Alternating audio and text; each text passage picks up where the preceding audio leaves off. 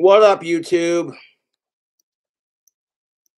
So I want to give a shout out to Mormozine.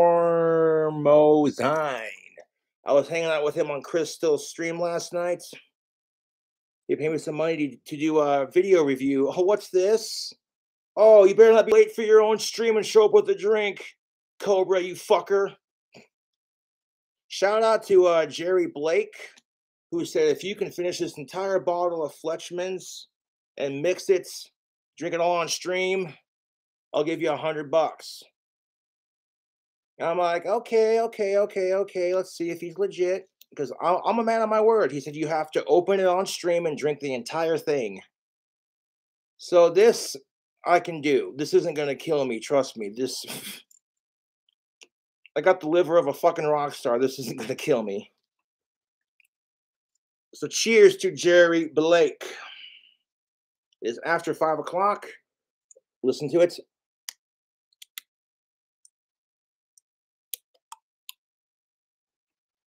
What's the zombie's favorite vodka? Fleischmann's. Anyone? Okay. So thank you, Jerry Blake, for your generosity.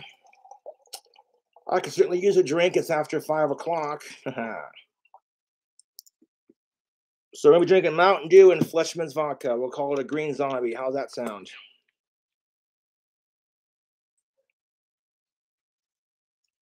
Punk rock. You're a bad influence. Yeah.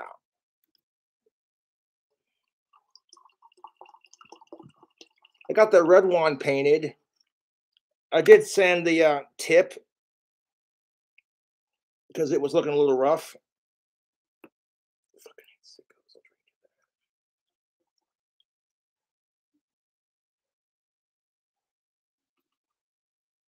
Oh.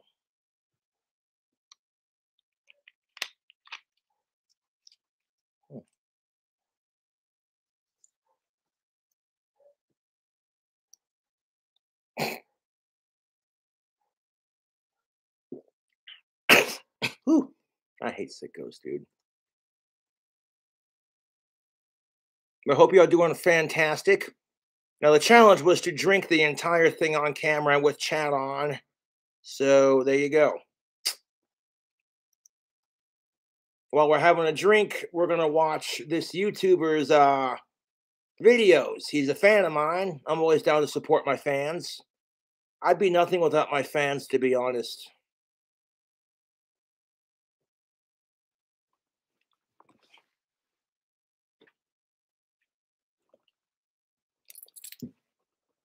We got to put on the Aussie shades, man. Fuck it. Which these do transition in the sunlight. The only thing I don't like about my prescription glasses is that bridge right there. These are the closest thing they had to Aussie shades when I got them at Walmart, mind you. If I had a pair like this that were green, like lightly tinted green, and then got super dark green in the sunlight, that had my prescription, I'd be set. So, how to make money with art cards? I would suggest Etsy, my friend. That's what I'm doing with mine. Turn your low energy into big fitness energy in 2023. Join Planet Fitness for $1 down, $10 a month. Oof, Lindsay Lohan in that Planet Fitness commercial be like, bam! Hello, friend Mormo here, the horror host who loves to learn. And be sure to check out my buddy's YouTube channel and subscribe to it. He's a fan of my videos. It'll help him out, you know what I'm saying? It's the Autistic Aussie. Check out that tactical soap. Coupon code King Cobra. Get yourself some of that deodorant, their body butter, their God of War beard oil, and their amazing soap and cologne. Bitchin'. To earn money online, and today we're looking at how to make money with art cards, and this is something I'm really interested in. Now, before I start painting my wands, I inspect them with each stage. You know what I'm saying? That's just how I do. It's all about quality check. Ooh. That's got some burn to it. Woo. So I'll do my best to drink this entire thing on stream for Jake. Or for Jerry Blake, I mean. I used to collect art cards when I was young. My first drug dealer was really into art cards. Yeah, I could tell you're from that generation. And I remember me and my friends would get high and look at all of the art cards and stuff. And High on what, good sir? Acid or shrooms? I like acid, but I haven't done it in a long time. You gotta give your brain a break from doing hardcore psychedelics like that, otherwise you could totally fucking fry yourself. Pro tip, you don't want to do that. one year I went to San Diego Comic No, if you're Con. gonna do acid or like magical mushrooms, you want to be in the happiest of moods. No depression, no anger, no stress, none of that. Otherwise, your trip's gonna suck balls, dude. And got a bunch of pro And when you start tripping balls, remember that's you're tripping and that the shit you're seeing is not real. cards and stuff like that, and then traded them to this guy. And they're really fun, and art cards are awesome. Let's just watch the video. Today, I want to talk with you about eBay for a minute. You know, good old eBay has been around since 1995 and is still going strong as ever. Every platform has hidden markets on them. If you Yeah, eBay's been around for a long time, but I use Etsy for my wands, so I'm sure you could use Etsy to sell art cards too, man. study them close enough, you can find those markets. On eBay, there's a market that has been going strong for years and shows no sign of letting up. It's all about these little 2.5-inch by 3.5-inch trading cards. I'm not talking about baseball cards either. I'm talking about something called ACEO cards. This stands for art cards. Now, before YouTube gets pissy with me, this drink combo is for 21 and up. And originals, and these Fuck sickos and fuck underage drinking. cards are small original works of art that are released as either one-off pieces or editions. They must be 2.5 by 3.5 inches. This standard size is widely recognized by collectors. Any size larger or smaller would not qualify as an ACEO. But if you go to eBay, go to advanced I dig it, dude. Art cards are pretty sweet. Even if it's not Christmas or like your birthday, just a little, you know what I'm saying? search, check sold listings, and you My birthday's not till March. I'll be 32 on March 26th. search for ACEO cards. You will find that multiple cards are being sold every single day. Not only that, you will find wild price variations. You will find these ACEO cards selling from anywhere between 99 cents all the way to a few $100s in some rare cases. There's truly no rhyme or reason to it. What we have is a market full of artists, and some of them just do not know the value of their own art, so they list it very low. A good average price for these cards is between $5 and $15. However, you'll find tons of great looking cards for between $1 and $3. It would be incredibly easy to take the position of art card dealer and buy the underpriced cards and relist them at a fair market value. Simple arbitrage. The beauty of it is you wouldn't even need shipping supplies. The cards would come to you when you purchased them, and you could resend them out to the new buyer in the same packaging when you sold them. This is minimal effort, minimal investment, and maximum return on investment. Are there other markets like this one? Of course. But this one is such a solid, hot little market. It's just unique right now. Very easy money, in my opinion. Of all these side hustles and quick cash strategies that I have talked about with you today, I saved this one for last because it was the one that seemed the most fun to me. Everybody, Well, life is full of get rich quick schemes, you know, but you got to be willing to put in the work. A lot of people are super jealous of my wand business.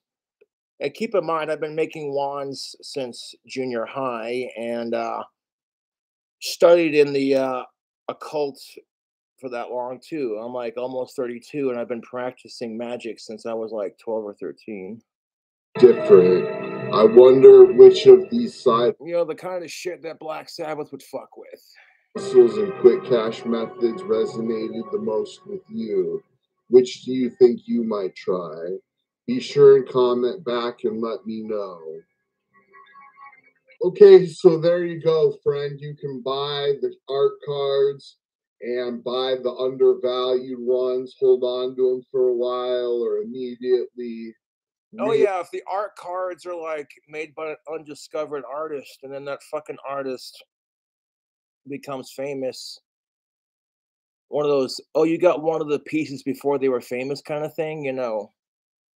That's the thing of it, man. That's just how it is. Like, if I become super famous as a musician to the point where I'm doing world tours and shit, all these deathbed tapes that I've been making are going to become collectibles, Upload them at a higher price, and it's simple. which I'd love to do tours and perform for people. I think that'd be just a blast. Going up on stage, blasting some fucking weed. Yeah. Like, all right, you fuckers. Arbitrage, and this could be a real. Like, that'd be fucking just amazing to be able to do stand up comedy and like mix it with you know, the whole rock star thing. That'd be fucking a blast, dude. Oh. Fun little side hustle, and they'd be easy to ship, and you can just do it all on eBay. eBay is the first place I made money online back in the 90s. I worked in a thrift. I'd spend my downtime making magic wands and just hanging out in my dream house, and then like I'd go on tour and I'd entertain my fans, dude. 110%. I'd be nowhere without my fans. Nowhere. I wouldn't have that bitchin' lathe, you know? And I'd buy stuff at a discount and then list it on eBay.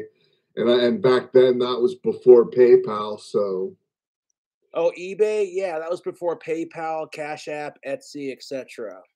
I would get checks in the mail, and I would just have a stack of checks every week that would supplement my income and stuff. And Hey, as a starving artist, I totally get it. it was really good while it lasted. When I owned a bookstore, I used to make side money on eBay selling paperback books, and I just started having problems with the post office, so I had to stop doing it. But eBay is definitely a good way to make money, and flipping art cards would be really fun.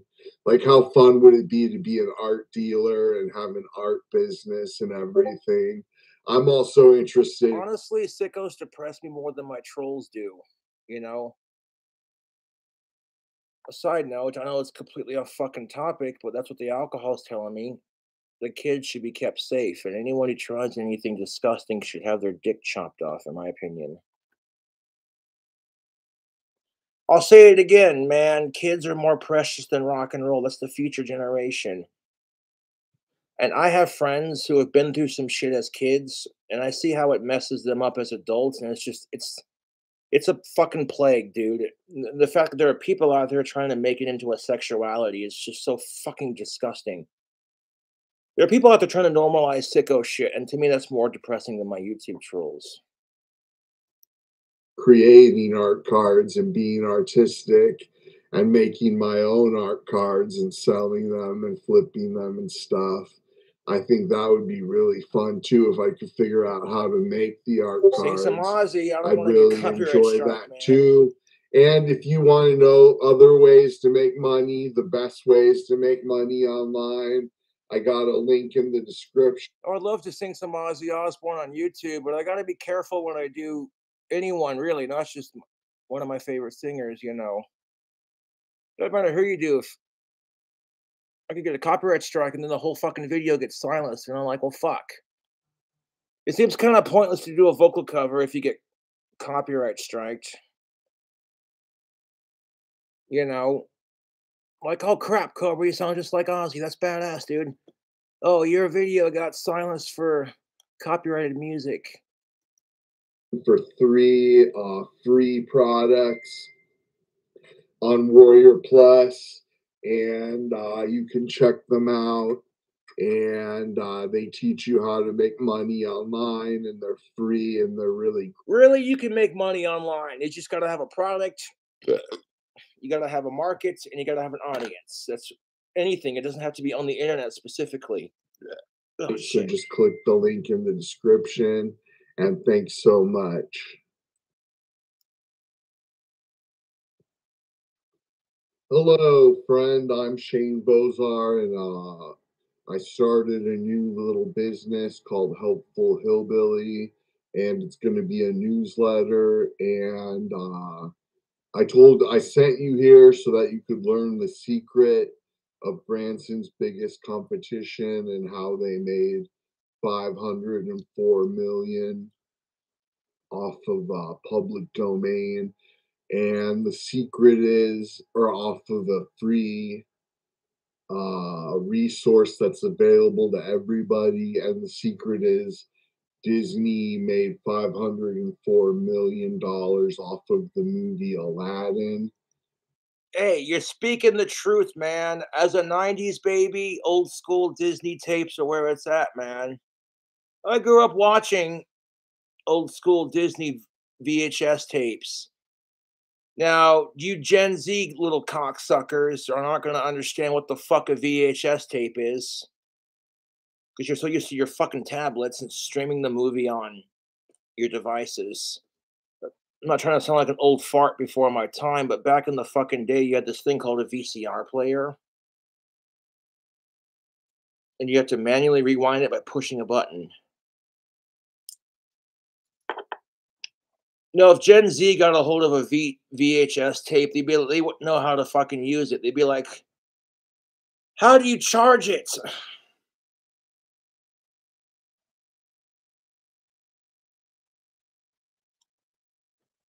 And Aladdin was one of my favorite Disney movies growing up, next to Alice in Wonderland.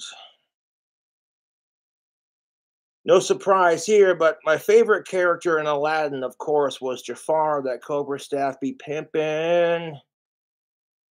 You know, the voice actor who played Jafar passed away. So did Gilbert Gottfried, who played the voice of Iago. And it's just, it's really kind of sad, you know, because it's like pieces of your childhood are just slowly fucking fading away into time. And Gilbert Gottfried was a funny motherfucker too, man. The aristocrats.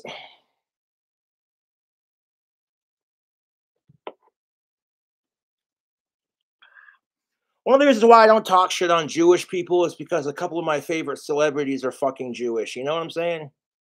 Bernie Sanders, Gene Simmons, Gilbert Gottfried, Bob Saget, Larry King. You know, they call me Doctor Love. You can't beat the taste of cherry Dr. Pepper. Trust me, I'm a doctor.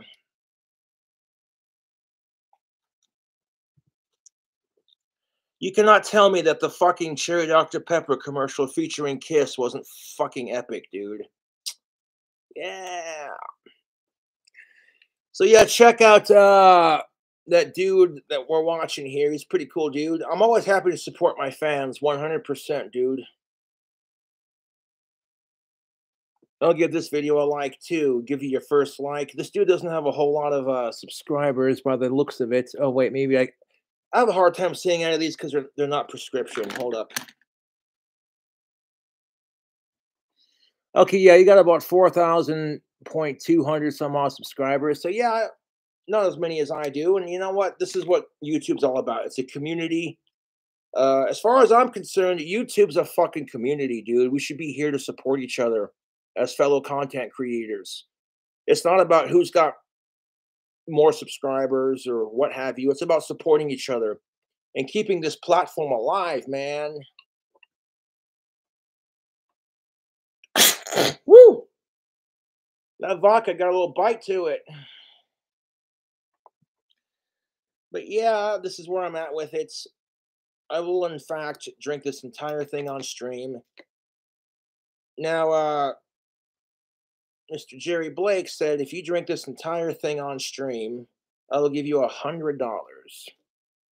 I'm like, challenge accepted, friend.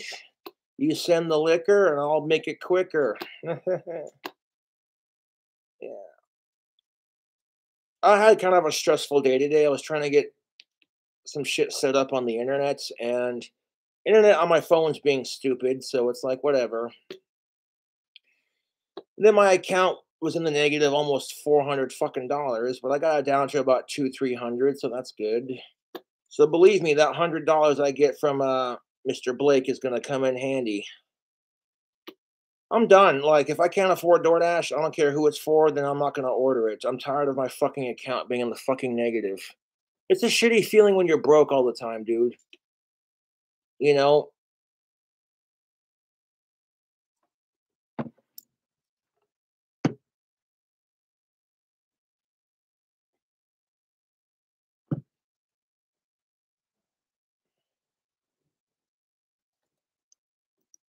The story of Aladdin is in the public domain. And People are like, what's your success story to YouTube? What's your secret to being so popular on YouTube? Well, honestly, I copy a lot of channels that I watch. I see a lot of cooking videos. I see like healthy junk food doing crazy recipes. I see people like Dame Drops doing food reviews. I see Hitcock45 with his shooting videos. So I try to take a little bit of everything from the channels that I like to watch on YouTube and kind of make it my own, you know. Do not mind me. I'm pretty much ignoring chat so I can focus on the video. It's not e-begging when you're offering a business exchange. You call me an e-beggar, it shows that you're fucking jealous, to be honest.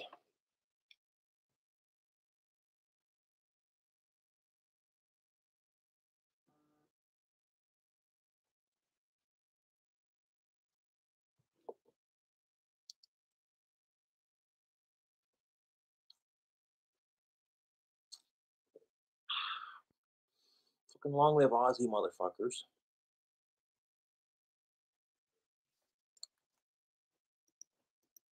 that anybody can use the story and the But character. here's the thing of it, YouTube. If you want to make a successful career on the internet, I've got almost 50,000 subscribers on the internet. You have to work at it, man. My biggest challenge becoming a famous YouTuber is that my content is not very family friendly.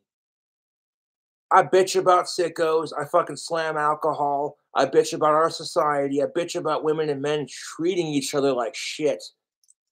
You know, so some of the content that I produce is not for kids.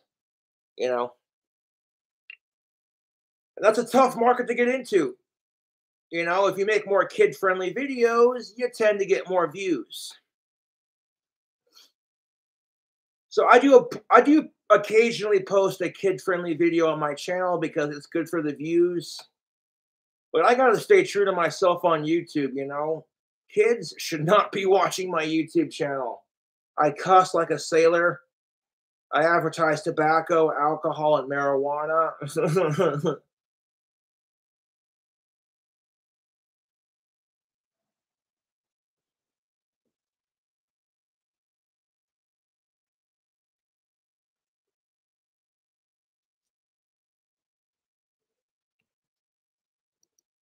or however they have. It's this really cool thing called the public domain. And I made a full feature-length video about public domain. He had And this other video that talks about how to make money making punk rock. And yeah, man, you just got to find the website to list your music.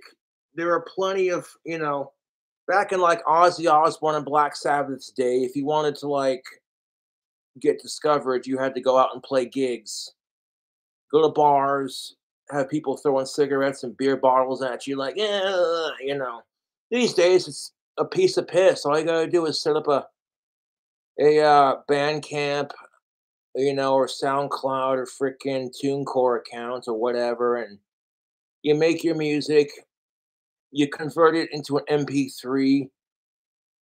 So I like GarageBand. It's very convenient. However, sometimes when I'm recording music, the sound when I'm recording it cuts in and out, and it's a pain in the ass for deathbed tapes to edit. However, one of my fans who came to visit me, unironically, gave me a microphone setup. So my next album, I'm going to try recording it with this microphone. See, shout out to cousin Matt. That's what's up.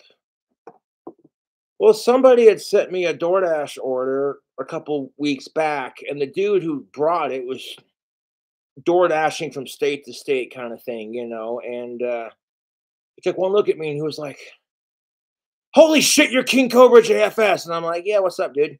Like, "Dude, I love your videos." Thanks, man.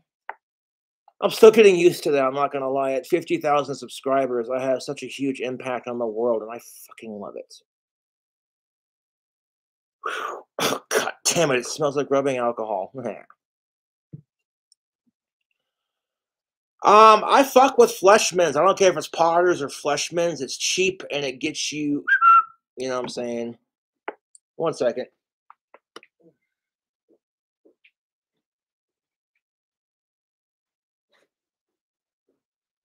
Check out that sexiness.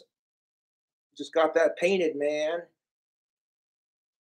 I did sand the tip of this because there was like a little nick in the wood and I wanted it to look nice, full on quality check. So yeah, it's still drying on the paint, but that's a good looking wand, YouTube. Now, I'll be doing other wands in different colors. I'll have the same gold handle, go to orange, yellow, green, blue, purple, and then start doing the crazier colors that I have in my collection.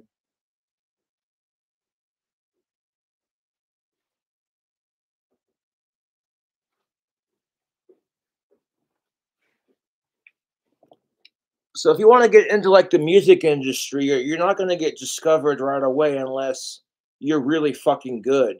You got to put effort into it, dude. I mean, yeah, I don't know. It depends on who you talk to because there's so many SoundCloud musicians out there. And music is constantly growing and expanding into like unique sounds. The majority of the music you hear on deathbed tapes is classified as experimental noise. People are going, "Okay, Cobra, what influences your sound?" Danny Filth, Cradle of Filth, and Ozzy Osbourne, and like Hammerfall, taking the genres of music that I personally love to listen to and combining it into my own unique sound. If I had to like label my sound, it's satanic goth power metal, black metal mix. But that's just a mouthful to say, so of course people just prefer to call it avant-grande metal because that just sounds more sophisticated and and fucking wider variety of it. I could currently say that we have generations of British music that just kicks ass. It starts off with the Beatles, and then we got Black Sabbath, and then we got Cradle of Filth. You see what I'm saying? Those are like fucking decades of just, you know what I'm saying? Awesome British music.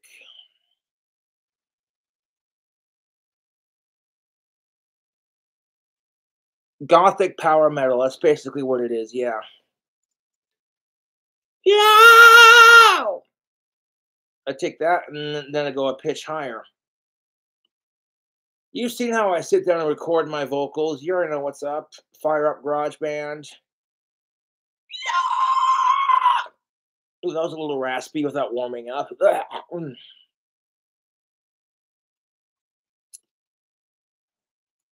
Any of my current albums because it's in a class of its own. I don't necessarily worship Satan so much as I idolize him. There's a difference. Me and Satan are, you know what I'm saying? And Satan's not really a bad guy. He's just misunderstood, you know. There are plenty of fucking assholes who ruin it for Jesus, so you can't let the fucking assholes ruin it for Satanism.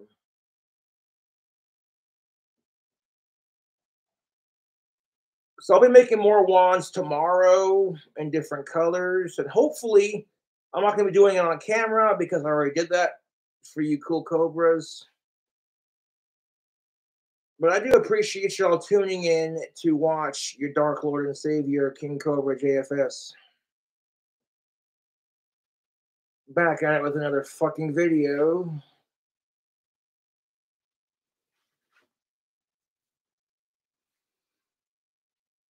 It's kind of funny how things happen because when I was a kid, I discovered Cradle of Filth while looking up ghost videos on Google Video. Her Ghost in the Fog came up. I gave it a listen, and I liked the goth aesthetics of it, you know, and I became a fan ever since. And Danny Filth was like, one of his idols is Ozzy Osbourne. So I'm like, okay, at the time I never, you know, I heard of him, but, you know, never really. And then I got into Ozzy and I was like, dude, yeah. So, like, you know what I'm saying? So, yeah, now I'm like one of Ozzy's biggest fans next to Danny Filth.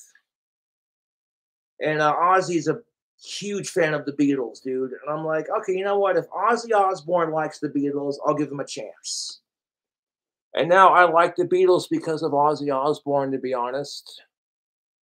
You know, my two favorite songs from the Beatles are Here Comes the Sun and Don't Let Me Down.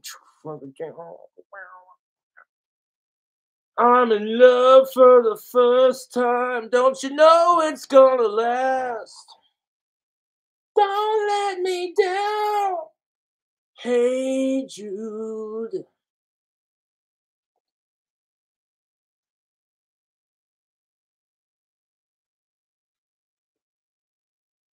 Don't make it bad.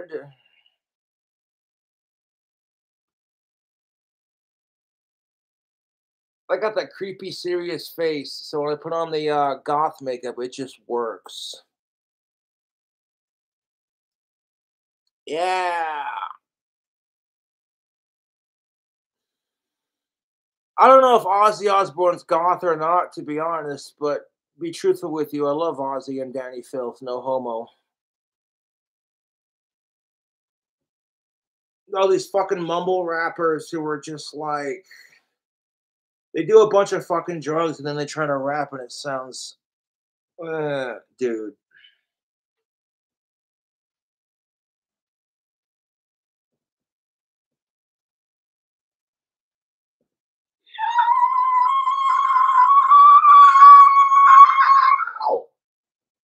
Okay, that wasn't as bad, but I could hear the hints of raspiness in it. I haven't warmed up my voice, so doing that shriek on the spot is kind of iconic. Honestly, when I was a kid and I got into Cradle of Filth, you know, I was born in 1991, so like the same year Cradle of Filth was established. I wanted to be able to shriek like Danny Filth. That was my goal when I was younger. And I watched a bunch of how-to tutorial videos on how to throat sing and, you know, I'd work on it. You know what I'm saying? And I would spend hours in my parents' basement jamming Cradle of Filth and singing along to the songs and trying to like find that sweet spot. I remember the day when I belted out a pretty decent Danny Phil shriek for the first time. I was spurging out hard. I was like, yeah. I saw Danny Filth gave me another shout out. I thought that was pretty fucking sweet. I was like, yeah. I can guarantee you that both of my idols have definitely heard of me. Oh.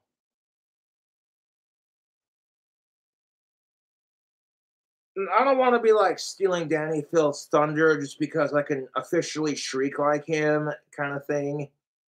And I'm not really, because not a whole lot of people can do that. I'm like one of the only few hardcore Cradle of Filth fans that can actually shriek like Danny, and that's Boss. Dude, if I walk into a fucking bar and there's a smoking hot of age goth chick who's heavy into the same music I'm into, all I gotta do is walk up to her and shriek.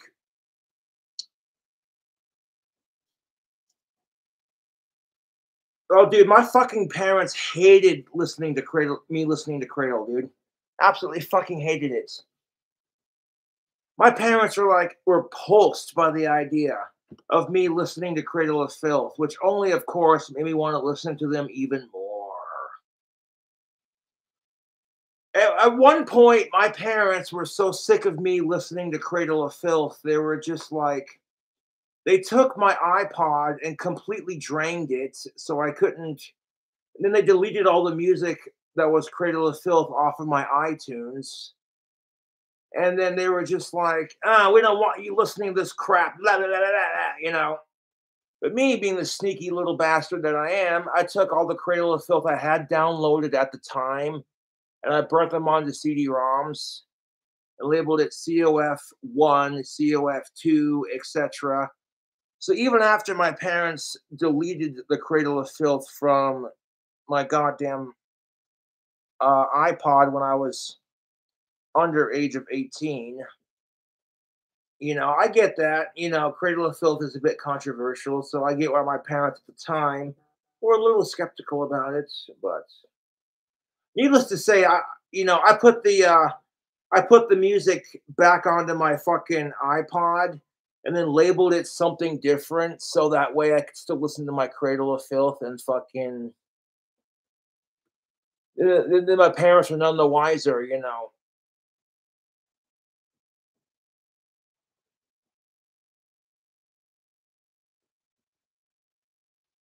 I love my Jesus is a cunt t-shirt. That shit makes me laugh.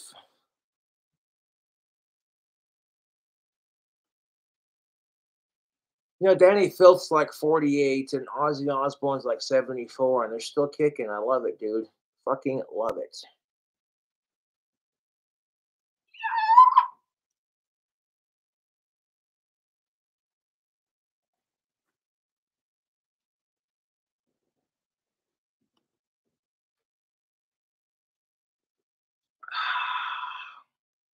People are like, you should start your own band. I'm like, I'd be down to start my own band. However, fucking finding people to play with can be hard and like scheduling and coming up with a name. I like this solo artist thing that I'm doing right now, to be honest.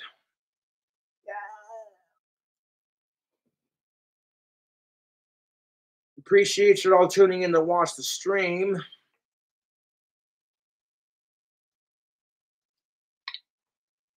So, like, one of my fans challenged me. They're like, hey, man, if I send you some vodka, will you drink the whole thing on stream? I'll give you $100 to do it. I'm like, yeah, I'll give it the old college try. I'm gonna polish this entire fucker off. And to be fair, it's after 5 o'clock, so hey.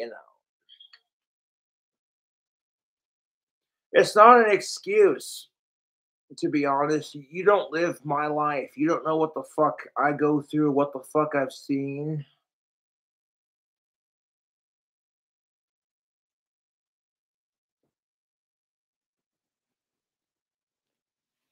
Dude, if I got to collab with Danny Filth and Ozzy Osbourne on a fucking bitching ass track, that would just complete my life, to be honest.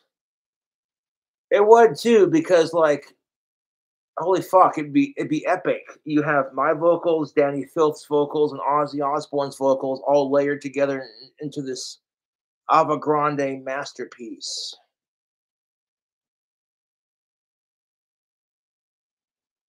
The thing I love about Ozzy Osbourne, to be honest, is he's extremely humble.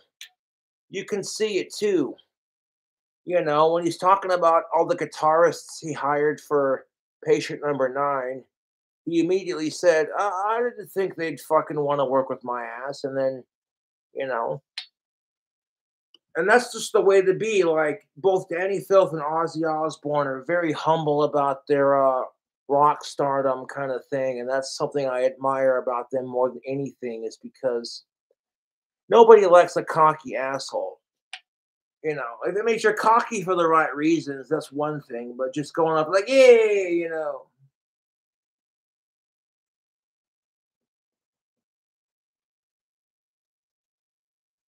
I think the funniest Danny Filth shout out I got was from one of my trolls. One of my trolls was like, I'm so desperate for hating Cobra. I'm going to pay Danny Filth to shout out King Cobra and tell him to brush his teeth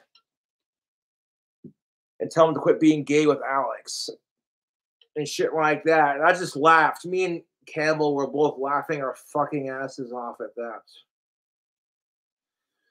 And to be fair, you know, Alex Campbell wasn't complaining about that shout out either, because Alex Campbell was like, hey, you know how Alex Campbell swings? I'm sorry, but it was kind of funny because Alex Campbell was like, Danny Filth is hot and I appreciate the shout out kind of thing. And I'm over here like, how do you not know who he is? Especially when fucking you're supposed to be one of my best mates. And you know, your boy Cobra is super heavy into Cradle. Like, what?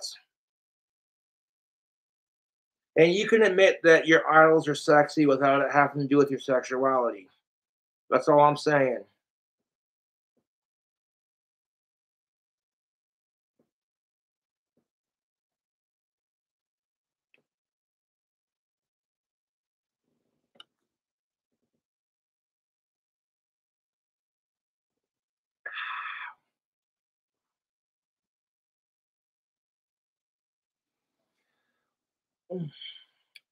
I've seen Ozzy Osbourne twice in concert, and I can't wait to see him perform again.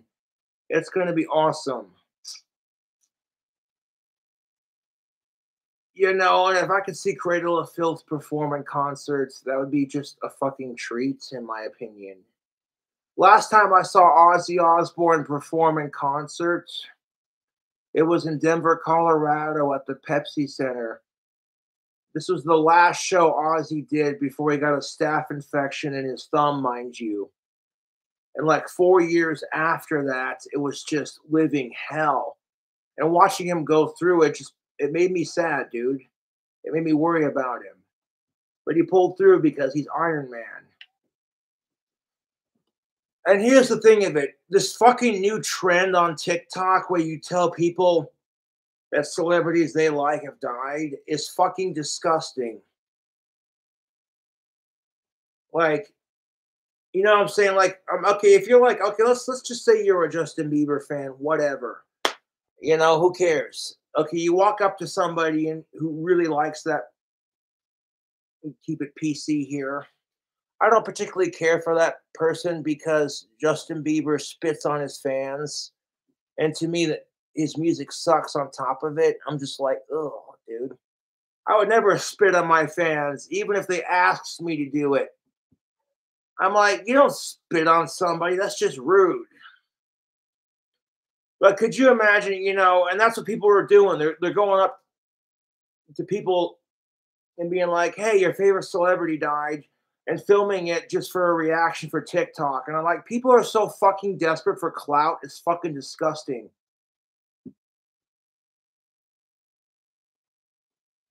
I'm like, even if the celebrity's not your cup of tea, like, who the fuck are you, dude? You know, I'm a pretty mild celebrity. I'm starting to get recognized by a lot of people. And it's awesome, dude. I love doing what I do on YouTube. However, people are just, you know, the more famous you become, the more haters you're going to have. what helped me get over my obsession with hating Justin Bieber, to be honest, was becoming a celebrity myself, albeit mild, and dealing with a small taste of it. And I'm like, yeah, what's the point? You know, and at some point I matured and grew the fuck up, and I was like, oh,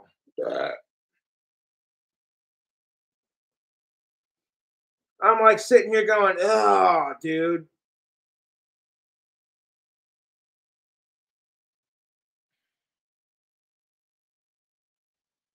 what the fuck's a Bieber? Dude, I remember that Super Bowl commercial Justin Bieber did with Ozzy fucking Osbourne. And I was like, oh, come on, Ozzy. You don't gotta sell out to fuck with that little Canadian cunt. It's Bieber, 6G Fever. And I'm like, oh, there's only one cure for Bieber fever. It's good weed and some Pink Floyd and a comfortable mattress room. A nice, quiet, padded cell to get drunk and stoned and some actual decent music. And back in the day, people were like, "Oh, you're so jealous of him," blah blah blah. And I'm like, you know, screw that. I want to prove them wrong. That one, I'm not jealous, and two, I can make better music and get discovered doing it. And at this point, it's like I am discovered to a point. I got my own underground record label with Deathbed Tapes, and it fucking kicks ass.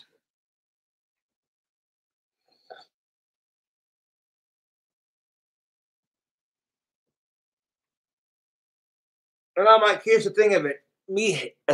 Okay, this is what I don't get. Is if I can be mature enough to be like, you know what, Justin Bieber sucks, but me fucking obsessing over hating him is only going to make him more famous. So I'd rather focus on my own career and supporting celebrities I actually like.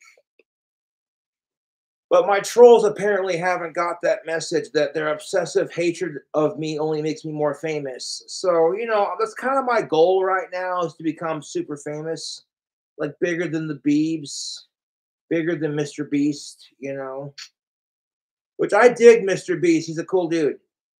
He does a lot of charity work, and I can respect that. Mr. Beast. I want to send Mr. Beast some of my tactical soap and see how he, you know. Of course, with that kind of fucking money, power, and fame, he don't need it. Giving Mr. Beast tactical soap would be just like super unfair because it's like, okay, he's got all this fucking money, all this fucking fame, all these subscribers. I can't imagine what Mr. Beast goes through in his private life, to be honest. It's not about kissing his ass. It's about respecting him as a fellow YouTuber. Because we've all done that. We've all been through you get a small amount of fame and you're gonna have haters, dude. And it's like some of Mr. Beast's videos are fucking wild, dude. You see him doing reactions to like stunt videos where some dude's riding a BMX bike down the Red Bull ramp and it's like,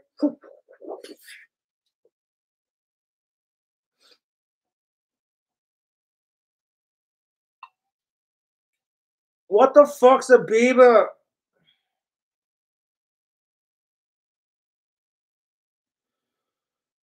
Ah, dude.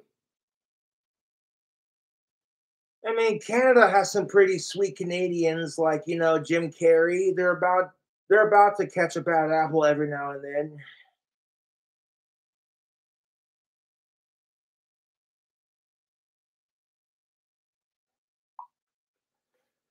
Oh, I'll say it again. Not trying to harp on this subject, but it's like if Justin Bieber claims to be the metalhead he really is, he would have made a career in metal, not selling sex appeal to underage girls. Because newsflash, that ain't exactly hard to do. You know, I may not particularly care for Justin Bieber, but you don't see me obsessively calling him a pedophile because he makes music for underage girls. You know, that's what separates me from my YouTube trolls, to be honest. Is everybody knows I fucking hate sickos. So it's like the most Hail Mary desperate attempt of trolling. Like, I'm gonna sit here and spend all day calling Cobra a sicko, even though I know he hates them more than he loves Ozzy. Fucking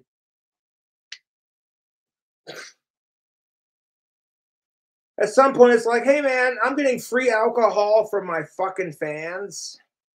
I get the generous occasional donation. My fans are sending me cool things like that wood lathe and the shop vacuum to vacuum it up, kind of thing. And that's the thing of it. If I was at some big celebrity event and I was getting recognized for my contribution to the music industry, and I saw a musician I didn't like, I would be polite and I would ignore them because, I kind of feel like since I've turned like 31, almost 32, that I've kind of matured a bit and kind of grown out of my obnoxiousness for the most part. I don't know.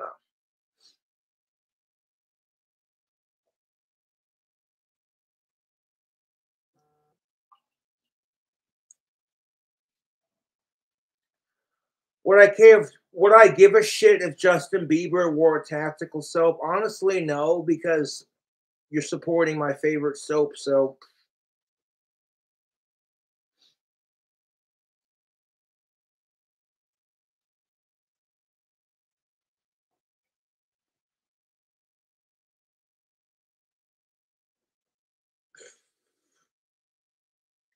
you can check out that soap coupon code King Cobra, 15% off, all that good shit. You know why I have a Harlem of fangirls as established via Crystal Roberts' stream?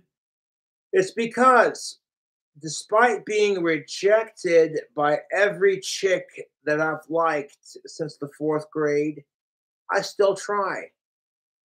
I'm unapologetically myself. I'm not going to change my goth look for anyone or anything. If you don't like it, then fuck off. You know what I'm saying? That's honestly how I feel. And it's that raw alpha male confidence. And I'm like, I don't care if I got a little bit of a gut. I don't care if my fucking hair is thinning. I still try, dude. I still got confidence. And that's the kind of alpha male confidence you gotta have, fellas. Fuck what the fuck his name fucking is. Fucking, I forget his. What the fuck's his name? That's good fucking drink. I'm having a brain fart. Hold up. It's not.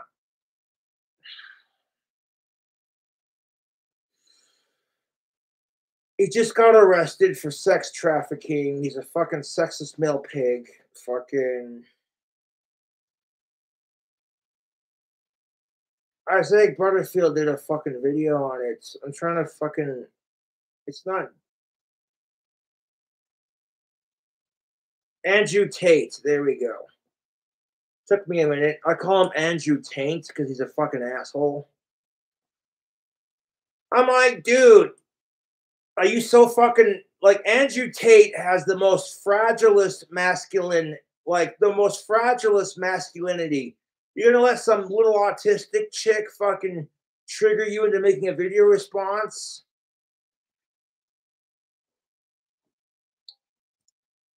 Like, how fucking fragile is Andrew Tate's masculinity to the point where it's like, okay, some autistic chick called me a fucking pig and I can't handle it, so now I gotta. Admittedly, when I heard about the chick that was giving Andrew Tate shit, I didn't recognize her at first, but then I was like, hey, wait a minute, this chick looks familiar. And then when I paused the video, I'm like, oh, that's the how dare you chick that Terrence Pop fucking uses.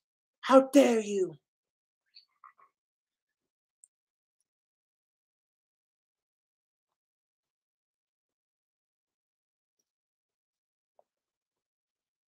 Andrew Tate, honestly, in my opinion, spreads a very toxic male message. And there are female versions of Andrew Tate that exist too, like Catherine Ford. And it's just honestly, it's a cycle of women and men just hating each other. Both sides are guilty of all the shit they complain about, and both sides have to face oppression in some way, shape, or form. Instead of using that to unite us as people and be like power to the people, gender and racial equality and that kind of thing, it's nope, your side does this, well, your side does that, well, your side's privileged, well, your side, shut the fuck up.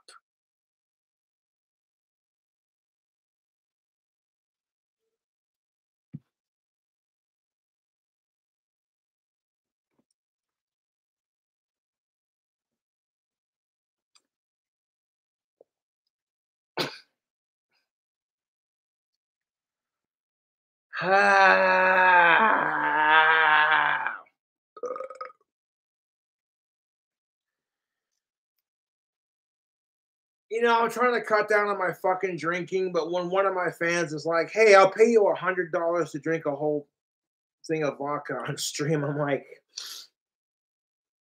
"Well, I kind of need the money, so yeah, okay, why not?" And he said, "Hey, how big do you want the bottle?" I said, "Nothing too severe because I don't want to get stupid. This bottle is plenty, YouTube. If I drink this entire thing in one sitting, I'm going to be feeling, what I'm saying? It's just a little schnockered. Cutting down on your drinking tends to do that to you. Your tolerance goes down just a wee bit."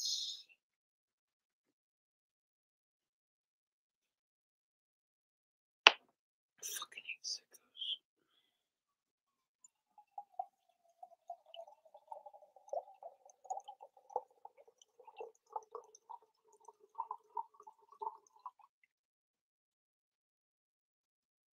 There it is. A little bit more. Beep. Okay. So I could probably have this fucking bottle polished off in like maybe 4 to 5 drinks. Ah. Oh, that's the stuff. There's the warm, relaxing, giggly feeling of alcohol coursing through your veins. It's after 5 o'clock, so sue me.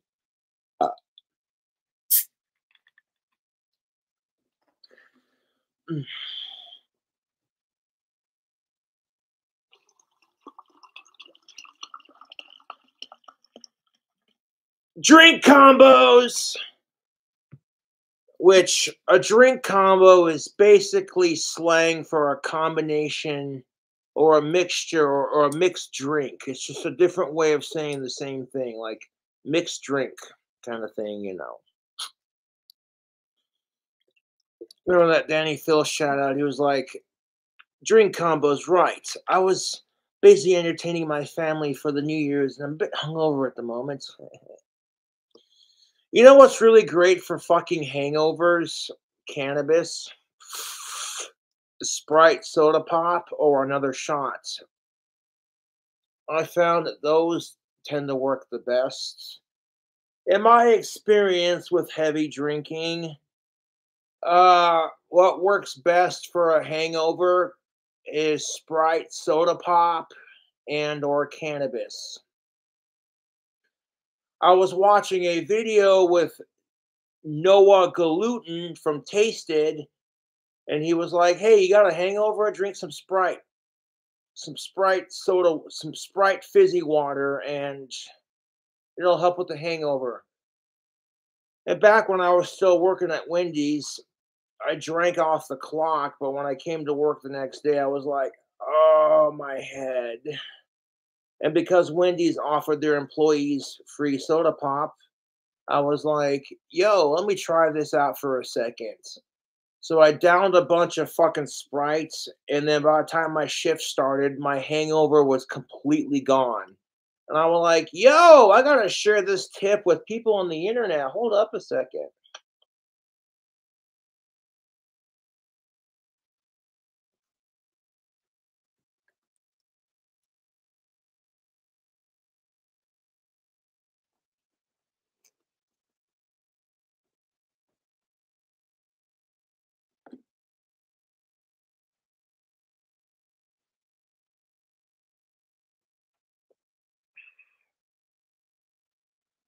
Oh, my teeth are disgusting. I need to take better care of them, I know.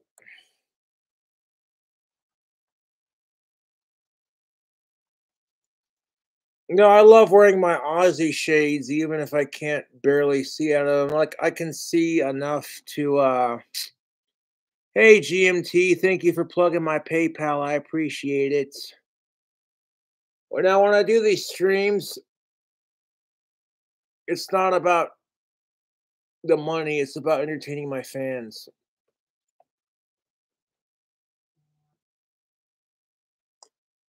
Mm.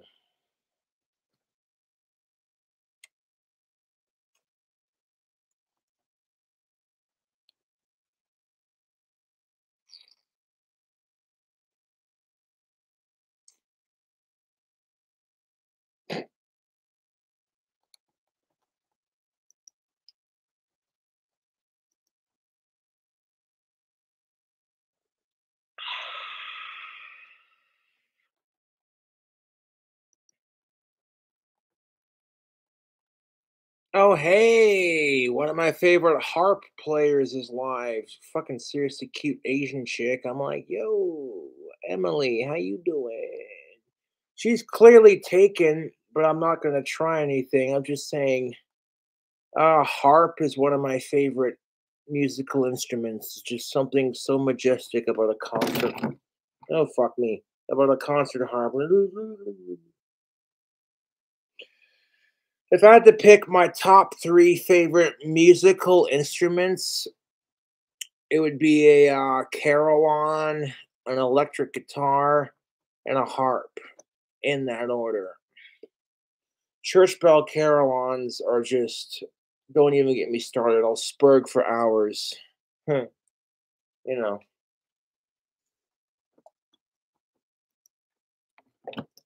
Someone took the song Iron Man by Black Sabbath and Ozzy Osbourne and played it on a carillon, and when I heard it, I was like, yes! They couldn't do the string bend at the opening, so they had to, like, play the 2 bells at the end, you know. You know, when you just, like, you either go up here on your stock and you're like, boom.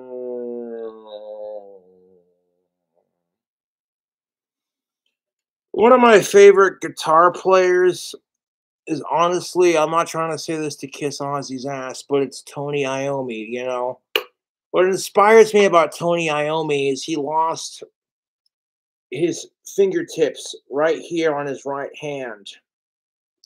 And Tony Iommi plays his guitar this way, where like his picking hand with his pick is his left, and then you know what I'm saying? He frets with his right hand. And could you imagine that day when he lost his fingertips? He was like, fuck, dude, if I lost my fingertips and I couldn't play guitar, I would be fucking miserable. And Tony Iommi says, I'm not going to let that stop me from enjoying my craft. He fucking whittled out some fucking fingertips. And he's like, fuck this shit. I'm still going to keep playing. And to me, that's inspirational, to be honest. That's really inspirational. It's like, okay, so your trolls are assholes. So you got Asperger's. Big whoop. Big fucking whoop. Prove them wrong, man. Show them how fast you can shred. You know? It's like, am I going to invest my personal time into harassing my trolls in real life the same way they do me? You're like, okay, everybody, I want the personal cell phone numbers of all my trolls so I can spend all day harassing them. Fuck that. I'd rather put my energy into my music. And it's just like with the whole hating Justin Bieber thing, you know? Am I going to waste my goddamn time harassing my trolls back twice as hard? I'm like, "No, I'll let my fans do that for me." Uh,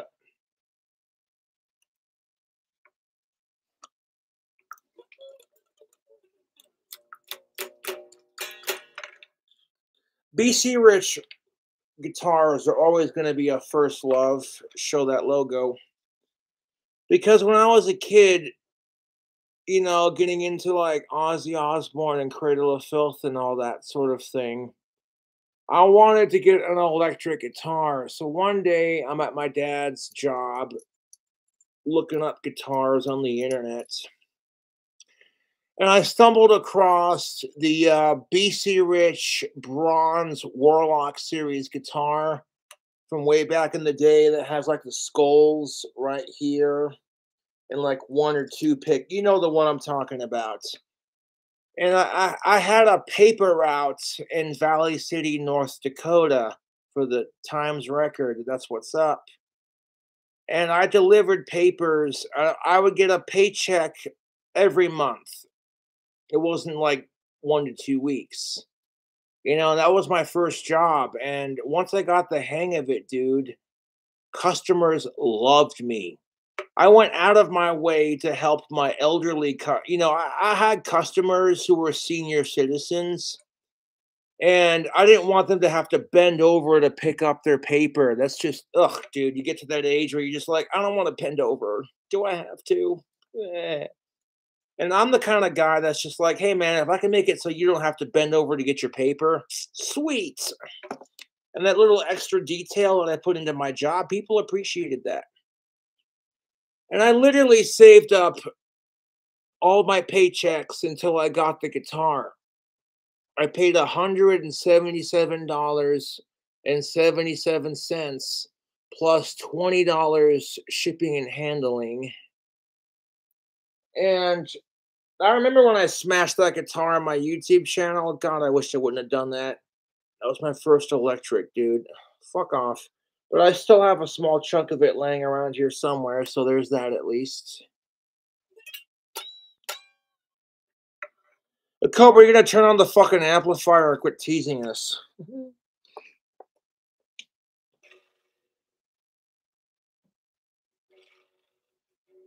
I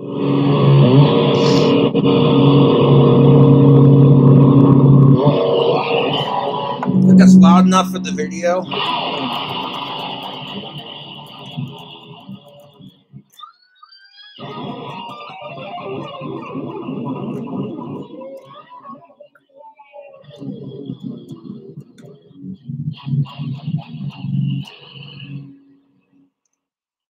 No, I love my current BC Rich, but I gotta give a plug to my other this bitch right here. I still have it, YouTube. The Fender Spellcaster. Oh yeah, I still have it. The amp jack needs to be worked on. That's why I don't play it as much. But yeah, I still have my Fender Spellcaster. We got Cradle of Filth and Ozzy Osbourne right there on the guitar, plus like 3 stickers from some really hot of age goth chick. And on the back, it's got an Anxiety Wars sticker right there. And then this custom made whammy bar that I did myself with the skulls. You see that? You see that? Of course, if you've been following King Cobra for a hot minute, you already know this guitar very well. And the custom made whammy bar with the skulls and the chains. Oh, sorry, gorgeous. Now, I ordered this whammy bar with the skulls on it, and the skulls came all the way down to like here, but it didn't fit my my Spellcaster. So then I went to the Rockstar Music Store here in town, and they hooked it up after I paid them with a black, jet black whammy bar that actually fit my Starcaster beautifully. It's a cheaper knockoff of your Stratocaster, but it works. And I was like, okay, how do I take the old whammy bar with the skulls and then put it on the new one? And I figured it out. I was able to save like the top 2 skulls from that whammy bar and like stick it like the skulls right there from the old whammy bar, the top 2 from the old one right there on the new one. And then when I like used Gorilla Glue, clear drying Gorilla Glue to glue it to the whammy bar, it had this humongous gap between the skulls, and then like here, there was like nothing there. And I'm like, that looks fucking hideous in my opinion. So I took like this silver chain and I wrapped it around underneath the bottom skull to give this whammy bar some depth. And you might see like the chain kind of dangling right there. That's all right. That's all right. Like literally, this whammy bar is just one of a kind. This is, you know, this is the only guitar in existence. And I took my wood engraver and I carved Spellcaster into the side. It's a cheap Fender Starcaster, and I custom made the fuck out of it. And I like how like the word Spellcaster, the S on the word spell formed like a scythe kind of to go with like the skulls right here. And I tried to carve a satanic pentagram at the end of it right here, but my carving skills were honestly not the best. I mean, it's there, you can see it, but yeah, you know, barely there kind of thing. That's not honestly not looking back on it now, not the prettiest carving job, but that's what makes it raw YouTube. So like this will be in my collection for ages. I'm never gonna let go of any of my guitars. This one was given to me by homeboy Scotty. It started off originally as black and silver, but then I taped it off and made it black and green. So yeah, I like to custom make my own guitars. It's kind of cool, dude. Check this out. It's this fucking Fender Spellcaster. Yeah, dude.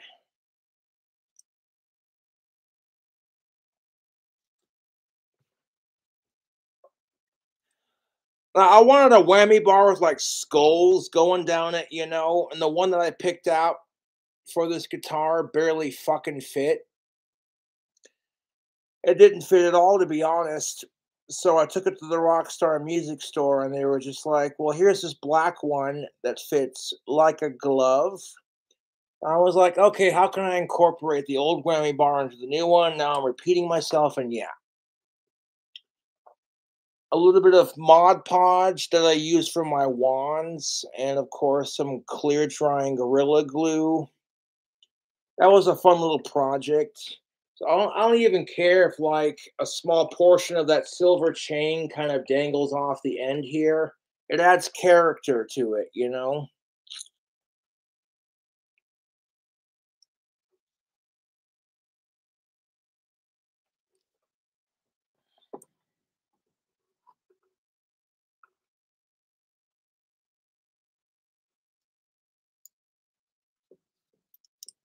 It's a little dusty because I haven't played it in a long time. But dude, I love my guitars. I do, I do.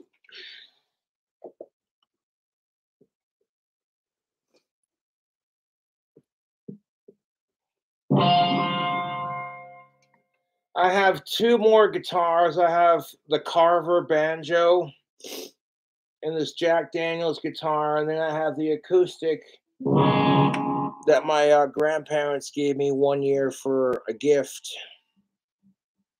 So yeah, I got like 5 different string instruments. So I got my banjo, I got my Jack Daniels guitar with the whammy bar, got my Spellcaster, and then of course my acoustic.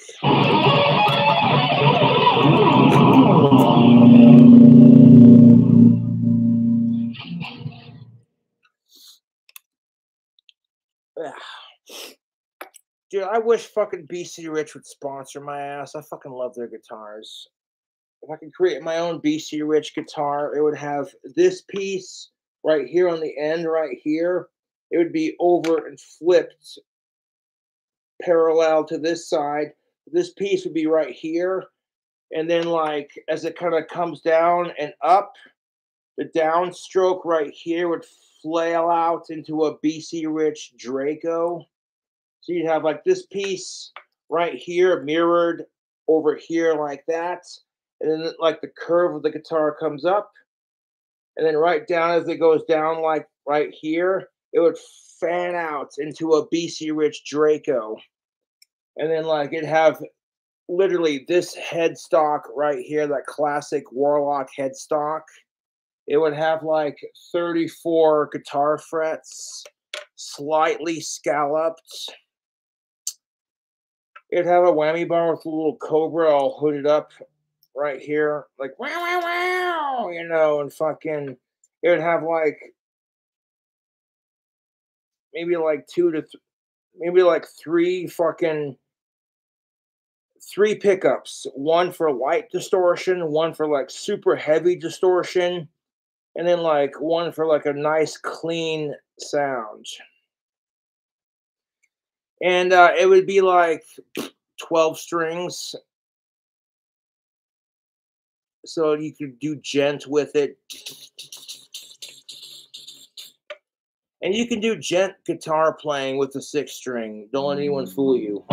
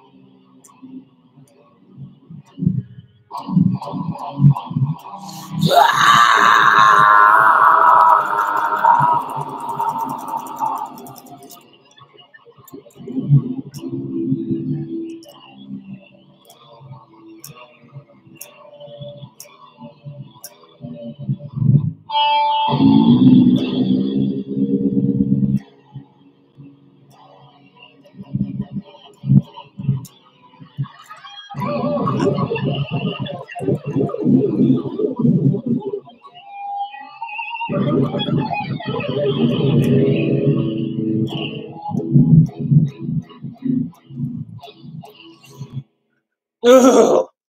You can't tell me though. The sound of a BC Rich Warlock Revenge series guitar plugged into a Fender Mustang amp with built-in effects. I have this this amplifier for my guitar. It's a Fender Mustang amp with built-in effects. People are like, "What's your get up, dude?"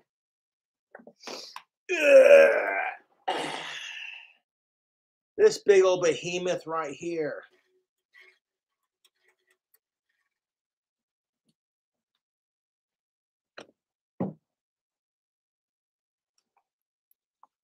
Now, what would I call my dream BC Rich? I would call it a BC Rich demon.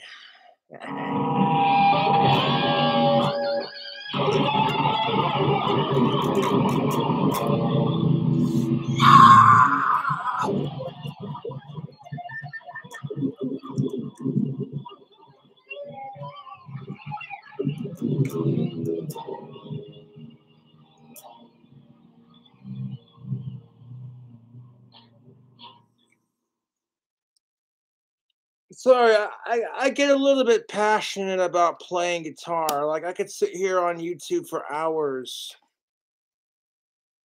and shred guitar. I really could, you know.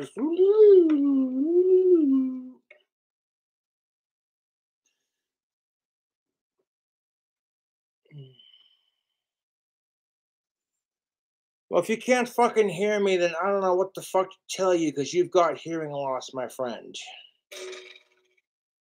Because I've got this fucking guitar amp turned up as loud as I want it to go, with like the treble. When you're recording a fucking YouTube video and you have like the guitar playing, if it's too fucking loud, the sound with the amplifier being underneath my computer will reverberate and you'll get that noise.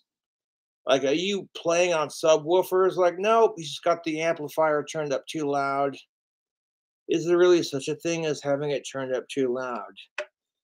All jokes aside, yes, there is. If you're recording a YouTube video or recording a track on GarageBand, if the guitar amp was turned up too loud. The feedback causes the guitar to go woo, woo, woo, woo, woo, woo when you record it.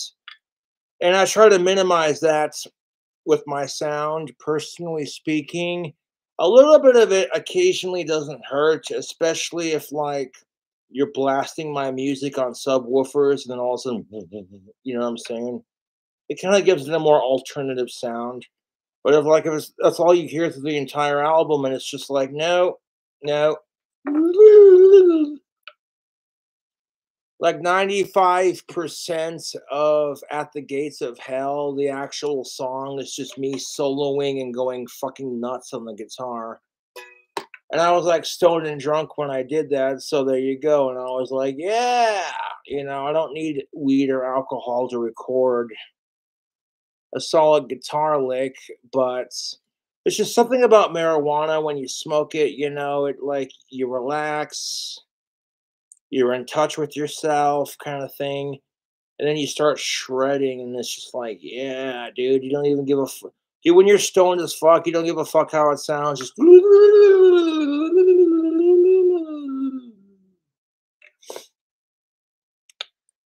one of my other favorite guitar players is Michelangelo. I remember the first time I watched this fucking video of him from the 80s where he's just like, I'm going to give you the keys to the Lamborghini. He had this like double neck guitar where he's like,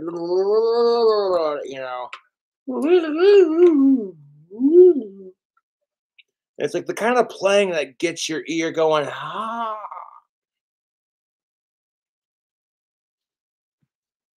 Now, here's the thing of it. Like, I'll take inspiration from all my favorite singers and my favorite guitar players and just kind of mold my own style with it.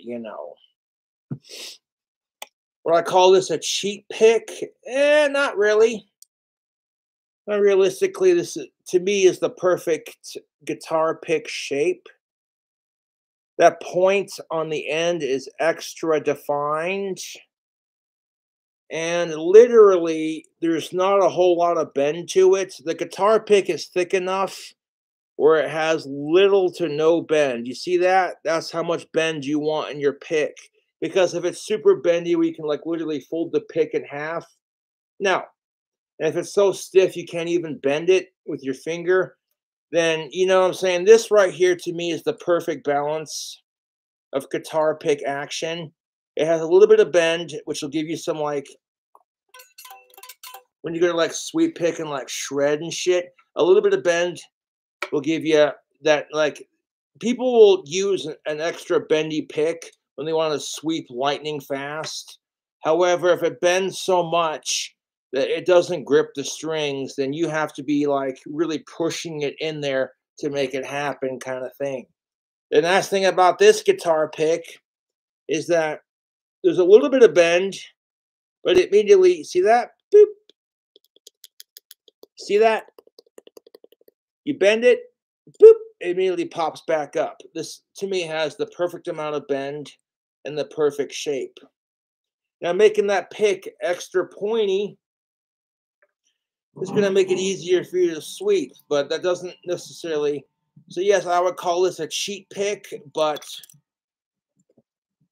it only gets you so far. If you're like fretting is off kilter, then yeah.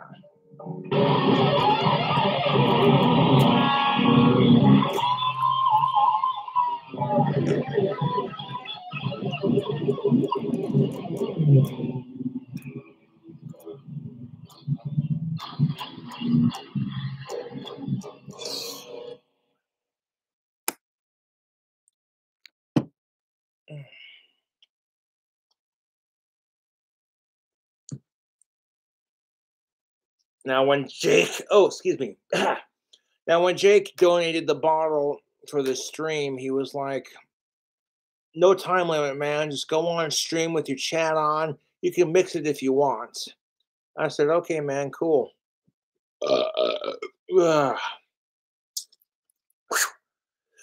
Haven't had a fucking drink all day, dude. Excuse me.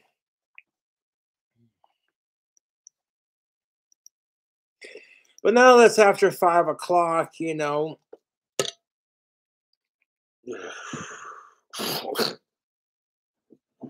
honestly have no idea how long it's going to take me to finish this, but I will do it. I'm not going to check PayPal or Cash App shout outs until towards the end of the video, because when I go live, it's not about the money I make, it's about entertaining my fans with the wacky drink combos and the sick guitar shreds.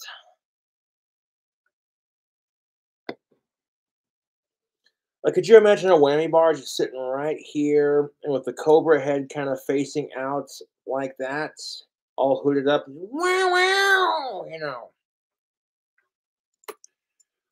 There's a couple of female guitar players I'm subscribed to on YouTube, and I forget the name of this fucking. There's so many hot female guitar players on YouTube, but there's this one who's sponsored by the brand she loves most, and I'm like, that's kind of the goal, isn't it?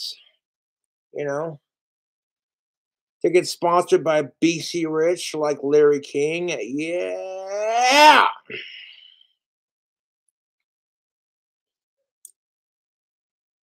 And like, it doesn't have to be a BC Rich, dude. If you want to get into guitar playing, just start off with an acoustic. You want to be able to get lightning fast at guitar playing, and everyone wants their first guitar to be an electric because of this.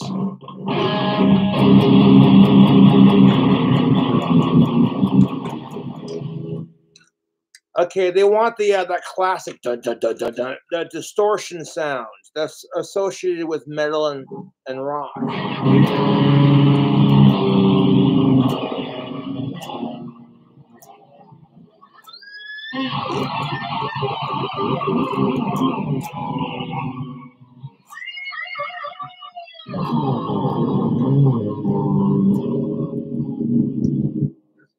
However, if I want to see some magic happen, that sounds like your stereotypical BC Rich Warlock, yes?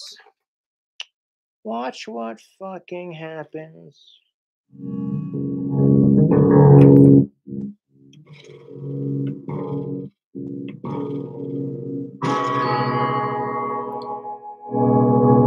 Watch what happens when I turn off the distortion. Now we just got this clean. Holy shit, that's loud.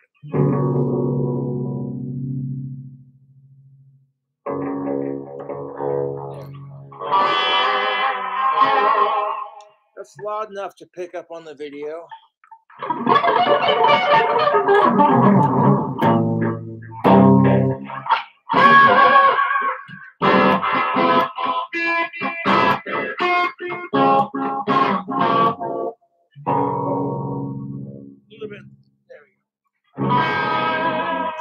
That's loud enough for the video. I don't want the fucking feedback from the amp to bounce off the video and all you hear is whoa, whoa, whoa, whoa, whoa.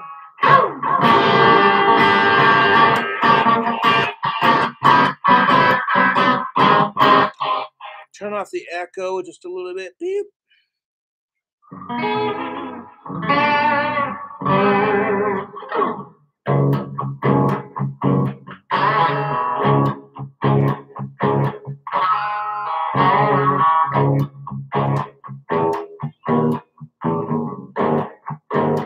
Oh, hold up. We're gonna do that.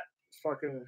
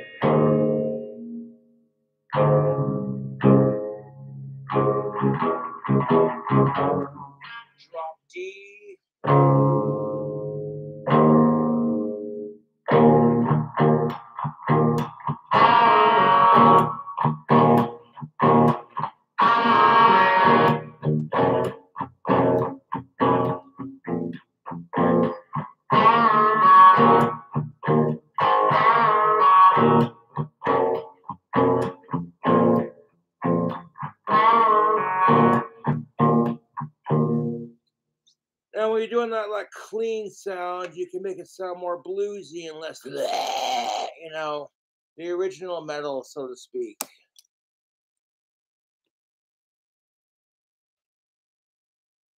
And like the fucking clean sound on the guitar versus that heavy distortion, it's got a completely different sound, dude. And that's kind of the cool thing about guitar and just how universal it really is. Mm. I get a little bit tipsy and my inner Aussie comes out. Don't mind me.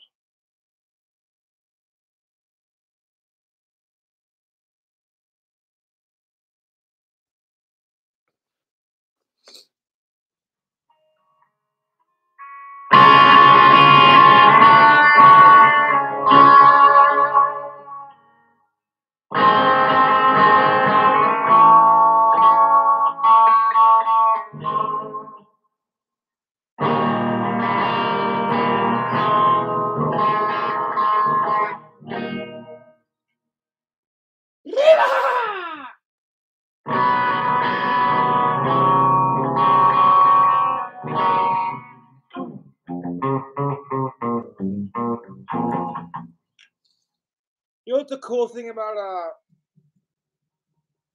dude, I love playing guitar. Hold up, I'm on the brain. I'm having an autistic brain fart. Okay, Crazy Train and Crazy on You. Crazy Train by Ozzy Osbourne and Crazy on You by Heart are practically played in the same tuning.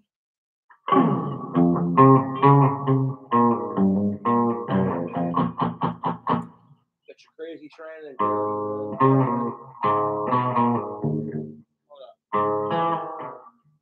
there we go. Took me a minute to remember how to play that. I was like, I learned the main riff. Fucking give me a second.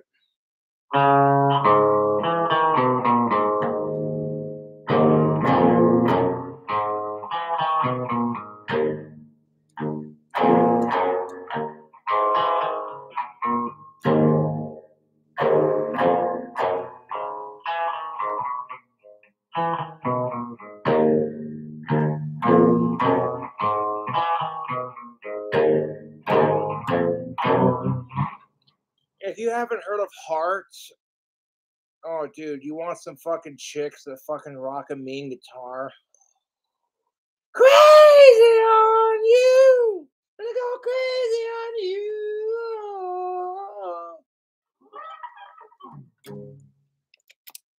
No, I have the guitar turned down slightly. It's not fully turned up to fucking here versus.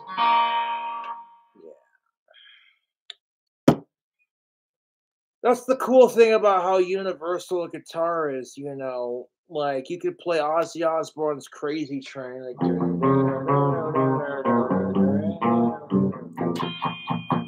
and then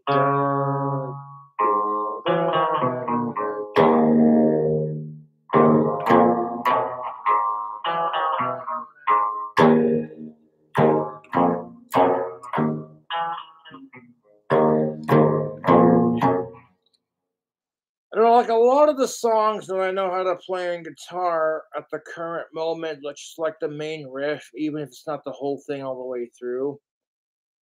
Uh, a lot of these songs I grew up listening to as a kid, so there you go. I'm very fortunate to have a dad who grew up in the 80s, so yeah, I got exposed to rock and roll.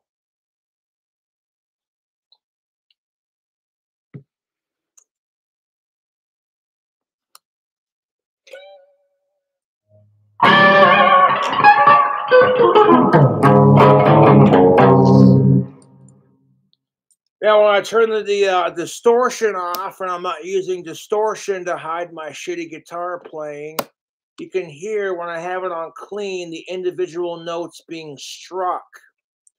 For me personally, compared to when I first started playing, I've actually gotten a fucking bazillion times better.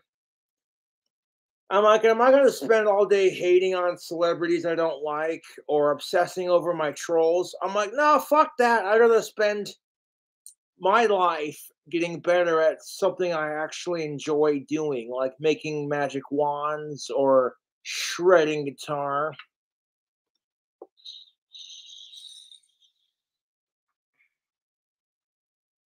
Got my Anxiety War sticker over a Death Wish coffee sticker.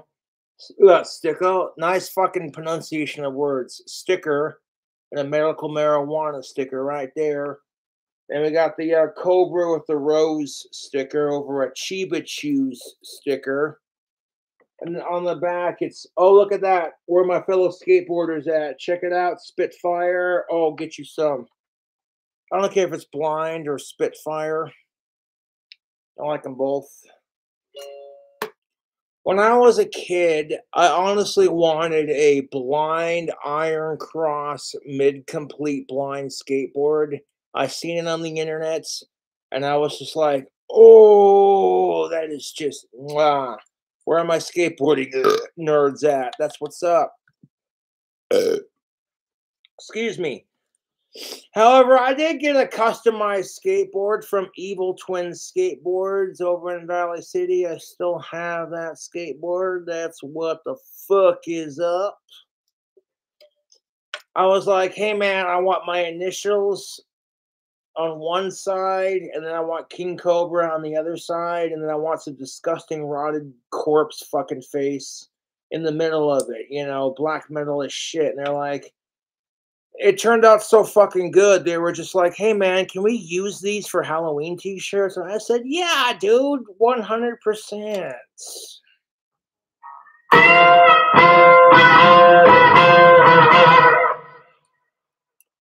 You know, like classic 50s rock had that kind of clean, a little bit of distortion, like down, down, down, you know.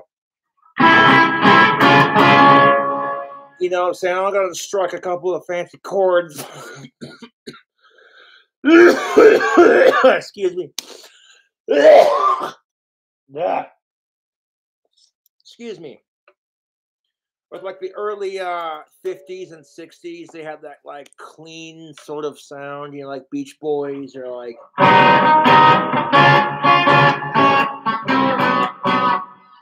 Even if I'm not playing like songs specifically, you recognize the sound, that clean. And then people are like, that's not heavy enough, god damn it. And then people started stabbing their fucking amplifiers to give it that sound. I actually looked up the history of how distortion on amplifiers became to be a thing.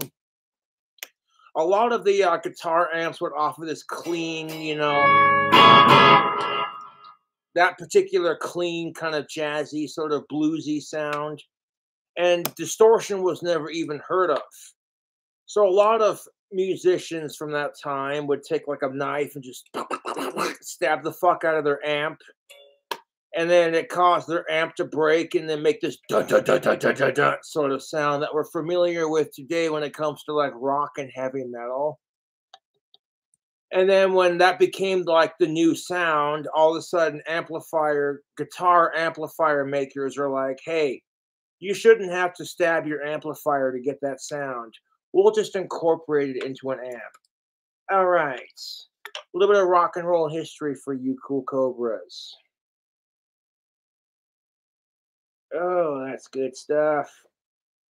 Got ourselves a green zombie, which is a mixture of Fletchman's vodka and, of course, the good green stuff of Mountain Dew. Not a sponsor. Mountain Dew is a product of PepsiCo and not a sponsor.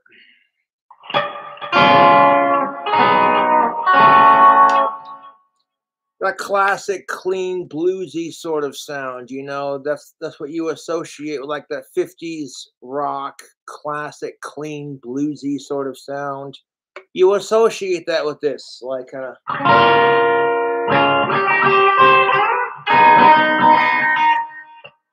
I can make up a fucking song on the spot right now. Check this out. Going to the malt shop. You know, like you could write a song about going to the malt shop, chopping your ride, hot rodding it up, and sticking it to the man. You know, fucking, oh, hey, your hand's covered in grease from working on your car. Fuck it. Pomodoro that bitch.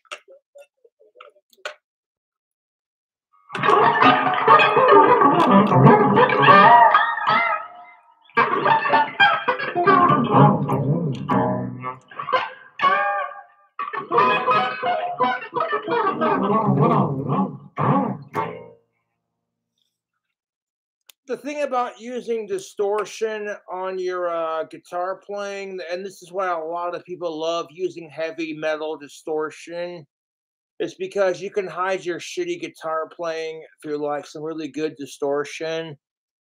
But like if you cannot shred guitar in clean mode and hear each individual note as you strum it, even if people want to talk shit and say, "Oh, Cobra, your shredding sucks because you're all over the fretboard. There's no structure." Like, I'm like, yeah, well, at least when I fucking shred on clean mode, you can hear every fucking note. And on top of, here's the best part of it. The majority, like 95% of the people who talk shit on me because I'm going bald, or because I haven't been laid in almost 6 years, or because, oh, your guitar playing sucks, or blah, blah, blah, whatever. I'm like, well, at least I put myself out there knowing I'm going to get rejected. And quite frankly, I don't give a shit. You know, even though it's kind of bullshit because women could reject me because I come off as creepy, but if I reject them, it's because I can't handle a strong woman. Like, fuck that double standard, dude. We can't hear you. I call bullshit. Blah, blah, blah, blah, blah, blah, blah. Yeah, you can hear me just fine. This is why I'm ignoring the chat, because people literally, I'll have like 95% of people tune in because they're a King Cobra fan. And then like the last 5% of people are just fucking trolls who are like, "Oh, it's after 5 o'clock on a Wednesday. What the fuck is Cobra doing?"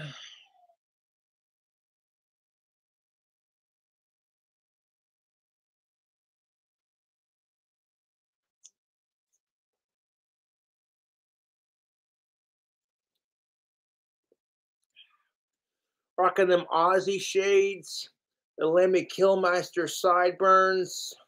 Get you some. Once my testosterone hormones balanced out as a man, and I discovered that I can grow some wicked facial hair, I'm just like, let's go, let's do it. Got a mustache, a little bit of the fuck are these things called? I call them a clit tickler. And then the goatee, the goat, satanic. You know, being as Jafar is like my favorite Disney villain, I'm like, I want to grow a goatee out just like that. So I kind of got a Jafar goatee going. The only thing I didn't like about Jafar as a character was when he touched Jasmine without consent. I saw that in the original Aladdin, where he's just like, his long ass fingers are just like, and you see it touching her boobs without her consent. And she just gets up like, ah! And I'm like, nah, dude, that's like horrible. I'm like, okay, so yeah, it's teaching kids from my generation that you shouldn't touch a woman without her consent, and that you're a fucking piece of shit if you do. A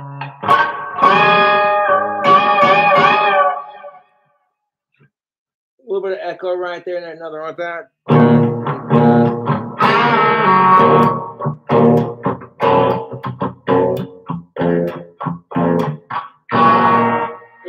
That was horrible.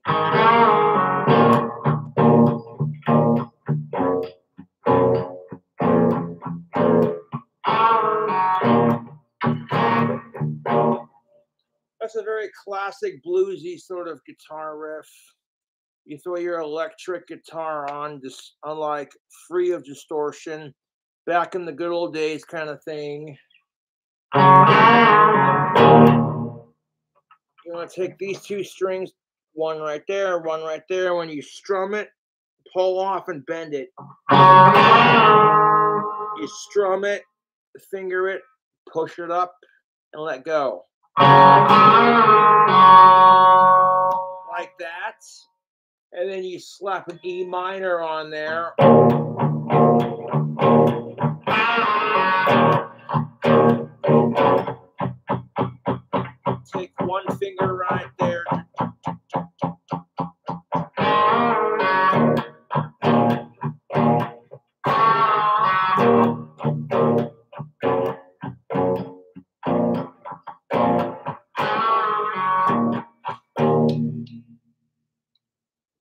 basic blues riff, and as soon as you start playing it, people are gonna start feeling it, you know. And the thing of it is, you wouldn't have Ozzy Osbourne or the Beatles or Cradle of Filth if you didn't have the blues. So it's all about musical appreciation, YouTube. All these fucking wankers who are raving about Harry Styles. I'm like, I'm more of a fan of Harry Potter. Thank you very much. I'm like, do you think you'd have Harry Styles if you didn't have Ozzy Osbourne and Cradle of Filth? The answer is no. Harry Styles can fuck off. Like, sorry, man. Harry Styles can fuck off. Who wants to act like he's the first man to wear a dress? I'm like, sorry, but Caitlyn Jenner beat you to it. And that's not transphobic. That's the truth. No, I'm not going to get... I totally support trans people, but I'm not going to get into that right now. I'm not going to ruin that with politics. I totally support trans people, but I'm not going to ruin this fucking video with my personal 2 cents on politics regarding this issue. Because a lot of people would agree with me, and a lot of people would be like, oh my God, Cobra, you're a fucking asshole. And it's like, really? I think with logic and my natural male thinking brain. Oh. Speaking of, check out this t-shirt, this Transylvania t-shirt. That's pretty fucking sweet because my parents totally got this from Dracula's castle when they visited Transylvania.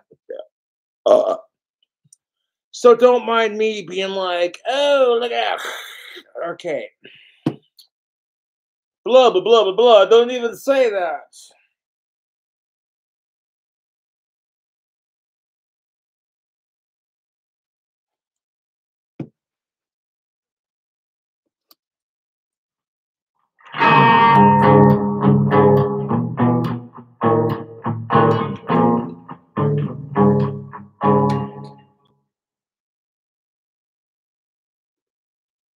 So like clean sound on a BC Rich. Woohoo! There's the fucking bite.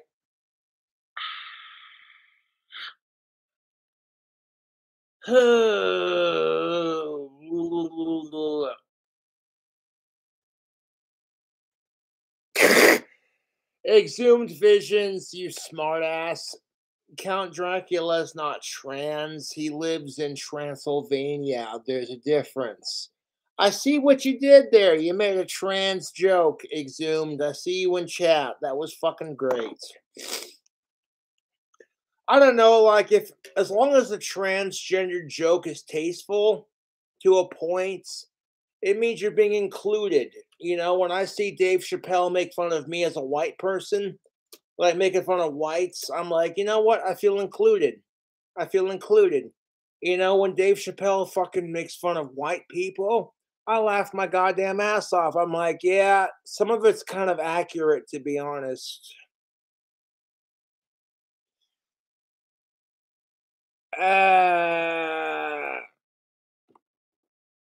Shout out to Rap Jazz. Yeah. It just depends on the style of music you're playing. If you want like a more of a 50s sort of rock, jazzy sort of sound, or like blues or whatever, you switch the guitar to like some clean, you know. This particular pickup is for clean. This one is for like distortion and heavy sound because this one's closer to the strings.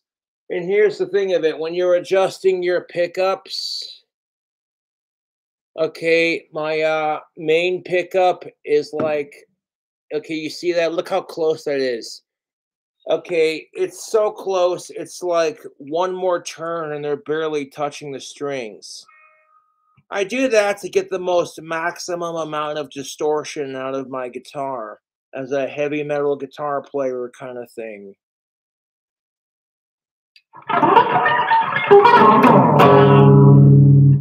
But when you go to fucking shred like some like clean sounding guitar where it's like, it don't even sound like some like fucking...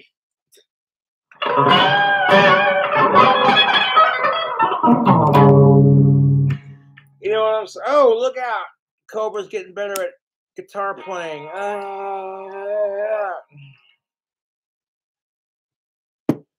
People are like, filthy. And I'm like, I know, right? Danny Phelps said it best. Stay filthy.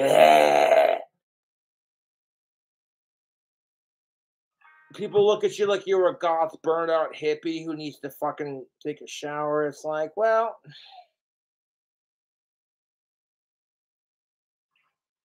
I will admit that sometimes my hygiene habits are not the best, but I'm a guy, so sue me. Not trying to crap on my own gender here, but being as it's winter time and I very rarely, I pretty much spend all day watching YouTube videos. And if I find something that sparks my interest for a good topic for what I'm planning to do with my channel, as far as improving gender relations, and I feel like, okay, hey, then I'll do it.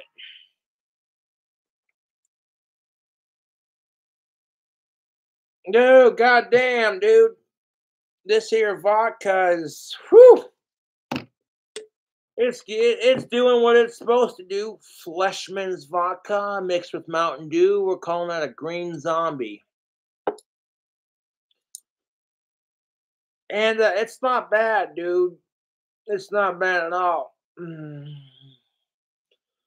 It's fucking after 5 o'clock. It's like 7:23 from what I can see from my. Nope, 7:32. Okay, I did like look at that real closely.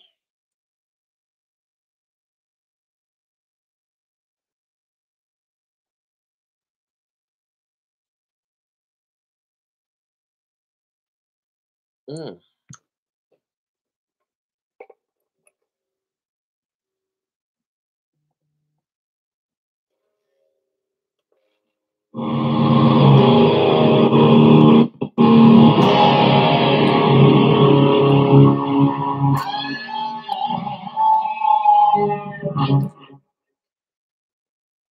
Oops. Did I take the clean sound off and put distortion back on? Aren't I a naughty bastard? And like turn the knob over here to give it sort of like a different echo, and then like the knob over here to give it extra echo to give it that sound.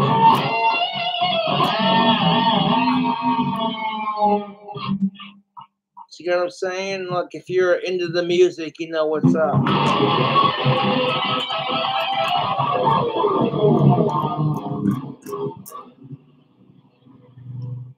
Oh yeah.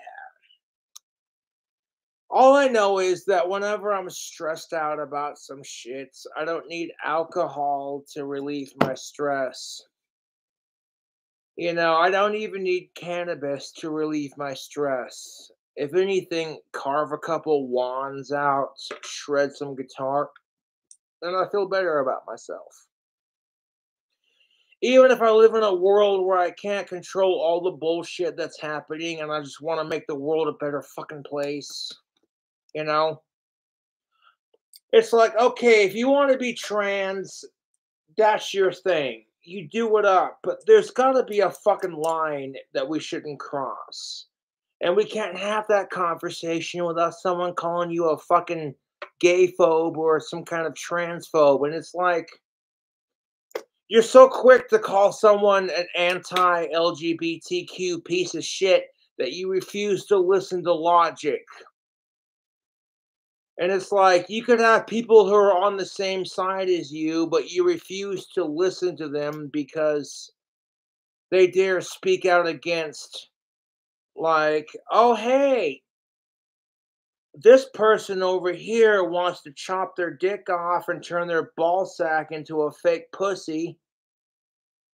That's what they do. They'll take your penis and they'll chop the head off and then slice the sleeve in half and then they'll turn it inside out. And then they take your testicles and then they rip it out. And then they use your empty ball sack to form the pussy lips. And that's how they fucking make a transgendered woman's pussy. And they literally have to have, for the next 6 months after that surgery, they have to have a thing inside their fake vagina that keeps it from like getting infected and like healing over. And so for like the next 6 months after getting that fucking surgery, they have some bullshit inserted inside of them that keeps the wound from them slicing everything open and stitching it back together open. And so that by the time that 6 months is done, you keep it clean, you keep it sterile. You know what I'm saying?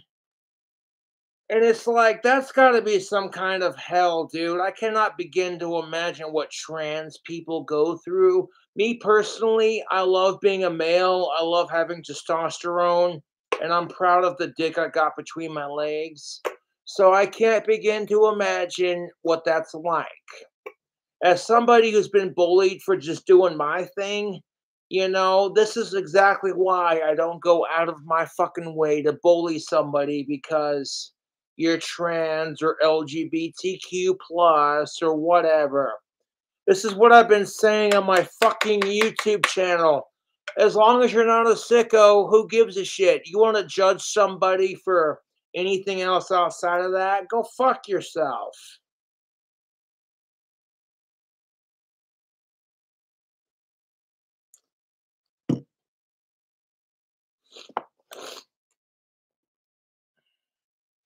I miss the hair that I had in 2010, and I would take pictures of it on my Facebook, and my hair would just arch. But you know what? Hair doesn't make a man. And if I get signed by a major record label or I win the lottery, I'll get hair plugs. And it won't be a fucking issue. And I won't be afraid to admit it. I'll be like, yeah, you know what? My hair is fake. I don't care. Fuck you. You know? Yeah.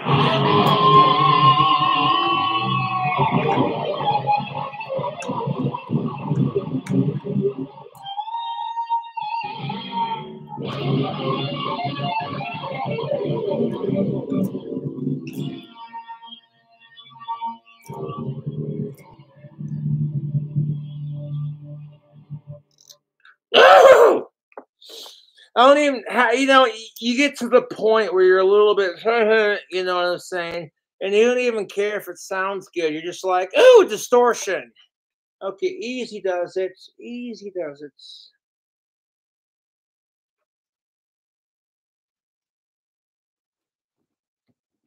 If you want my personal opinion as one of Ozzy Osbourne's biggest fans, our whole society is going off the rails on a crazy train. And it's beyond crazy train. It's just flat fucking mental. Like, okay, Ozzy Osbourne's mental illness is cute and adorable to a point. But beyond that, you see the way our society's acting, and you're just like, okay, that's not cute.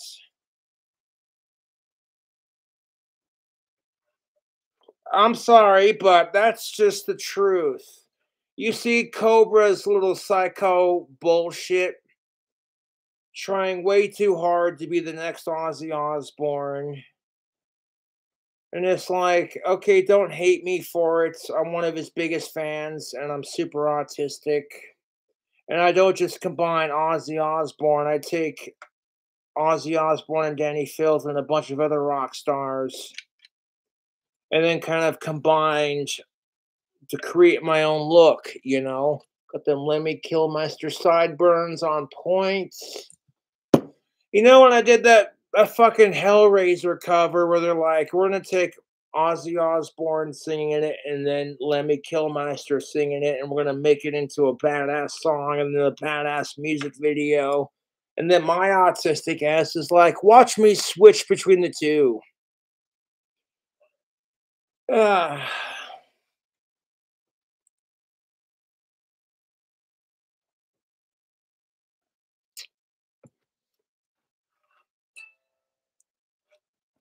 We're gonna continue the dream because that's what it's all about.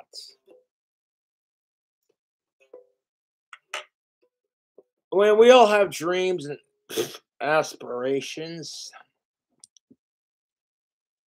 Oh, fuck me. Yeah, this is definitely enough for someone who's trying to cut down on drinking and doing uh I certainly hope my internet doesn't crap out while I'm doing this. Uh, oh, fucking hell. Oh, I fucking hate sickos.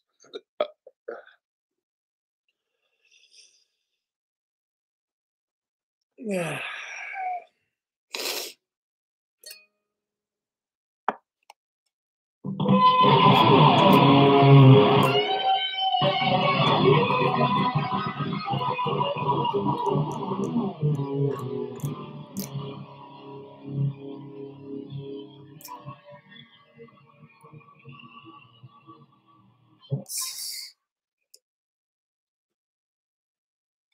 One of the things that really caught my eye about Ozzy Osbourne, to be honest, was when I was watching this Ozzy Osbourne documentary.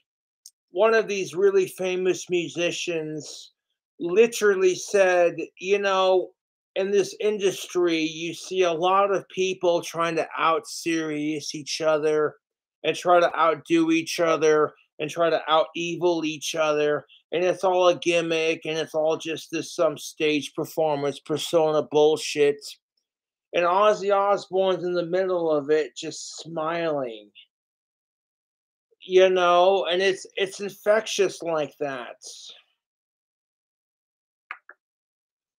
Ozzy Osbourne's like, I don't gotta fucking try this hard to stay relevant. It's like, okay, so now you got these fucking people who are like, okay, Ozzy Osbourne snorted ants and bit the head off a bat. So now you gotta compete with that. And it's like, dude, you don't gotta compete with that. Just fucking make your music. Stage antics are fun, but like, you start competing with people over it. All of a sudden, it's like, at some point, you're going to be like, what am I doing with my life? Because this is some messed up shit. At some point, you get to the point where it's like, you got to outdo the last rock star that fucking challenged you. And it becomes this pissing contest kind of thing. And I'm over here like, no, fuck that. Okay, just make the music. And if you have crazy stage antics, cool, man. If not, that's cool too.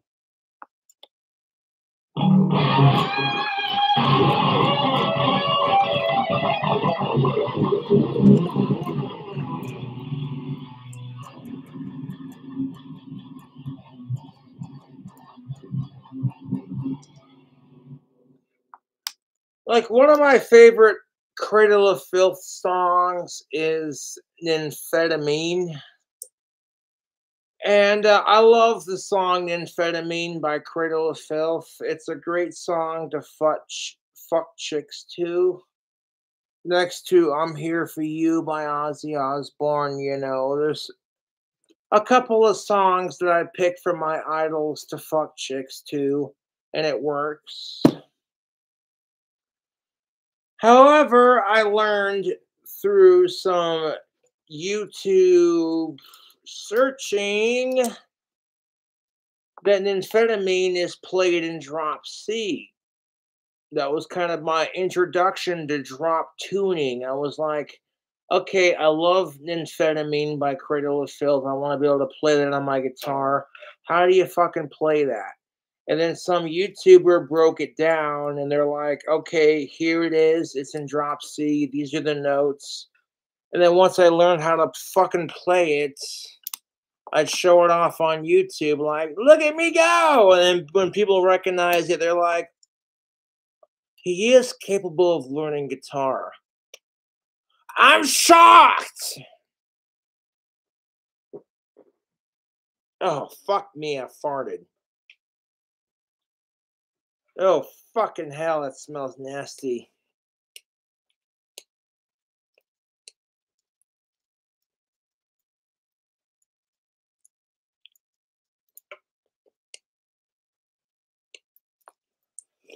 Oh, fucking hell.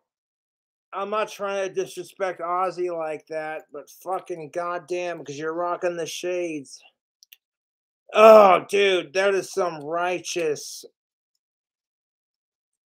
I remember when Ozzy Osbourne farted on Conan, like Conan O'Brien. I know the fucking. Okay, if you're an Ozzy fan like me, you know the fucking video I'm talking about. Or Conan O'Brien's just like, oh, Ozzy.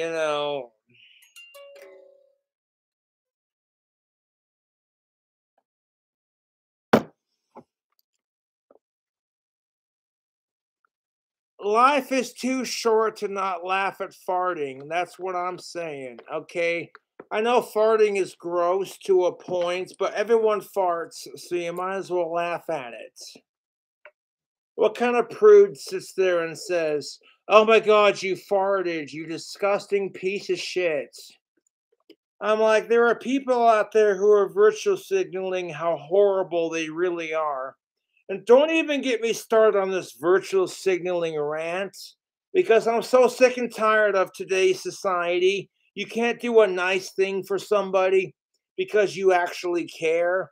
Because some asshole's going to be like, you're just virtue signaling or you're just gaslighting. And I'm like, the only time I gaslight is when I rip ass.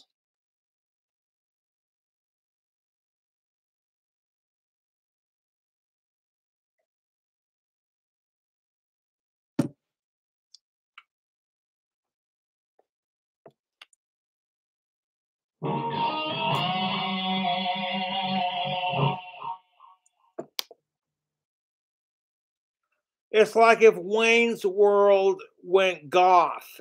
Wayne's World, Wayne's World, Wayne's World, swing. It's like if Wayne's World became obsessed with Ozzy Osbourne and had more of a goth influence. You get the King Cobra JFS show.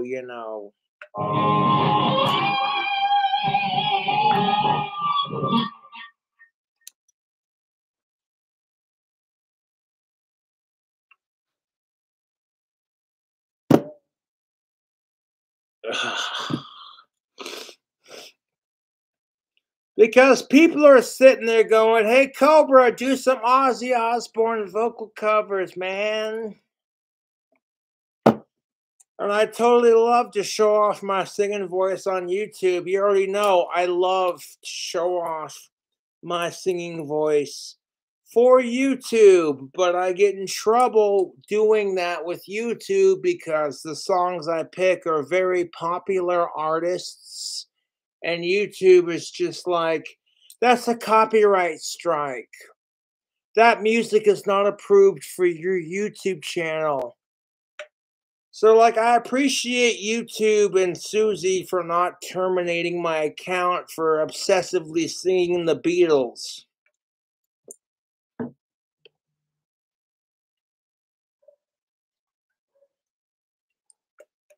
The best part about living up at the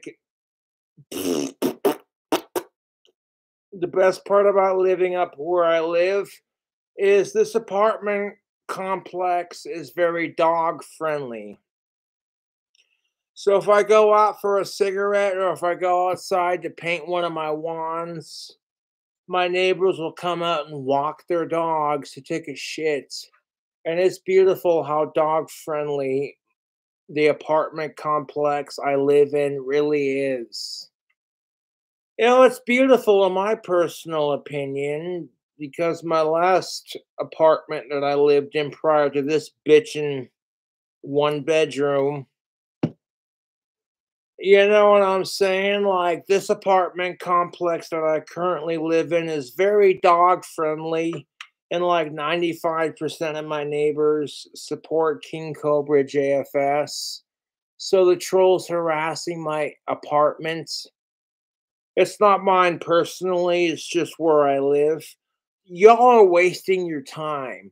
And furthermore, how would it feel if my YouTube trolls decided,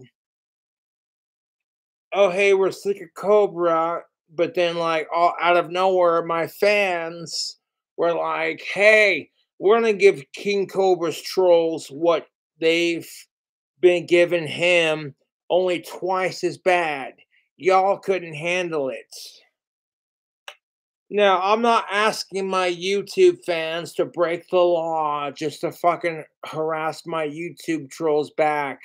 But at the same time, give them hell, man.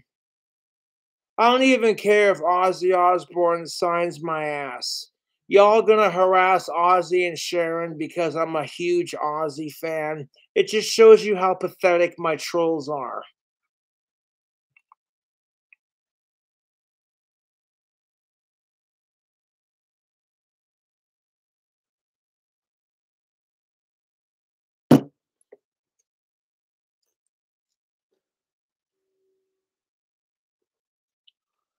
So at this current woo, that's the stuff. At this current particular point in time, I'm very heavily influenced by Ozzy Osbourne, the Prince of Darkness, and the legendary, excuse me, Danny Filth of Cradle of Filth. Those are my idols, musically speaking, singing wise. And I have several guitar players that I look up to. Oh, fuck. Mm. Woo! I'm gonna tell you what, it's after 5 o'clock, and this is no, fuck me. I got the hiccups and the burps. Ugh.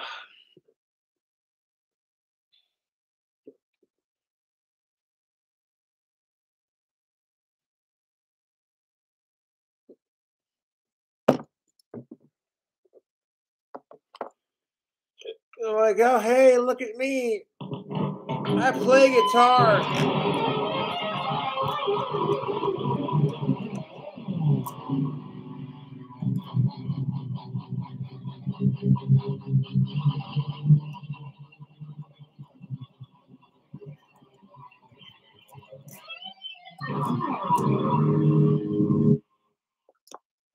Like, you look like Ozzy Oz, a younger. Okay, here's the thing of it. I'm gonna fucking rip on myself. Hear me out.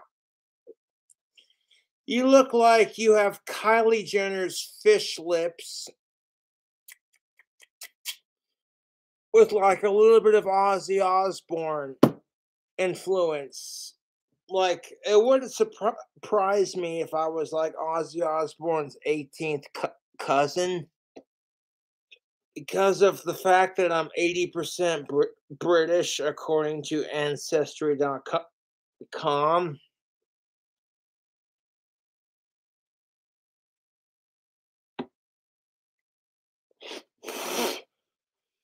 Like, if Ozzy Osbourne had Kylie Jenner lips.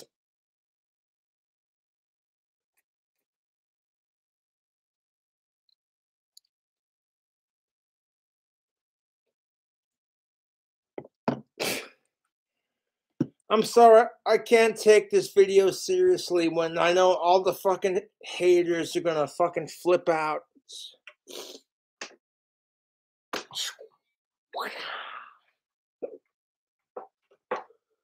Dude, I love playing guitar. Turn it off. 1 second.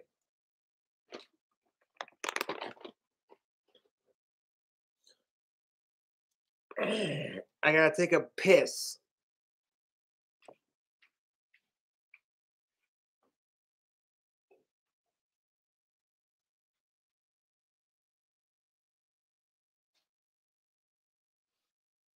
This is what the fans want. They want the alcoholic piss.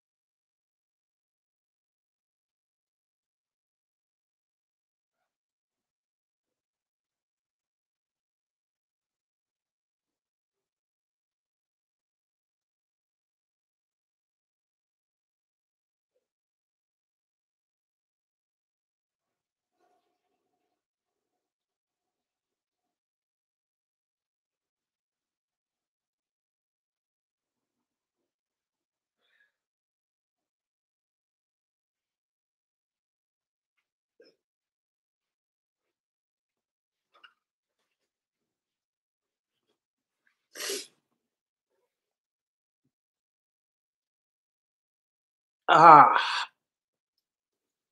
fucking alcohol goes right through you, man. Woo!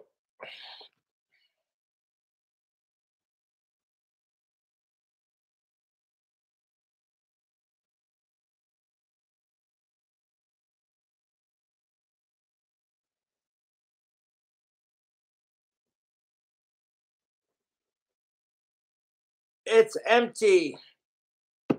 We can fix that.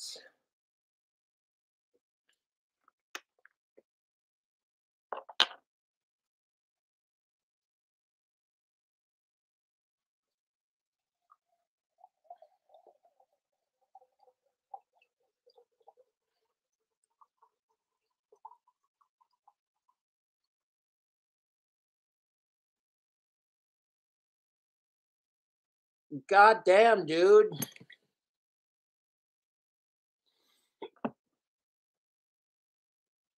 I had a fan who literally bought me alcohol. They're like, I'll give you $100 if you finish this bottle on stream.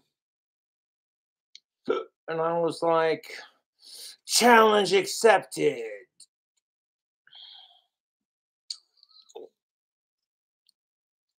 Show the brand. Beautiful, not a sponsor.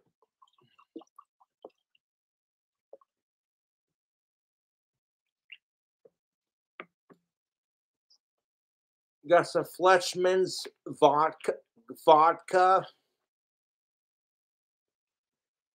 and some delicious Mountain Dew. It's kind of okay, I'm not trying to be a dick, but it's kind of an American sort of thing when you're just like Mountain Dew, you know, that's like one of America's top favorite soda pops, and I'm here for it. I can hear the carbonation inside the bottle.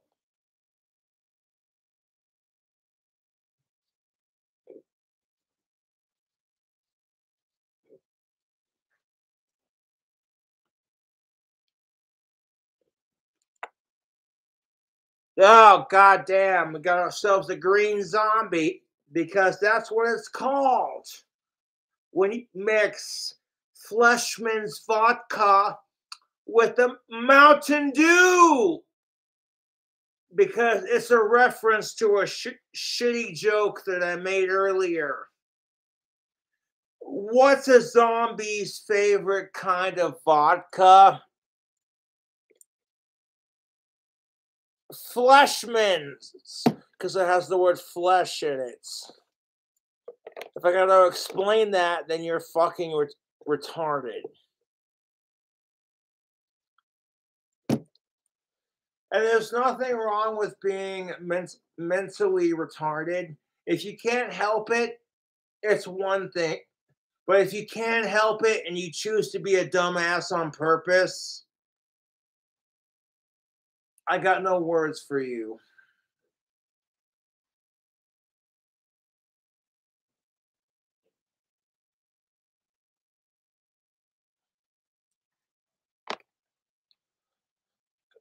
I'm sorry, but I throw on my Ozzy Osbourne shades and my goth makeup and I feel complete.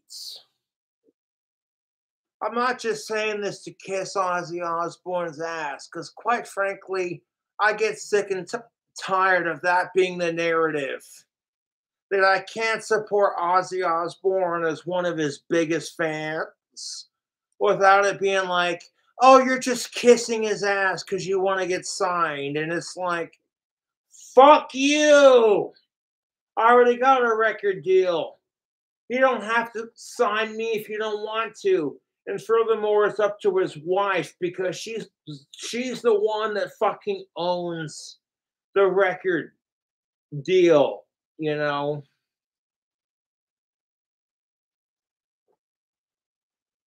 I'm like, okay, so you chuck it off as, oh hey, King Cobra is heavily influenced by Ozzy Osbourne, you know.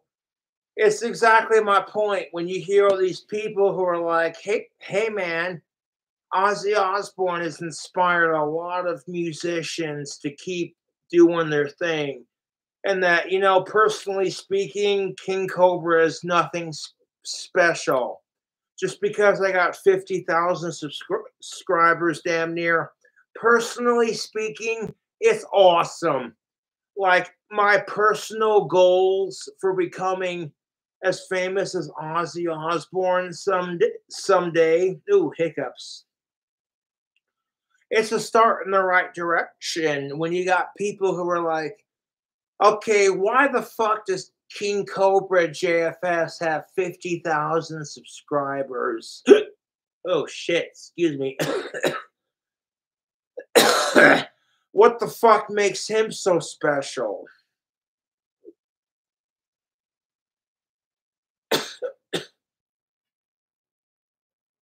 No, when people are like, hey, Ozzy Osbourne, do you do anything fun? And he's like, no, I don't smoke, I don't drink, I don't use tobacco, I'm quite boring these days. It's kind of like when people are like, hey, Danny Filth, what's your secret to singing? And he's just like, oh, copious amounts of masturbation, and I'm having a wank right now.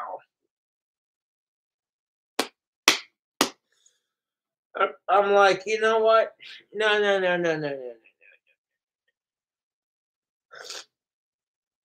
The way I look at it, if I would still support Ozzy Osbourne, regardless if he's sober or not,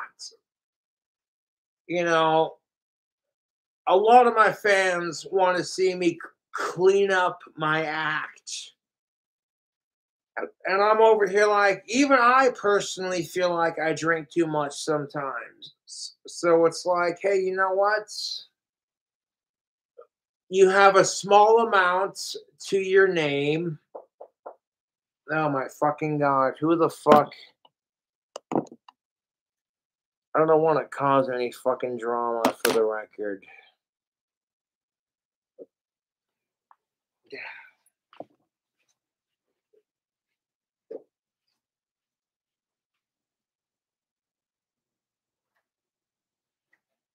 What's that?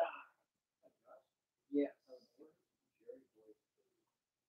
Do you get paid for? Yep. I appreciate it. Thanks, man. There you go. Have a good night. You too. Yes.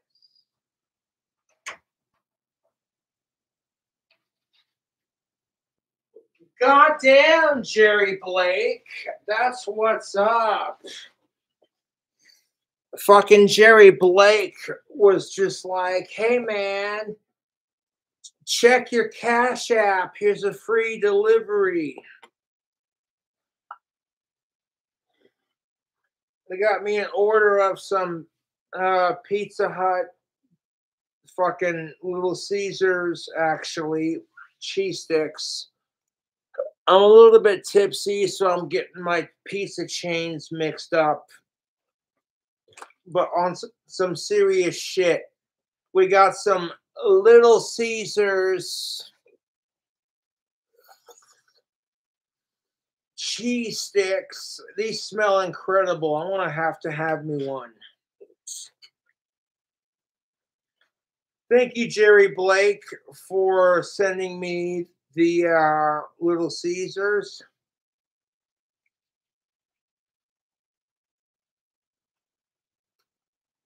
I didn't ask for it. Oh, YouTube. Oh, I've never tried. Mm.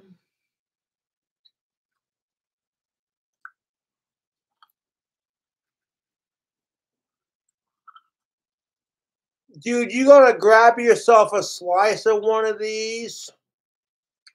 Okay, like Little Caesars is not a sponsor. This is free advertisement.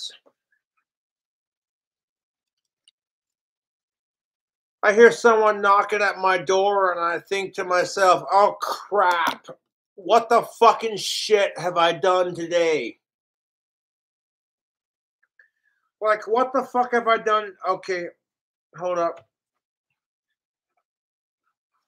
We gotta do a fucking break action of this fucking goodness. Well, I appreciate your generosity, Mr. Jake, but I will check PayPal and Cash App at the end of my video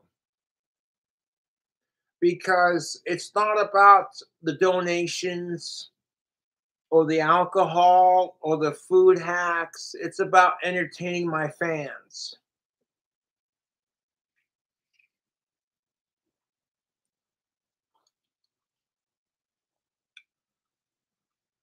I'm not just saying this, but Little C's. Little Caesars.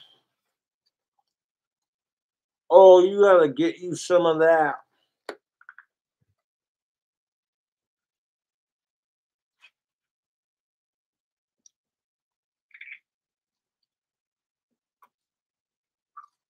Oh my god. You know, when you're on a drunken rant and you just keep going off and you kind of forget about the world around you. And then someone around you is just like, hey, Cobra, I know you're super broke and you love pizza. So check this out.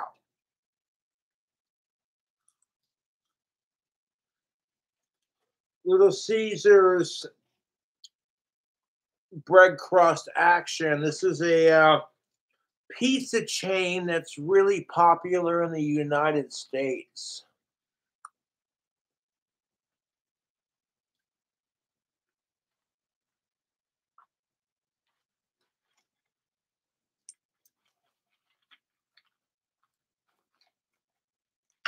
Get off of there, you fuck. So we got 2 pieces left before we eat the other half. I want to save the other half for later. But I want to put Little Caesars on blast and be like, dude, your little cheese stick bites.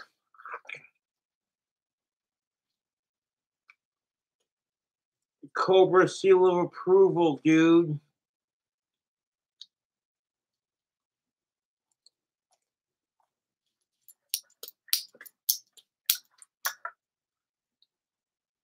Mm.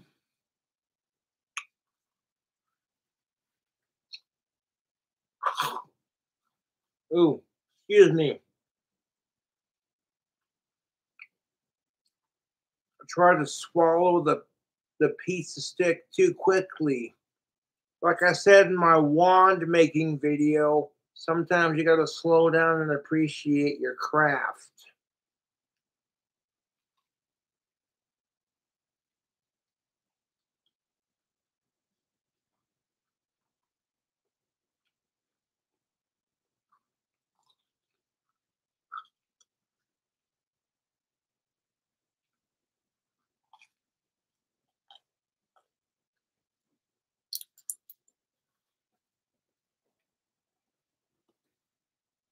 These little cheese stick bites from Little Caesars. Oh, this is delicious.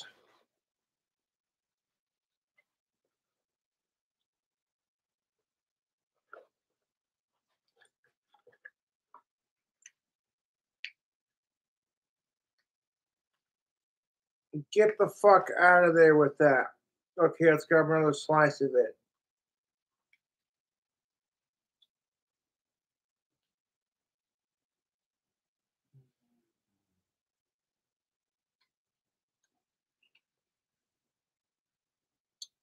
YouTube.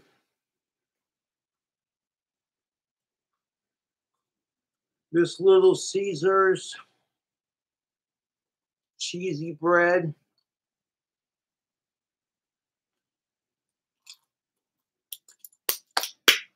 I don't even need sauce. Like if I had a sauce to dip it in, I'd probably dip it in like some garlic butter, some marinara. But honestly, I don't care. Okay, the fan Jake, you've done more than enough, dude. I did not expect you to send me free Little Caesars on top of it. I'm like, Jesus fucking Christ. This dude is sending me fucking free alcohol in a 2 liter to wash it down with. I'm sitting here slamming it on YouTube.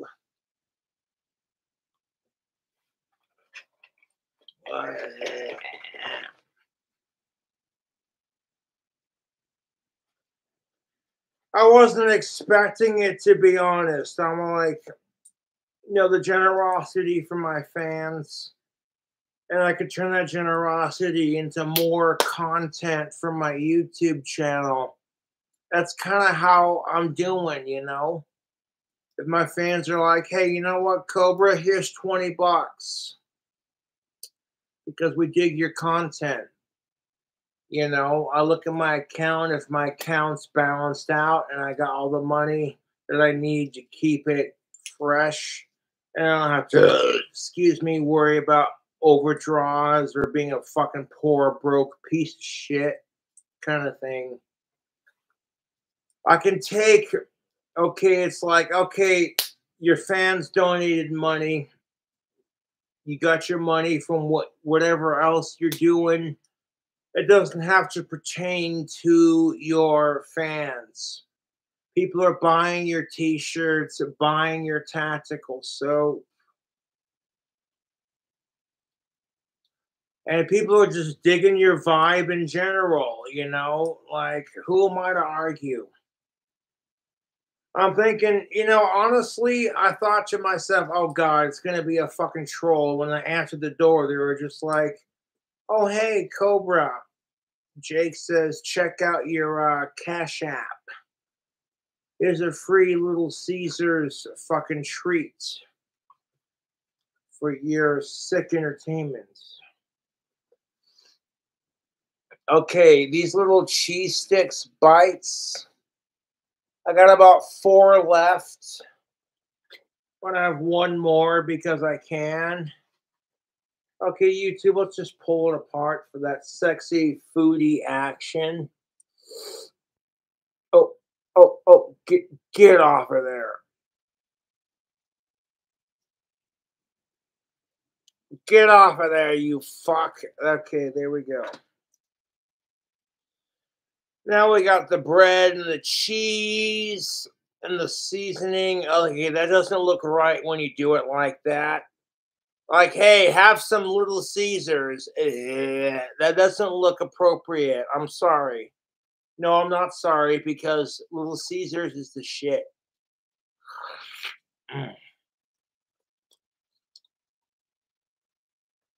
If you are on Struggle Street, YouTube, hear me out for a second. Okay, we're going to take a break from the usual ranting and raving to grab our drink combo and sip on our drink and eat our pizza.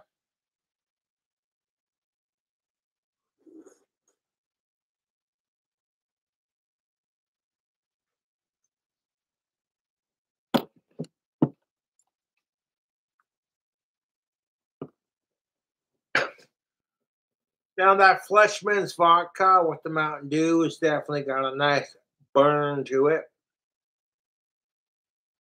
However, you're not going to see like challenges like this too terribly often. Because when I started cutting down on my drinking prior to tonight, I honestly felt better about it. All the people who are like, hey man, you'll feel better about cutting down on your drinking, trust me. And then when you're an irritable drunk, you're just like, nah, bullshit. But then when you actually go through it, you're like, yeah, I see what they're talking about.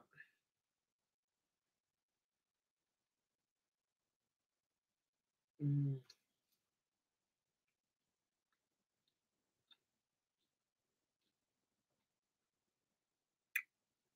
Now, honestly, it looks a lot better for me personally if it's just like that one tiny bottle of vodka versus, you know what I'm saying? Like Cobra's doing a video with drink combos and like is already had. Ah, excuse me, fucking ridiculous. I'm a little bit drunk and I'm enjoying pizza from Little Caesars. It's cheap, you know, bachelor or bachelorette pizza. And it's so good. Oh my god. YouTube, mm, fuck the haters. Okay, you see this? See this? I got 3 fucking pieces after eating the 4th one. And a little bit of food in my stomach, so I'm starting to feel better. Not that I wasn't feeling shitty to begin with, because be honest, I was on a fucking roll. I'm like, hey, this is how I feel about shit. I'm gonna speak my mind, and if anyone doesn't like it, fuck them. I don't care. And the same badass YouTube fan who sent me vodka and Mountain Dew to do the rest of the chug, they're like, hey, Cobra, it's the guy who sent you vodka and Mountain Dew for your latest live stream. You should totally check your Cash App and PayPal. And I'm over here like, you know what? I appreciate that 100%, but I don't want to make the video about me checking my money situation every 5 minutes. Honestly, it's rude as fuck to the fans who are just as broke as I am. And then fucking they watch King Cobra JFS and they're like, you know what? I feel that struggle. And that's what makes me honestly so relatable to people. Is they might be like, oh my God, Cobra just put sushi on bacon and nacho cheese Doritos. The fuck's wrong with this sick bastard? You know. I'm like, okay, so the taste combination's not your cup of tea, but that's why the internet fucking loves my ass. It's because I'm not afraid to do some random fucking food combo, food hack, where it's like, did this motherfucker just put sushi slices on nacho cheese Doritos? Oh my God. And like add bacon bits to it. This motherfucker. While the rest of the internet is going, oh, that's disgusting. Why the fuck would you do that? The fuck is wrong with you? You know, my true fans are going, hey, you know what? Cobra likes bacon. He likes Doritos. He likes sushi. So he put it into a dish and posted it on YouTube. And if people don't like it, that's their fucking problem. Like, I'm just saying, okay, like this Little Caesars action is not a sponsor. But I'll tell you what, my dad used to work at Little Caesars, and my dad's a hard-working man. My dad's a good dude. He worked very hard, as well as my stepmom. Both my stepmom and my dad worked very hard to provide for us kids. And I cannot begin to express how grateful I am for my childhood. Even though I might have gotten bullied and rejected by every chick that I've liked, it's not about that. You know, it's about the decisions I've made when I was younger, and I could go back in time and be like, you know, I could have done things differently a little bit. you know.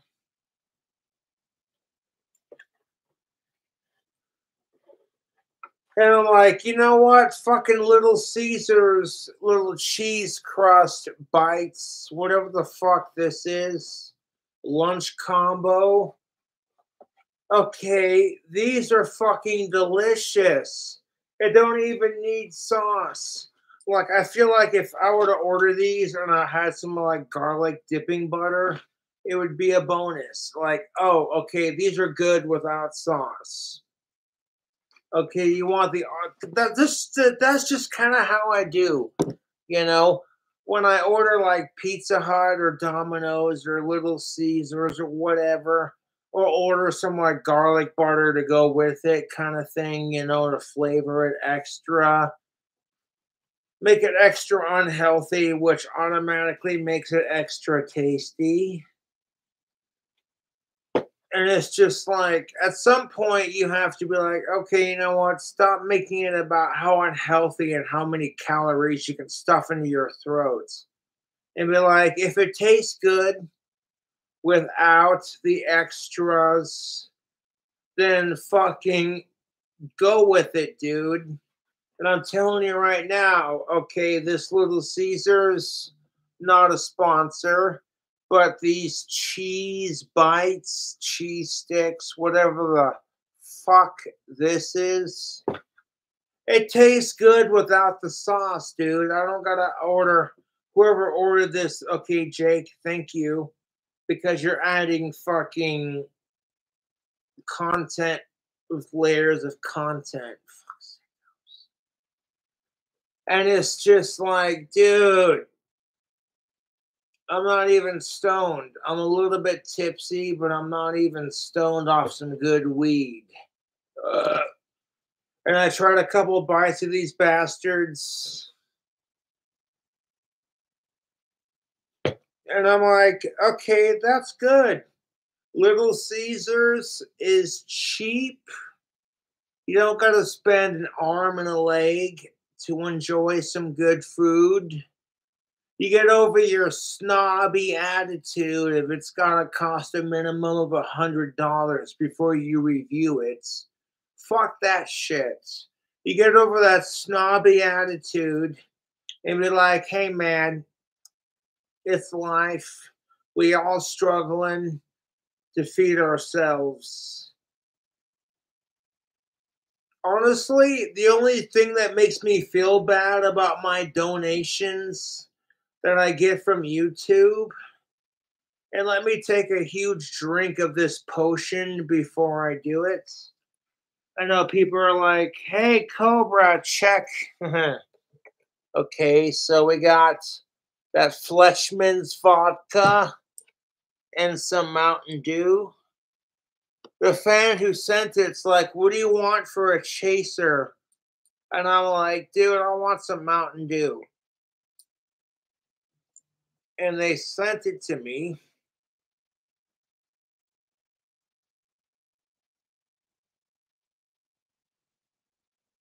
I'm like, oh my God, this drink combo is fire. And then you get like a little bit hungry because that's how alcohol does. That's the only similarity that alcohol and marijuana have to each other is it makes everyone super giggly, like everyone's laughing at dumb shit. And then you get like a craving for like greasy fast food. That's the only thing that marijuana and alcohol have in common, to be honest. You're sitting there at your fucking favorite bar, like, oh, it's 12 o'clock. Oh, jeez.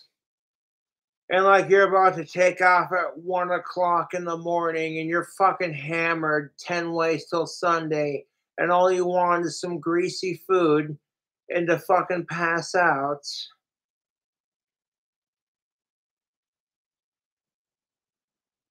You can't tell me that that's exactly how it is, dude. As somebody who has been to the bar, I know what it's like. You get super wasted on your own dime. And then when you're like drunk enough, you're like stumbling just a little bit. And like a little bit of stumble goes a long way. You're sitting there like, aha. And people are like, hey man, you should sit down and drink some water. And then you sit down and drink some water. And then you start feeling good. You're like, damn, I'm hydrated and feeling drunk and high right now. And that's the fucking fix of alcohol that makes people alcoholics, you know?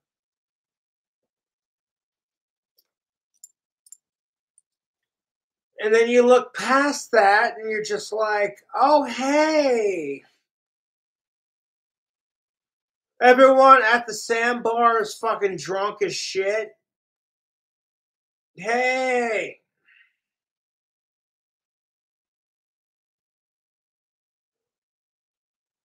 like, hey,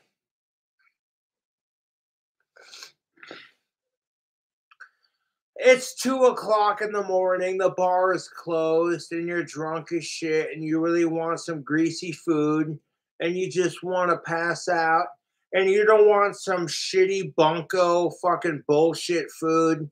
You want the real deal, you know? But like every fucking restaurant you want to go to at like 2 o'clock in the morning is fucking closed. But then you find that one Mexican restaurant that's open 24/7 and makes the best goddamn burritos you've ever tasted. You're like, Ponchos!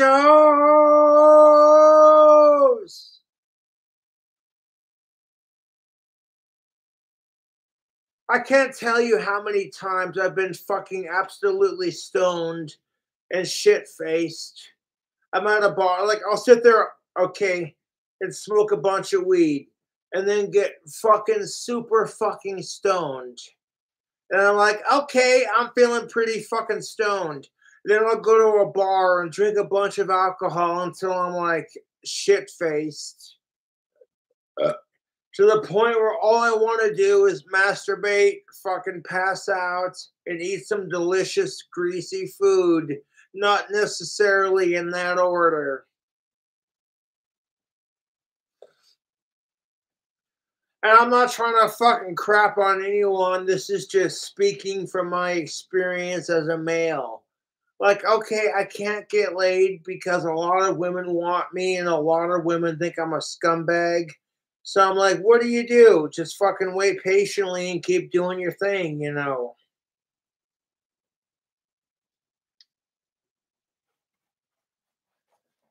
Fucking Jake was like, hey man, check your PayPal and your fucking Cash App. See, when I go live, it's not about checking my money situation. It's about entertaining my fans. Okay, like one of my fans sent me some delicious Little Caesars, and I can try an item I've never tried before, review it on YouTube. I'm giving these Little Caesars cheesy little breadstick bites, whatever the fuck these are called, the Cobra seal of approval. Mm. Dude, mixing cheese with bread can't fail.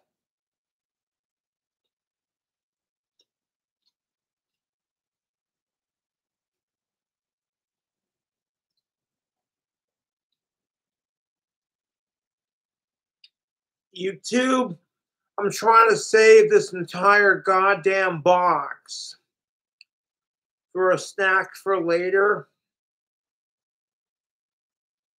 But Little Caesars, you are doing some serious voodoo hex magic with these little cheese sticks.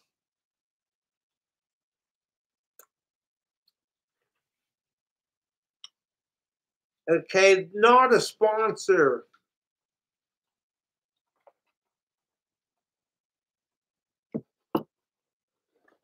Like, dude, I've got like 2 little slices left. And I might end up eating those too if I don't be careful. I'm sorry, but when you're broke as fuck and you want some pizza, Little Caesars has got you covered, dude. You can't even afford Domino's. You want some Pizza Hut, but like their shit's good but overpriced. So you're like, oh, what do I do? You go to like Domino's Pizza because they're a little bit cheaper and they give you more options to customize your own personal pizza. But then what do you do then when it's like, okay, you can't afford the slut and you can't afford the Domino's? You go for something just exquisite, a taste of your childhood. If you're a 90s baby like I am, you're not going to complain when somebody sends you free fucking pizza, especially when it's from Little Squeezers, because your money's tight and you got to squeeze a couple bucks together. That's why it's called Little Squeezers. Okay, this is why my affectionate nickname for Little Caesars is Little Squeezers. Because you gotta, you know what, Little Caesars, they make pizza for your budget that's a little bit cheaper. And you know you gotta squeeze a couple bucks together to make it happen. So be it. Worth every penny. Because this right here, delicious. I got like 2 slices left. And I'm over here like, okay, I got to stop eating these and save these for later. And because the fan who donated this generous donation of booze, I will check my Cash App and my PayPal just for you. Oh, fuck me.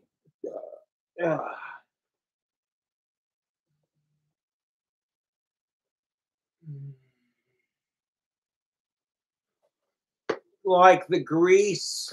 Okay, I've been snacking on this goddamn box for a fucking minute. Okay, and the amount of grease, cheese, it's working for your boy.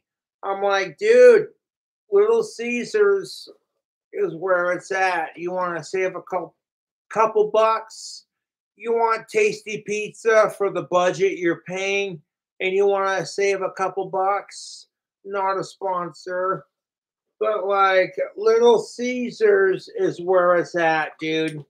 You're sitting there like, I don't want to cook food. I'm not in the mood to cook food. You got a bunch of screaming, starving kids. They're sitting there going, we're hungry. And you want to fucking strangle them to pieces. But you're like, no. Instead of strangling them, let's just order some delicious Little Caesars pizza. What do you want? I want a vegetable. Okay, what do you want? I want a meat lovers. Okay, what do you want? I want breadsticks. Okay. So you got 3 different people. One wants vegetable, one wants meat, and one motherfucker wants the cheese sticks. Okay, you want to talk about crazy bread? People are fucking crazy in the head. So it's like, what the fuck are you supposed to do when you got 3 kids who all want the same thing, but they all want something different too? Okay, you go to fucking Little Caesars, and it's like, okay, Susie wants an all vegetable pizza. Here you go, vegetable lovers. But Johnny, he wants a meat lovers. So he gets the meat lovers. All the meat's on it. He's feeling, but like the youngest of your family is just like, I don't want pizza. I just want some cheesy sticks. Okay. You see what I'm saying? So the youngest The youngest of your family gets a taste of these little bastards right here. I'm telling you right now, Little Caesars is not a sponsor, but you know what? They make good pizza for your fucking wallets. You're on the budget. You don't want to feed your kids. You want to feed yourself. And you're struggling as a broke-ass motherfucker, and you just want some food for a cheaper price. I'm like, you know what? You cannot go wrong with Little Caesars. Okay? I cannot tell you how many fucking times I've been craving pizza. And I can't afford Domino's or Pizza Hut, excuse me. And they're just like, oh, you want pizza, but you can't afford it? Psh.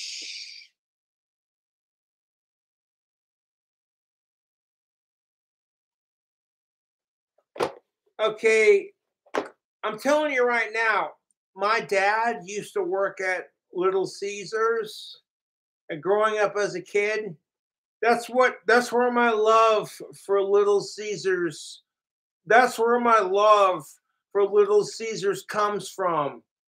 You know, it's from my dad working an honest, hard job, making Little Caesars pizza from 9 to 5. He'd come home and he'd be like, okay, who's hungry? And then me and my sister Tiana would be like, oh, me, you know. And then my dad would bust out a fucking Little Caesars pizza and be like, sorry, it's not much, but there you go. And I'm just so grateful for my childhood, YouTube. Even if I've gotten bullied my entire life, even if I've been rejected by every chick I've liked since the 4th grade, you know, that's the only thing I have to complain about my childhood. Then honestly, my childhood wasn't that bad.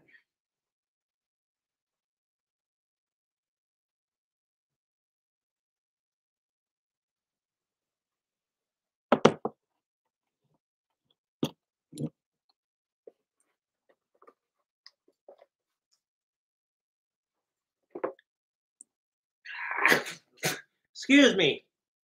Whew! That's what's left. Jake said, no time limit. Here's a bottle. Do your thing.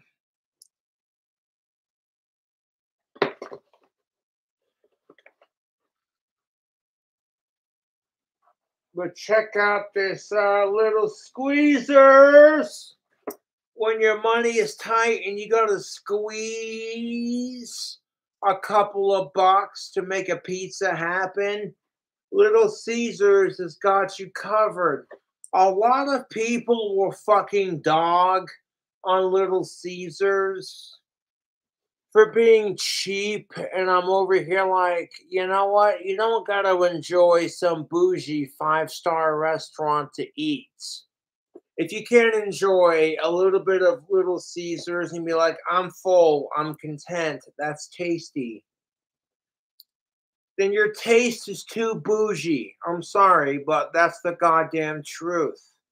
You're sitting there on Struggle Street, broke off your ass, and like you want a fucking pizza, but you don't live in fucking New York City, so you can't just buy a gigantic slice for $1 fucking dollar. You're stuck in like the middle of Wisconsin or what the fuck ever, you know, and you're just like, hey man, my family's hungry. I want a fucking pizza, but I can't afford the big boys. Okay, Little Caesars, you're budget friendly and you taste good. That's honestly the King Cobra JFS official seal of approval on Little Caesars pizza. Okay, y'all are cheap, you're budget friendly, and despite being budget friendly, y'all taste good. Okay, if you have not tried Little Caesars Crazy Bread, you motherfuckers are missing out.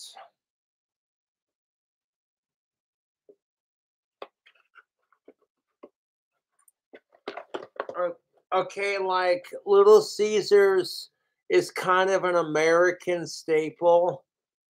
Although it would be super cool if like Little Caesars expanded to the UK and all over the world. You know what I'm saying? Like I'm telling you right now, we all have that moment where you're just like, I want some pizza, but I can't afford it. So you go to the grocery store and you buy a frozen pizza, or like some generosity comes your way and you're just like, okay, you know what I'm saying? Your boy Cobra loves his pizza. And shout out to Alicia Rodi. You get it. Yeah. Okay. You know, you're having a bad day and fucking you want some pizza. You're craving it. You know what I'm saying? Like, it doesn't, if you're one of those people who can't enjoy pizza because it's not bougie enough, go fuck yourself, dude. There's a single parent who's out there right now.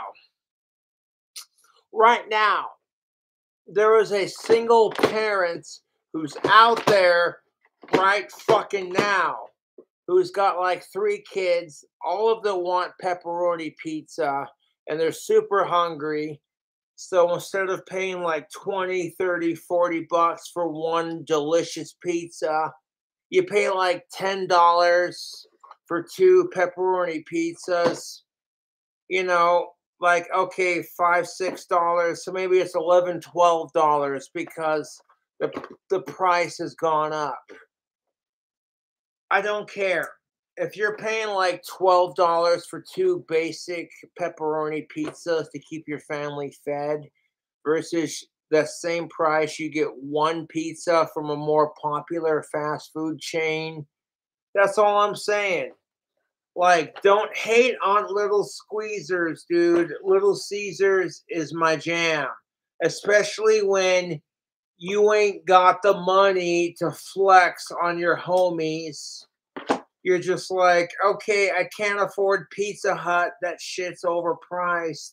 What about Domino's or anyone else? Nope, can't even, you know.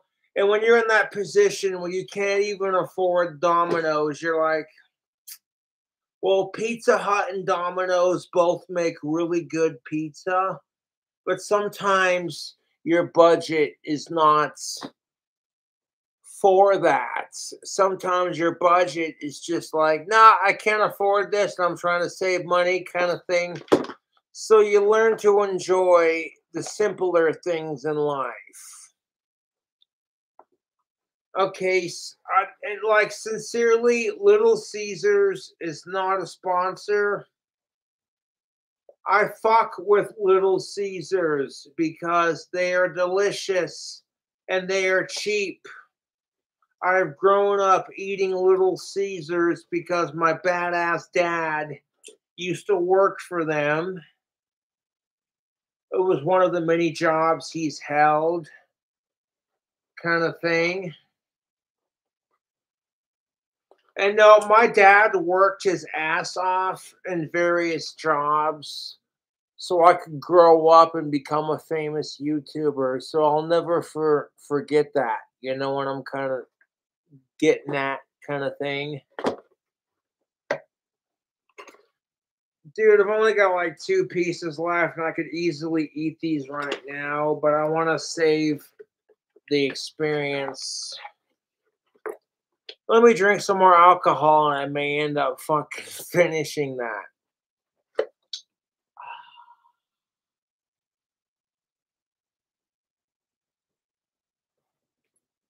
I'm like, dude, if you want tasty pizza that's budget friendly, chains like Little Caesars are where it's at. You got to realize I'm a pizza connoisseur. My second job, apart from the Valley City Times record, was making pizzas in Pizza Corner Pizza Factory. This was before Dave sold his Pizza Corner pizza, frozen pizza, to some off-brand. By the time that happened, I had already left Valley City and I had worked a couple of decent years at the factory kind of thing. And then Dave, pretty much, Pizza Dave sold off, you know, Pizza Corner Factory Pizza to some random company and then kept the original restaurant for himself, which at least I can appreciate that. But a lot of people who love Pizza Corner pizza, they're like, hey, I want a frozen pizza from Pizza Corner Pizza, Valley City, North Dakota. And ever since Dave fucking sold it off to some random company, a lot of people have said it don't taste the same. And I'm like, yeah, I can't begin to imagine. When I win the lottery and build my clock tower dream house, I'm going to show up for Valley City's rally in the valley. I'll have my hot rod and I'll be hanging out with my buds and my peeps. That's kind of how that goes. And I'll do a food review of Pizza Corner pizza, like straight up.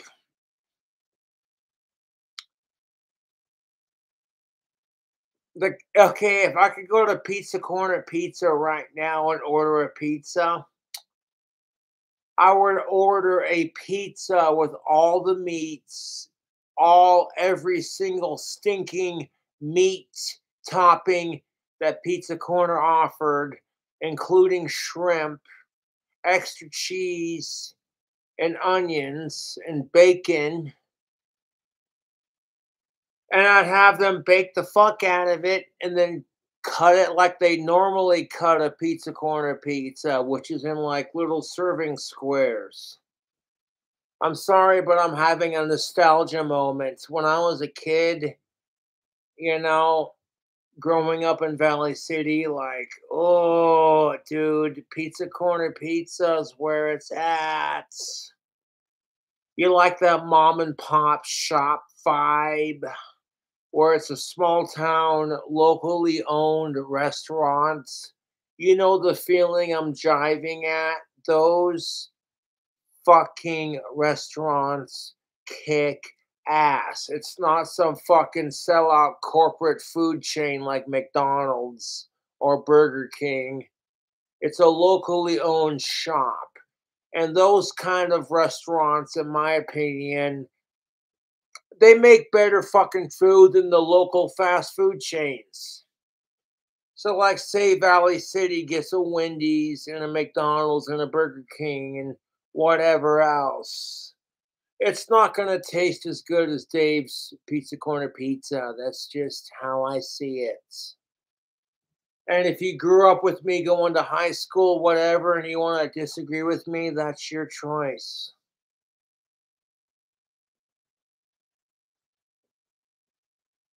But I thoroughly enjoyed working for Dave Zubar of Pizza Corner Pizza. I'm like, dude, I love pizza. I love making it. I love eating it. I can turn my love into a career.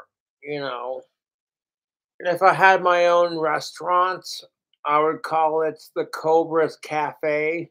Take a bite out of your hunger. I would serve homemade pizza, bacon cheeseburgers and burgers, homemade fries, homemade cheese sticks, and wings to start off. And then once my restaurant expanded, I would open up to doing pastas and ribs. And oh man, okay, the my restaurant would be so fucking clean. The health inspector would be like, dude, you're being anal as shit. You get an A plus plus plus. And then I offer them a free meal after inspecting me. And they're like, oh, dude, the food's so good. you'd pass out in your car after having a foodgasm. You're like, I went to the Cobra's Cafe and had a homemade pizza and a burger. Holy shit, it's so fucking good that I literally passed out of my car with a boner and fucking foodgasm the experience. Like, oh, I'm so full. Oh my god, that restaurant was so clean. And so good. Ah, it's the ultimate trifecta. You know, I'd have a fucking cafe slash bar and grill. The Cobra's Cafe, bar and grill. Take a bite out of your hunger. The food would be so good that Guy Fieri and Chef Gordon Ramsay would be like 5 stars. Chef Gordon Ramsay would come into the kitchen and he'd be like, fucking hell, this kitchen is so clean. Even I'm like, that's a bit anal, don't you think? And I'm like, no, it's not. Because cleanliness and good food and proper customer support are how you run a good restaurant. When the restaurant is so clean that customers have no complaints. When the food is so good, everyone leaves happy. When the prices are fair, that people feel like I'm not breaking the bank to enjoy some good homemade cooking. That's how you do it, YouTube, in my personal opinion.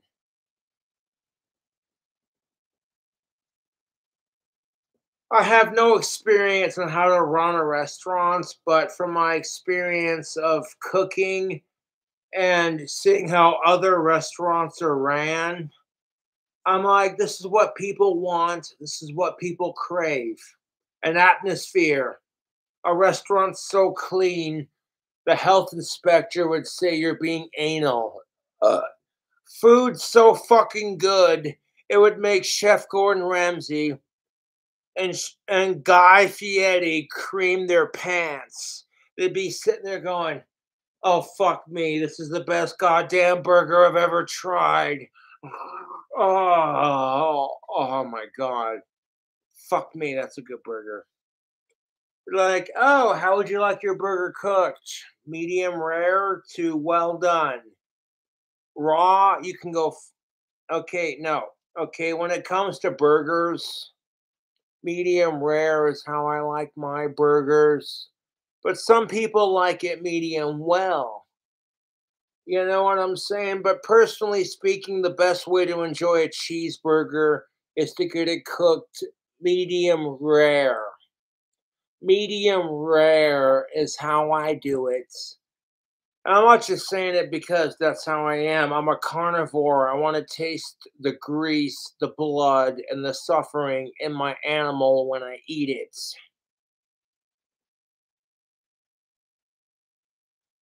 I'm sorry, but that's how I feel. I'm like, people are like, why the fuck would you eat veal? And I'm like, veal, like baby cows, because it tastes delicious.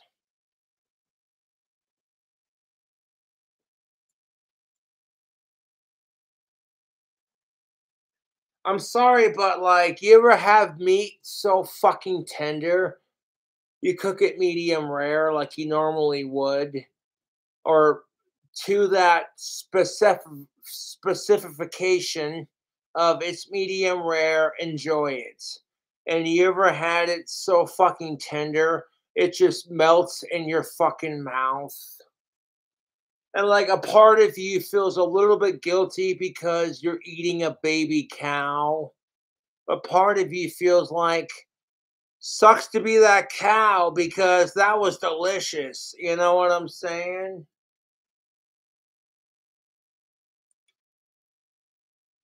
I'm like, you know what? That cow's gonna get fucking slaughtered for dog food anyways. So you're doing a favor. There were several Middle Eastern countries.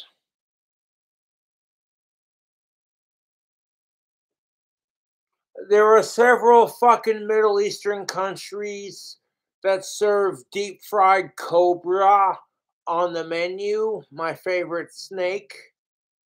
And would I eat deep fried cobra, king cobra, Indian cobra, whatever fucking cobra? Yes, absolutely. If I was in a Middle Eastern or Asian, Taiwanese type country and king cobra was on the menu and they were like, hey, there were some restaurants that cook an entire king cobra for your feast, and they include a bottle of king cobra blood mixed with a traditional Indonesian vodka. And they mix the king cobra blood with the vodka, and you have to drink the entire bottle with your meal, otherwise it's considered culturally insensitive. And I'm over here like, well, it may take me a hot minute, but I'm totally down.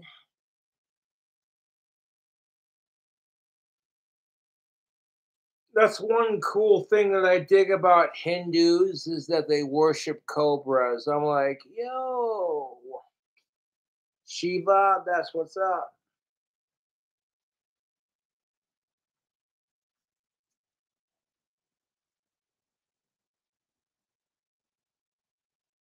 Hmm.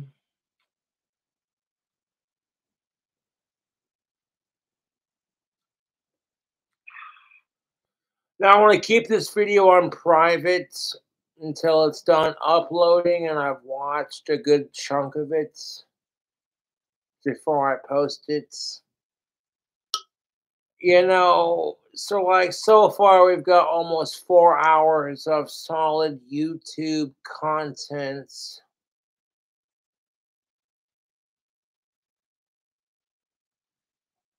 One of my fucking fans was just like, hey Cobra, if I send you some vodka and a chaser to go with it, will you drink the entire thing on stream for $100? I'm like, and the fan was legit to a point. I still have to complete my end of the bargain.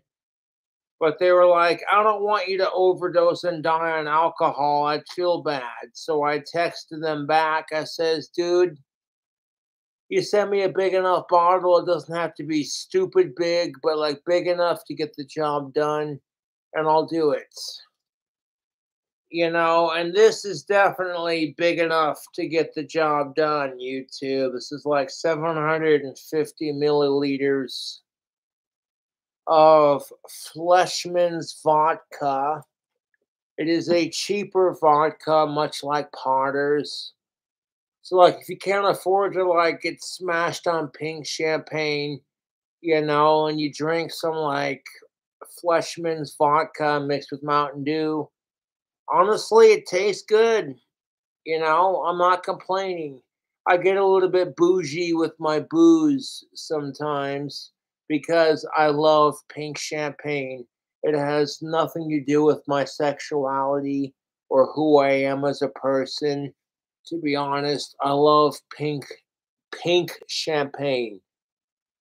That's one of my favorite alcoholic beverages. You watch the Great Mouse Detective, old school Disney movie, and here's the rat at a party fucking busting out pink champagne and pouring it. So, like, old school Disney movies definitely glorified tobacco and alcohol growing up as a kid. But now that I'm older and much more wiser, today's Disney doesn't do that so much. It wasn't Disney inspiring me to drink and smoke a pipe. It was just the nature of the circumstances. I saw Roger from 101 Dalmatians smoking a pipe, and that's what got me into pipe smoking, was the hero of the story. And then once I tried pipe smoking for the first time, sometimes honestly, I prefer smoking a pipe over smoking cigarettes just because I like the taste of pipe tobacco more than I like the taste of cigarettes. But sometimes it's like cigarettes, like you don't got time to stuff your pipe and light it and smoke it. So sometimes having a fag is more convenient than you know. And I don't mean that to be homophobic. That's what the British call their cigarettes. If anything, I'm very supportive of LGBTQ plus rights. You want to circle back to that shit. Like, I'm sorry, but I'm 80% British. So if I use the word fag to describe my cigarettes, it doesn't mean anything homophobic. If I'm sitting there saying I smoke trolls like I smoke fags, it's nothing homophobic. It's just a British way of saying I slay trolls, you know. Me just embracing my 80% British. And you can't say it's cultural appropriation because I'm white and I'm embracing my own culture. According to Ancestry.com, I am 30% Scottish Viking and 80% British. And I love it, YouTube. I love my ancestry. Cheers.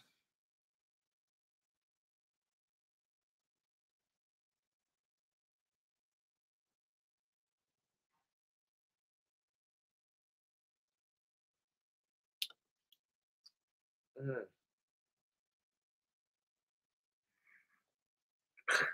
Yeah. Ah, cutting down on my drinking is just like, yeah, it tastes good. This drink combo, the feeling that I'm getting right now, it feels good, but it's just like I don't want to do it. You know, trying to cut down on my drinking, and it, honestly, oh fuck, I'm gonna finish this entire bottle because that's what I was paid to do. But like, ugh, dude, when I go to bed tonight, I'm gonna sleep like a baby because of all the alcohol in my system. But then when I wake up, I'm gonna be like, uh, uh, uh. I don't get hangovers that often, to be honest. Even if I do Cobra's tricks of the trade to avoid hangovers. You smoke some marijuana, take another shot, and drink a shit ton of Sprites. You ain't gonna have a hangover. I'll tell you that right now. You don't need aspirin to do it. And this is just speaking from personal experience. Oh my fucking god, the smell of that greasy Little Caesars. Even though I've practically consumed the entire box in one sitting like a fat piece of shit that I am, I'm like, I don't care, dude. Little Caesars is the shit. I'm sorry, I have body image disorder issues. A lot of people are going to tell me things like, it's all in your head, Cobra. You're not fat. And I'm like, you know what? Yes, I am, and I accept it.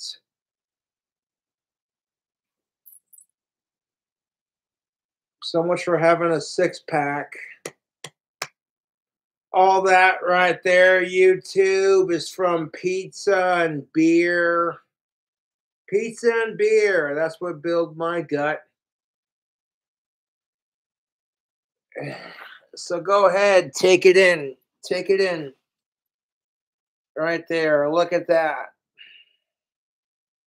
Kind of relax my gut. There we go.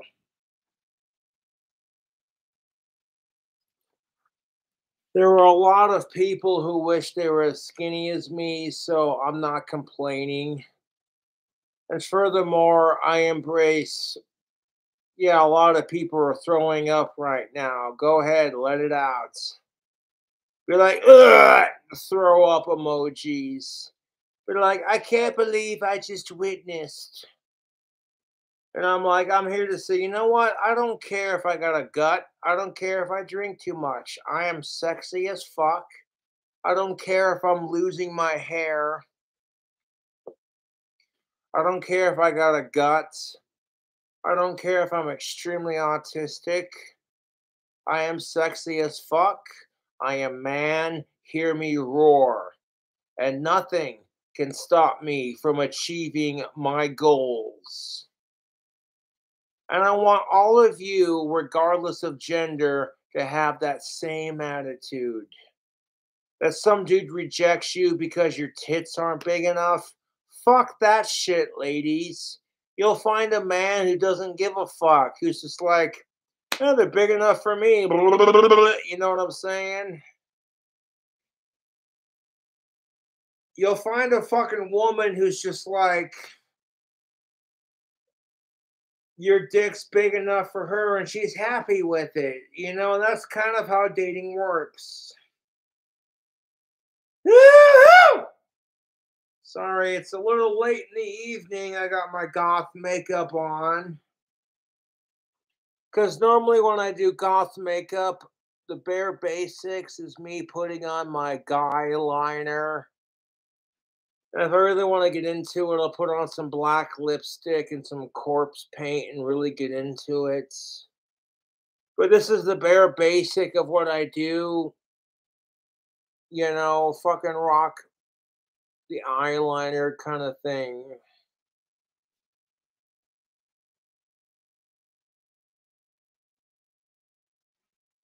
Now, I got some pants for Christmas. I got a full set of jeans and stretchy pants. Right now, I'm wearing one of my. Okay, you know what? I want to sit you right there so you don't move anywhere. You stay right there. Oh, sitting there trying to plug Little Caesars with free advertisements and being like, hey man, you're on struggle streets. You want something to eat, but you're broke as fuck. Okay, people like McDonald's and Little Caesars got you covered. Uh, I fuck with McDonald's. They're all right. I like their French fries, but generally speaking, that's as far as it goes. When I was younger, I loved the fuck out of it. But now that I'm an older adult, it's just like, dude, if I'm broke as shit and I need something to eat, McDonald's has got me covered, and I respect that. But like, you pay like $2 for a fucking cheeseburger. You eat it with like a large fry, and then like 20 minutes later, you're still hungry. Ew. Not trying to go after the Mickey D's because, you know, I still fuck with McDonald's even though I don't eat them as often. There's nothing wrong with enjoying fast food on occasion and treating yourself. Like, okay, you haven't had McDonald's in like 4 weeks and you're feeling kind of naughty, so you get a large strawberry milkshake and a large French fry, and then a couple of Mickey D sandwiches, and you just pig out like the disgusting asshole you are. And fuck what anyone else has to say. You have that moment of, I don't care. I want calories. I want to feel disgusting. Don't look at me.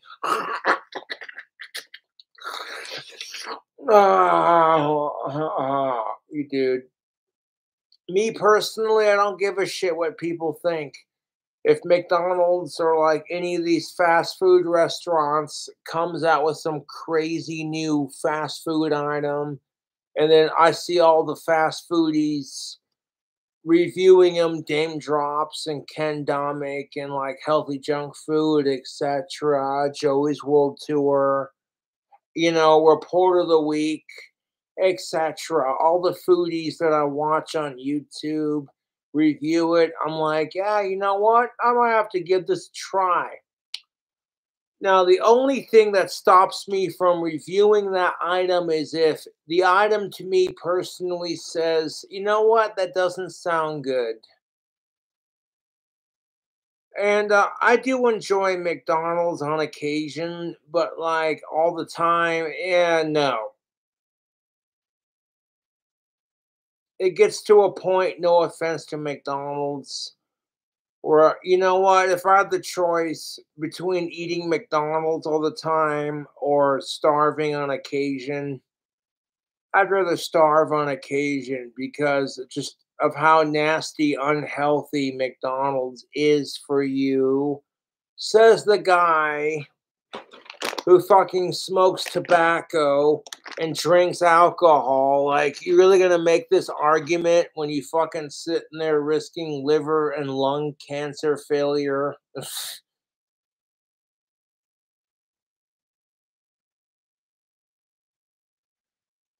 And I'm not worried about any of it, to be honest, because I smoke marijuana. That shit prevents diabetes and lung cancer. So if you monitorize how much of it you eat and you smoke more weed than you do eating McDonald's, you'll be a lot healthier and a lot happier mentally.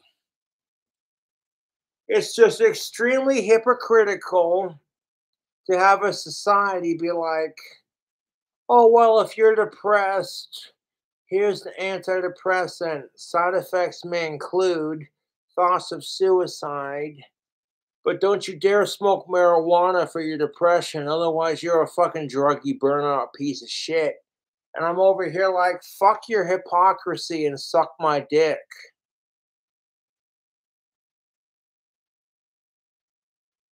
I'm like, if it was up to me, I would legalize every drug on the planet except crystal meth and heroin, and I would tax the fuck out of it and regulate it.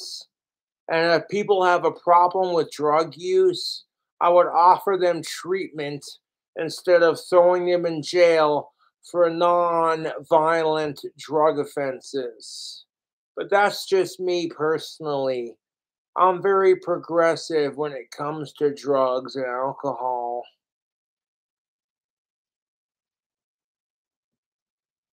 I would legalize prostitution on top of it for 21 and up, both to receive it and to get it.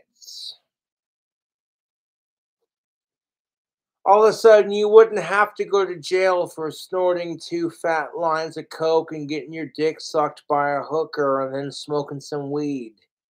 You know, people would be like, hey man, sounds like you had a good Wednesday night.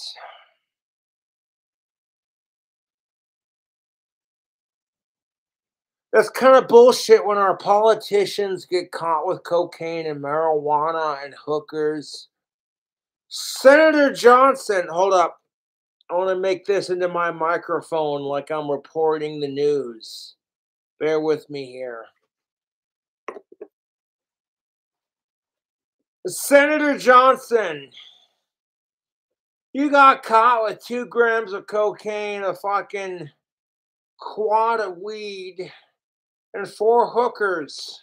How do you plead? It's all fake news. It's all fake news done by the other side. I swear to God. And it's like, you know what? Human beings crave sex, drugs, and a good time and just want to be accepted. So as long as you ain't a sicko, who gives a shit?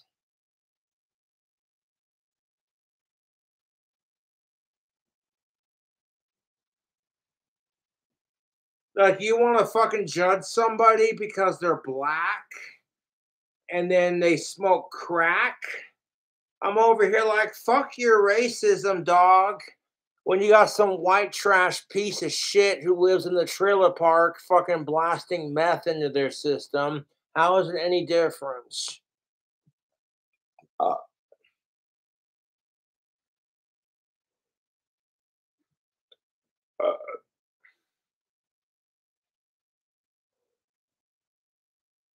Woo! I'm feeling a little obnoxious right now, so don't mind me. Don't mind me in the slightest. Yeah, I'm gonna get some more magic wands made for my Etsy tomorrow. It's not about getting my account out of the negative. It's about providing my loyal YouTube fans with a chance to buy an official King Cobra JFS magic wand from the leader of the Cobra cults himself, officially made wand kind of thing. And a lot of people will message me. They're like, how much do you charge for a personal wand? And speaking from a business standpoint, I'm like, a lot more than you can afford. I make a bunch of magic wands for my Etsy and then I list them and first come, first serve. And that keeps the market open and competitive, but also fair. I don't have enough wand wood to complete everyone's personal orders. You know what I'm saying? If I had $100 for every time someone messaged me, hey Cobra, I want one of your magic wands. How much do you charge? And I'm like, I appreciate it, but I don't do personal orders very often, if anything, once in a while. The only time I give wands away for free is if you're a legit fan or if you're a kid, because a childhood's imagination is the most precious magic on the planet, YouTube. A childhood imagination is more precious than life itself. Kids do not need some shitty VR headsets to create a world of pretend. I often did that when I was a kid. You know, I grew up watching Dragon Ball Z and being the hugest fan of Harry Potter. So whenever I'd play pretend games when I was a kid, I'd pretend that I was the hero of the story and then I would save and protect all the ladies and get all the chicks and fucking save the day kind of thing, you know? That seems kind of personal to share on YouTube, but yeah.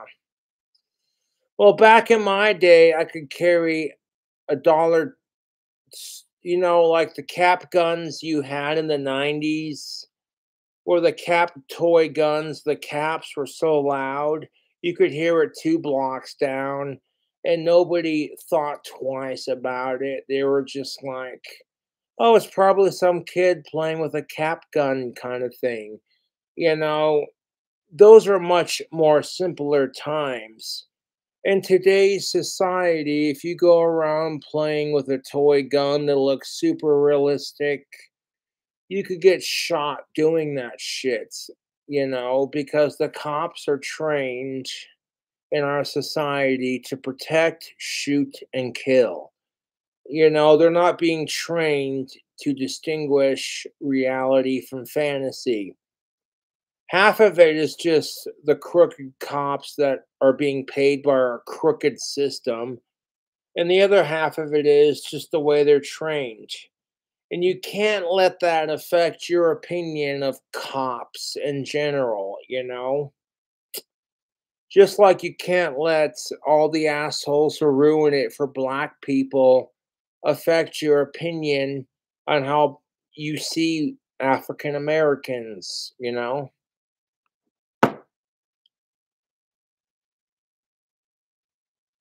I tend to speak the truth when I drink, so don't mind me just kind of going off on my own little shtick.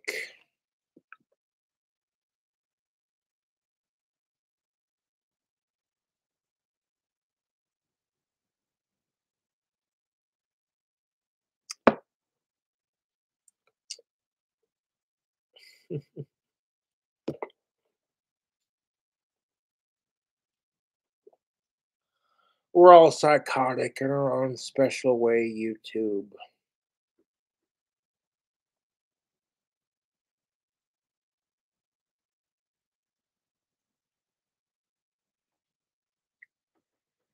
You live in Wyoming. Yes, I am live from my home state of Casper, Wyoming, the state of Wyoming, the town of Casper. And dude, I love Casper, Wyoming. It's where I live. It's my town. It's my community. I don't mean it's my town like physically, it's the town where I live. So when I hear about all the fucking like all the meth problems in Casper, Wyoming, I'm like, dude, you're better off just sticking to cocaine and weed because that shit, in my opinion, is classier. Sure, it's more expensive, and that's the appeal of crystal meth is that it's cheap and it gets you high. But you can get the same effect drinking a monster energy drink. Honestly, it's not worth it.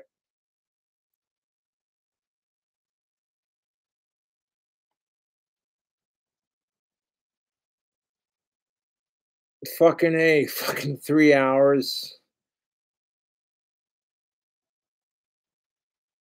Ozzy Osbourne vocal cover. Last video I saw, YouTube gave me an Ozzy Osbourne interview that I haven't seen yet, so I kind of spurred on my last video, like, ooh, an interview I haven't seen yet? And I watched it on camera, and you watch my entire autistic face just light up because Ozzy Osbourne's on camera and still kicking. Whenever I hear my older friends who were younger than Ozzy Osbourne bitch about how old they are, I'm like, honey, age is only a state of mind. Ozzy Osbourne's 74 years old and he has Parkinson's and he's still kicking ass. Okay, so age is only a state of mind.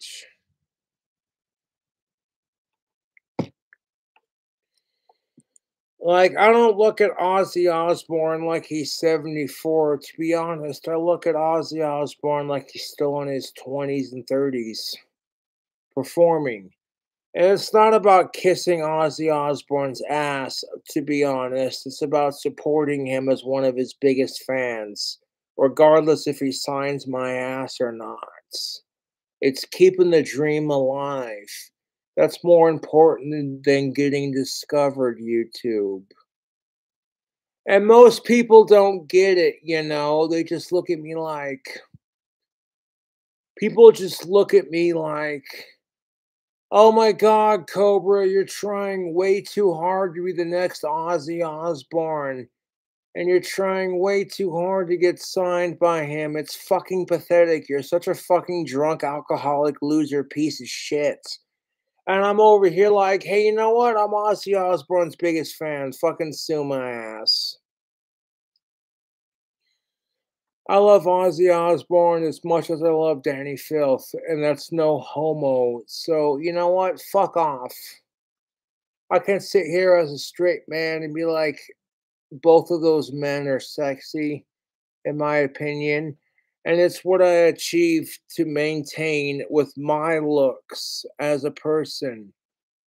Okay, if you have an idol, you totally get it.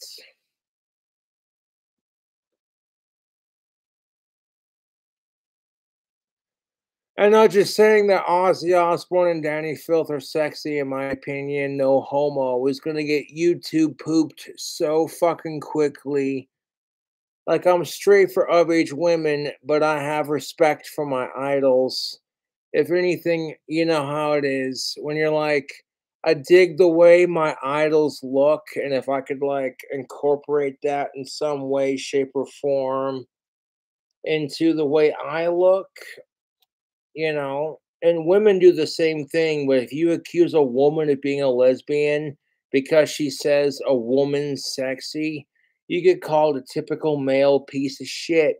And don't you dare fucking put labels on a woman. How dare you, you fucking asshole? But if it's gender reversed, I find myself saying that a lot.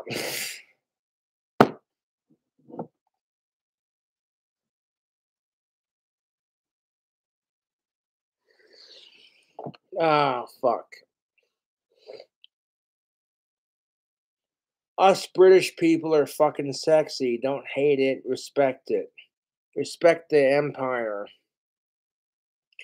That might sound kind of controversial to say, especially in today's society, but respect the fucking monarchy, you fucking assholes, because you wouldn't have today's society if it wouldn't for the British Empire. You want to call me an ass kiss and a fucking traditionalist, whatever the fuck stupid bullshit you want to make up to make me look like the bad guy because I want to take pride in my British Scottish ancestry. Uh, Excuse me.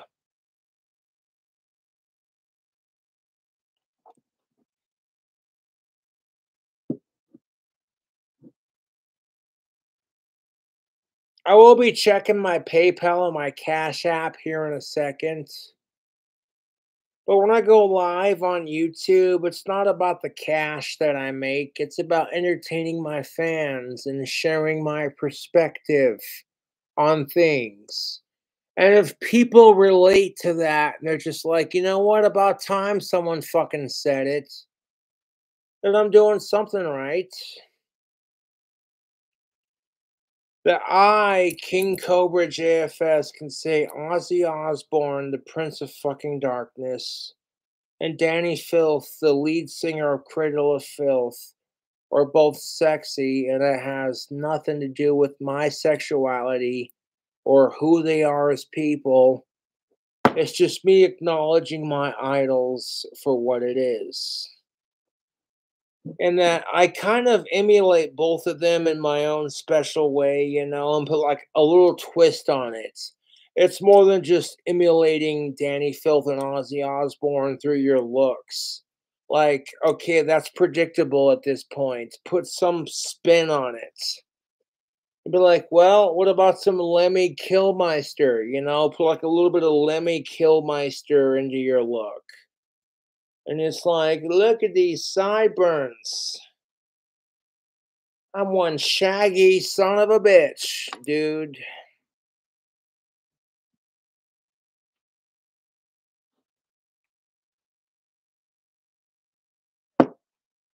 And it's not a matter of boosting anyone's confidence, you know, it's just paying respect to the people who inspire me to keep being awesome. You know, like you look at Cradle of Filth and some of their songs and some of their t-shirts. Yeah. If you get it, you get it. If you don't get it, it's whatever, you know. Goddamn, Jake. Here's where it's at, bud. I'm working on it. Fucking the dude who sent me the free alcohol and the 2 liter of Mountain Dew says, I don't care if you mix it. I don't care how long it takes you to drink it. I will pay you $100 if you finish the entire thing on stream. And I'm like, well, okay, I'm down for that.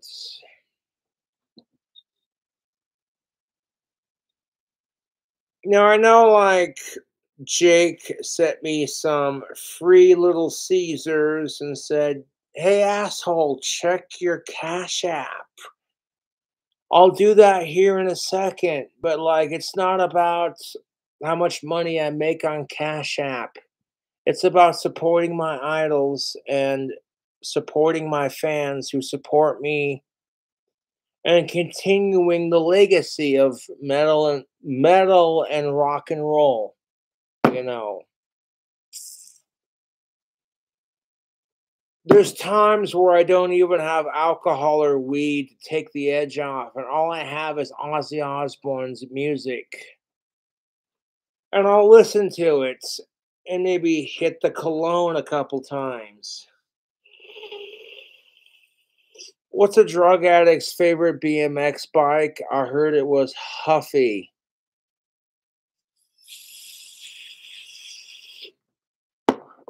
No, I don't have to cologne in a hot minute. There's a little toot toot for your boot boot. Okay. Yeah! Frying my brain cells on. I'm terrible sometimes.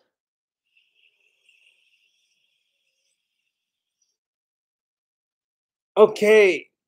Just because you see Cobra doing drugs and alcohol and smoking tobacco, speaking from somebody who's living the lifestyle, you're better off just saying no to it.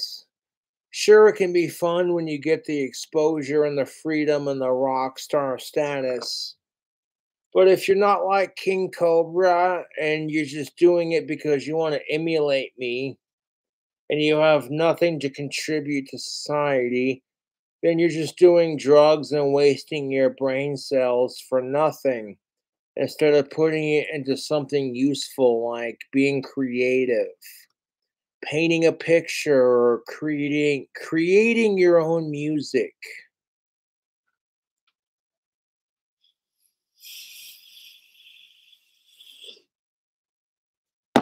Like, not trying to brag, but look at that. You see that, YouTube? I got my Ozzy Osbourne knuckles right there, done in black and green, my two favorite colors. And of course, right here on my right arm, I got my Cradle of Filth band logo.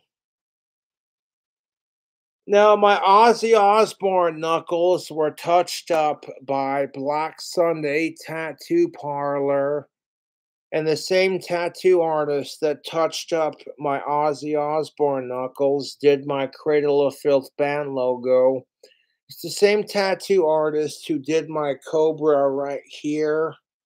Right now, I'm a little bit tipsy and stoned from doing shit, so I can't remember names, but dude, I'm telling you right now, if you want to get a tattoo, the best place in town to get a tattoo, the best place in Casper, Wyoming to get a tattoo, in my opinion, is Black Sunday Tattoo Parlor over in North Casper. You watch the documentary of Now It's a Party. That was pretty much accurate. Like, I'm sitting there drinking a beer while I'm getting fucking, you know, I'm surprisingly really good when it comes to getting tattoos. I sit perfectly still and I just kind of, I zone out. I don't care if I'm stoned or fucking drunk when I get a tattoo done. The pain doesn't bother me. It doesn't matter how painful it is. I kind of zone out. And I think to myself, okay, this tattoo is going to be fucking sweet when you get it done.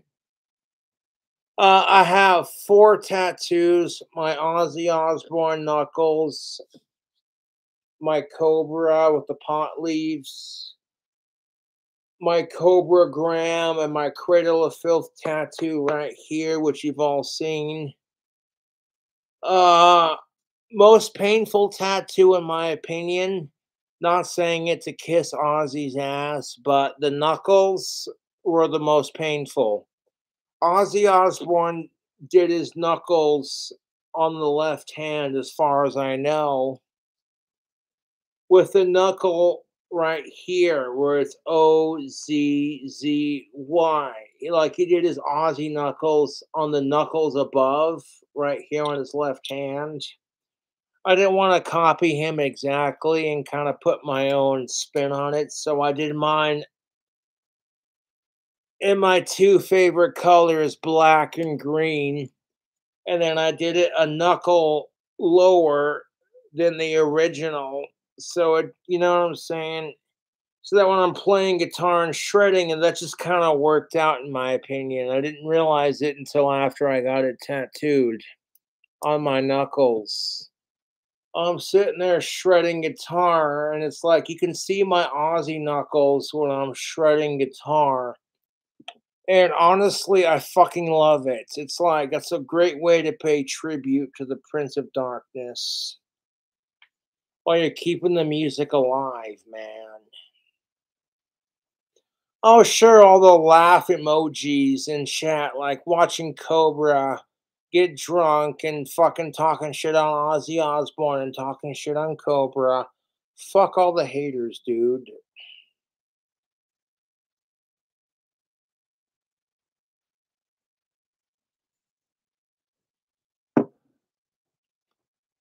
Dude, someone fucking challenged me to drink a whole 750 milliliter of vodka and mix it and drink it on stream. And I got a little too quickly into like getting towards the bottom of the bottle. I got there a little too quickly, so just because it looks better on camera, I'm slowing down my drink. No, excuse me, my drinking. Ooh, it tastes like Little Caesars and alcohol. It tastes like a bachelor lifestyle.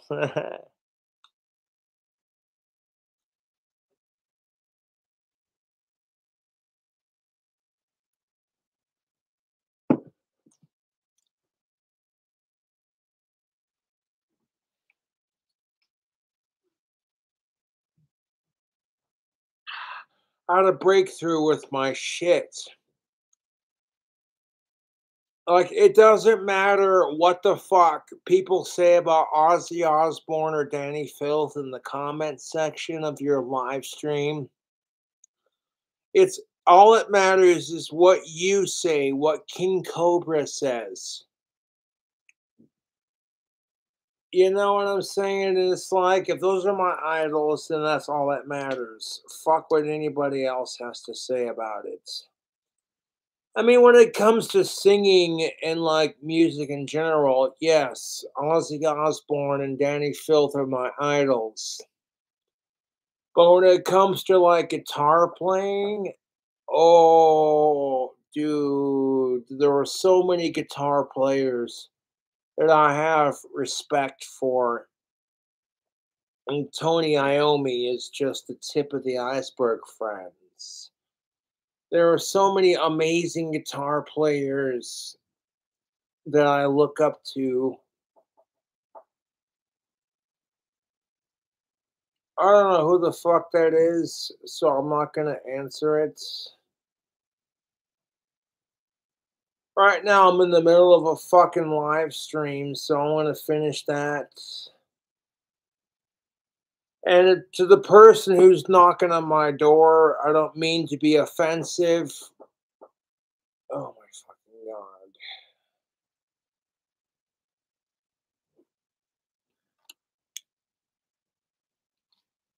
Oh, it wouldn't hurt to see who it is. Take off the vintage shades for a second.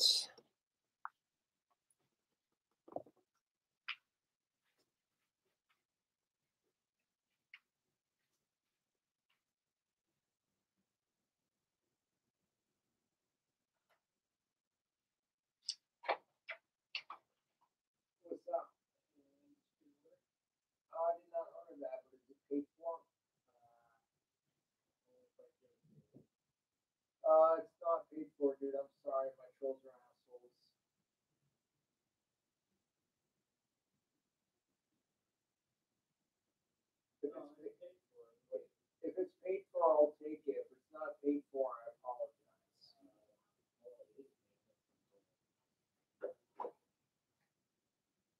Oh my fucking god, a box full of garlic butter. Oh my god, that is too fucking funny. I love to put garlic butter on my pizza, so that's just too goddamn funny. Yeah, I'll take that. It's paid for. Thanks, man. Delicious. Yeah. My fucking YouTube trolls are miserable. All of it's paid for, you know, I'll take it. Yeah, I mean, it's paid for. Alright, thanks, man. You have a good one. I have his phone number. Don't worry about it. Okay. Alright.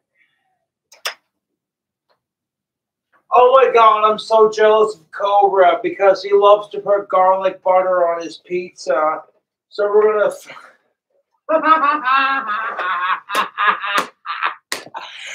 Oh my god, YouTube, hold up. I gotta laugh at this shit. This right here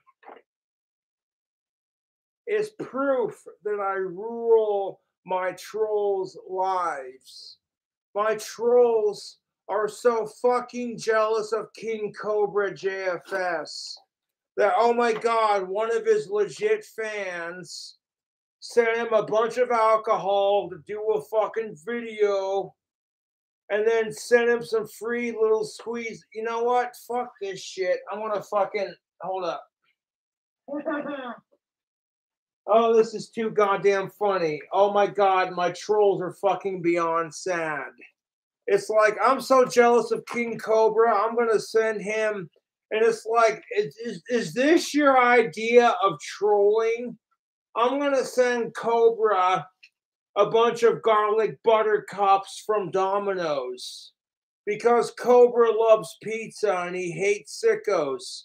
So let's spend all day calling him a sicko and then fucking send him free garlic butter cups. Because we're fucking losers. Let me just open this up for a second. Hold up, YouTube.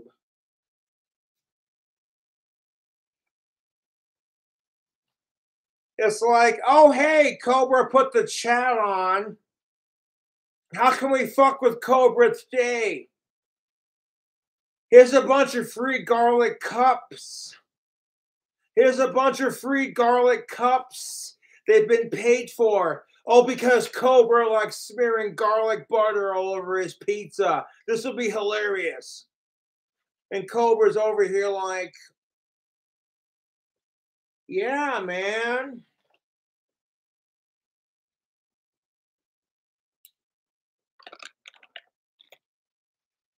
Like, oh my god.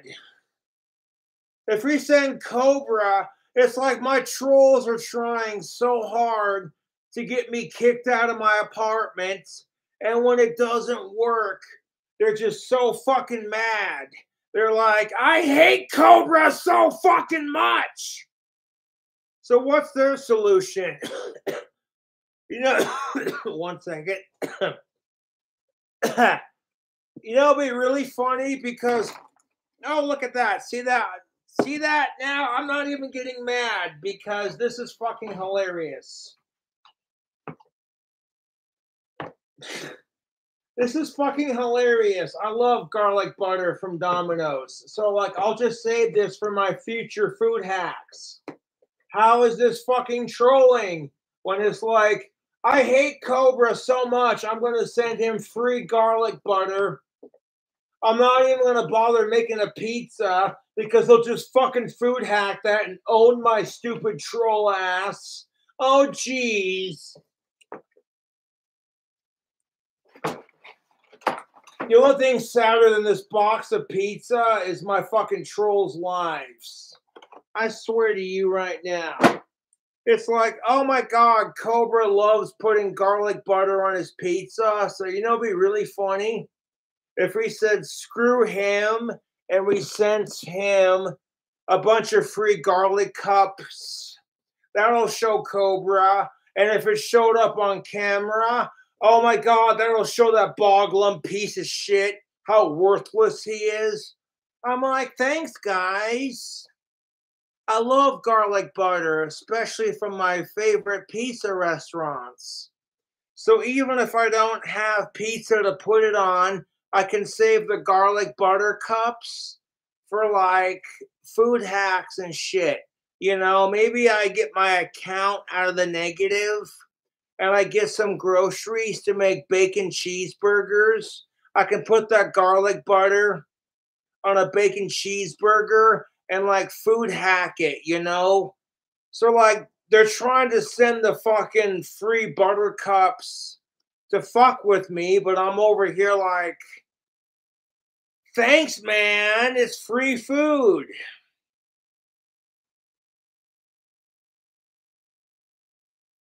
I'm so fucking jealous that Cobra gets free alcohol from his fans to do some crazy bullshit challenge.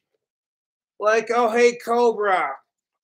Jake says if you drink this entire bottle of alcohol on camera, we'll give you $100. And my trolls are so fucking jealous of that kind of loyalty. They're like, okay, hey, I get to make $100 drinking alcohol while no one else does, like I do. Well, you know what? That's cool. I'll fuck with it. Oh, hey, Cobra, we know you're a fat, autistic, alcoholic piece of shit who loves smothering his fucking shitty pizza and garlic butter. So, you know what we're gonna do? Oh, please enlighten me. We're gonna fucking send you a fucking box full of Domino's fucking garlic dip cups. That'll show Cobra. And I'm over here like, thanks, man. That'll put some great flavor into my next food hack. Meanwhile, I've got like 2 pieces of like the little squeezers left. I'm sitting here like, dude, this is supposed to troll me? I'm like, you don't see me sending my trolls free food.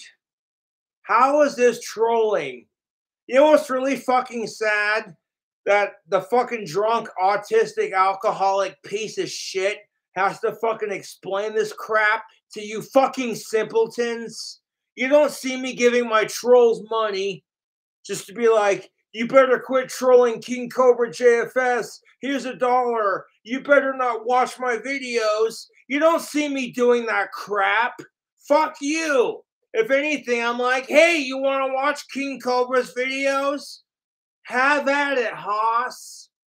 It's not like people are holding a magic wand to your fucking head, threatening Avada Kedavra or the Cruciatus curse. Like, so help me God, you better fucking watch Cobra's videos or you're getting the Cruciatus curse. Like, fuck you, dude.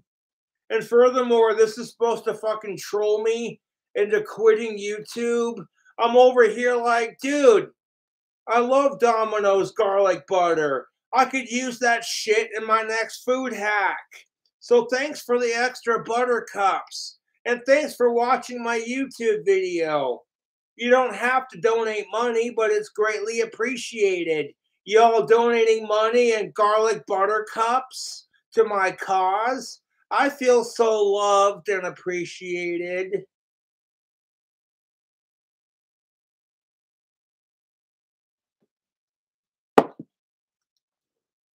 Like, oh, one of Cobra's legit fans sent him free alcohol to do a fucking challenge stream with. You know what'd be really funny? Yeah, what would be really funny is if we took, and the same dude who sent me the free alcohol sent me some free Little Caesars to munch out on, and my fucking trolls are so fucking jealous that they think, oh, you know, it'd be really funny if we made fun of Cobra by sending him a bunch of free garlic buttercups. And then when Cobra gets it, I'm like, shit, something to dip my last 2 pieces in. Fucking A. Thank you, trolls. Thank you, YouTube trolls. I got some garlic butter to dip my last 2 pieces of Little Caesars in. Hold up.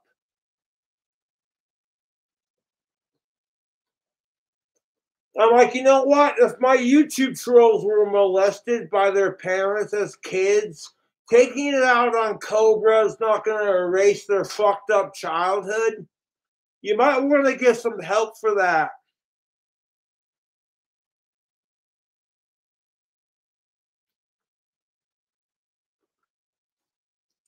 You want to fucking sit there and obsess over calling Cobra a sicko when Cobra fucking hates sickos more than he loves Ozzy Osbourne and Cobras? You're fucking with the wrong person, dude. I want to turn your insults around on you. Once again, I want to say to my YouTube trolls, thank you for sucking me and Ozzy Osbourne's dick and giving me some free butter for my pizza.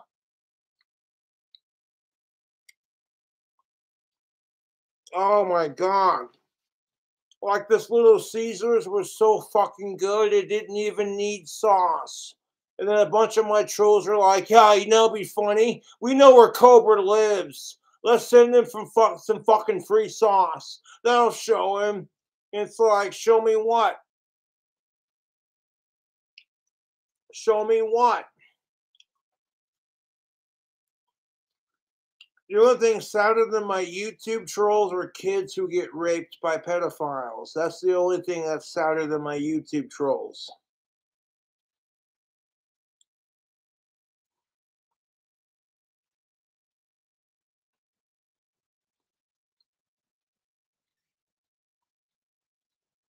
How is that trolling? If I hate Justin Bieber, why the fuck would I send him free food?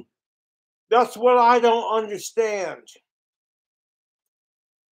Like if Justin Bieber had a craving for garlic butter on pizza, how the fuck is this trolling? Honestly, I want to say thank you because that's a nice touch to the last two Little Caesars cheese sticks.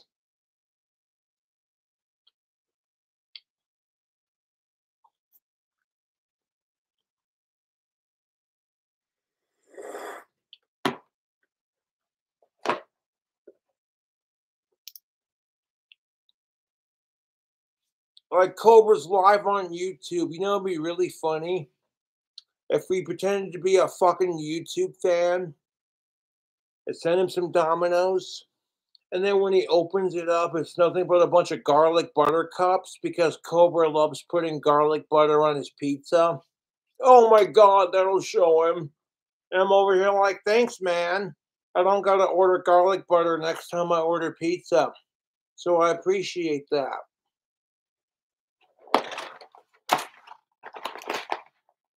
I'm like, I swear to God, dude, my trolls need to get a life more than I need to get laid. That's the fucking truth, dude. These fucking pelican fuckers. I'm over here like, how the fuck is that trolling? If King Cobra JFS likes garlic butter and he likes smearing it all over his pizza, and sure, some of you might be like, oh, that's disgusting because maybe garlic is not your cup of tea. That's fine. That's your choice.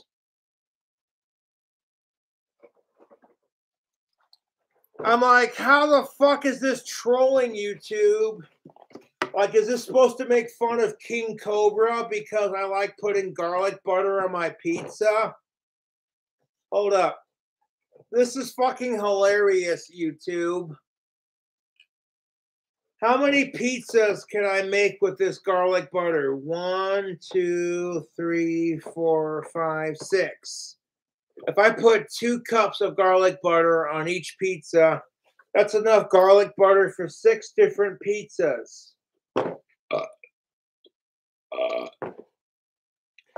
So thank you to my YouTube trolls for supporting me and getting Ozzy Osbourne to notice my ass, as well as Danny Filth. And thank you for sending me all this free, delicious garlic butter, because let me tell you, I love my garlic butter, despite being a vampire. Okay, the whole vampires hate garlic, that's a fucking stereotype. Go fuck yourself. Thank you for sending me free garlic butter. I appreciate it. I'm going to use that for my cooking and for my next pizza order. I'm sitting here going, man, I'm so full from the Domino's / Little Caesars that my fans already sent me. And then my fucking trolls are like, oh, fuck Cobra. I'm so jealous of King Cobra. He gets free alcohol, free tobacco, and sweet care packages. And people give him money to his PayPal and Cash App. I fucking hate Cobra so much. You know what? Fuck him. I'm going to send him some fucking garlic cups. I want to make fun of that fucking fat retard, fucking autistic piece of shit. Hey, Cobra, you fat ass. You love smearing butter all over your pizza. I hope you die of a heart attack. And I'm over here like, waiting patiently, my dude. But if life doesn't want to take me after smearing butter on everything, then I guess I'm not meant to die just yet.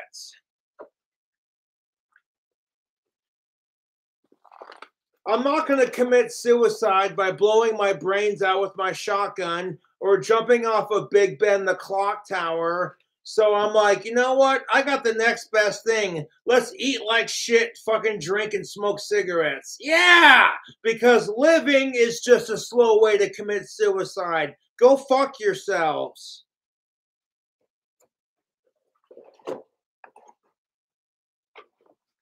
Oh, excuse me, YouTube. Let me just, woohoo! I'm sorry, but YouTube, this fucking Domino's box of fucking garlic butter makes me laugh my fucking ass off because I'm sitting here like, dude, I love Domino's garlic butter and garlic butter from all my favorite pizza chains. So how is this trolling? You sit there and give me a fucking dollar on Cash App and PayPal to be like, you better not go live, Cobra. I fucking hate your guts. And I'm over here like, I want to go live regardless if you like it or not. Oh, hey, thanks for your dollar, prick.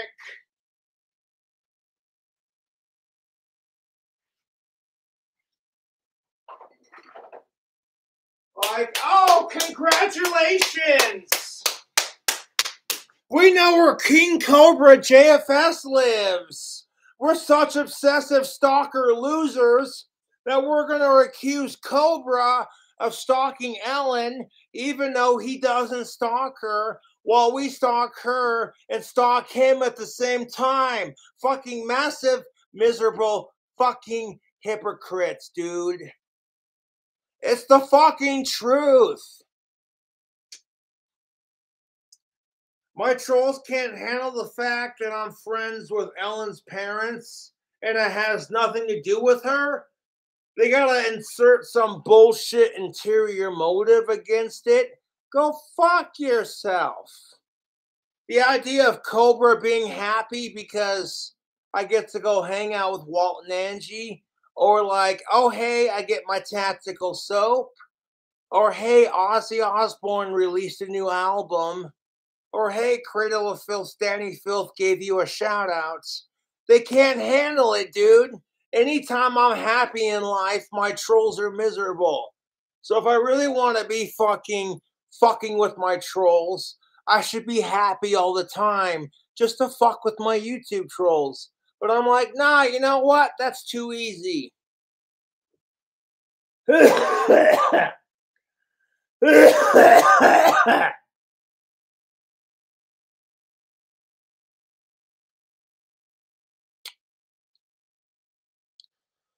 I am going to keep this video on private until it's fully uploaded, and then once it's fully uploaded, I will make it public. I fucking hate sickos more than I love Ozzy Osbourne, the Prince of fucking Darkness, you know. And what kills me about it is my fucking YouTube trolls will spend all day, every day going, how the fuck can we call King Cobra? Oh, excuse me. How the, ooh, man, I got the hiccups from the alcohol and the buttery goodness. Ooh. How the fuck can we call King Cobra a sicko even though it's so obvious Cobra hates sickos more than he loves cobras? Uh, Never mind how desperate it makes us look for attention. Never mind the fact how it makes my trolls look like sickos themselves and how they're projecting their insecurities onto Cobra. No, we hate Cobra, so therefore, and I'm like, you want to bully me for this shit?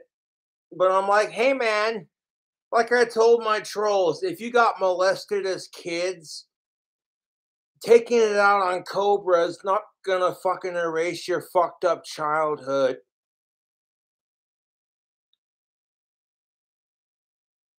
I'm serious. If my YouTube trolls were molested as kids, and that's why they have this weird obsession with pedophiles, I'm like, bullying Cobra for hating pedophiles isn't gonna erase your fucked up childhood. Like, Cobra, you need to get laid, you fucking sicko. And I'm over here like, wow, your life is fucking sadder than mine. And I'll drink to that.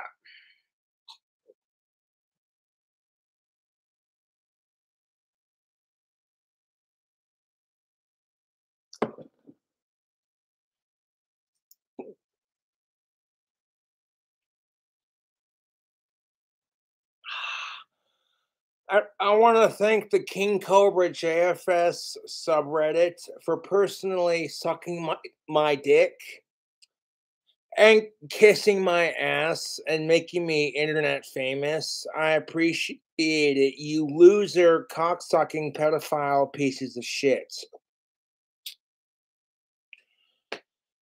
Every time you call King Cobra JFS a pedophile or a sicko, you're basically calling it to yourself. Because I would sacrifice everything I love in my life, including my wand business, my YouTube fame, getting signed by Ozzy, my dream house, everything that I love and want in life. Everything that I have included, I would sacrifice all of it to end sickos. Even if I never got of age pussy for the rest of my life, so be it.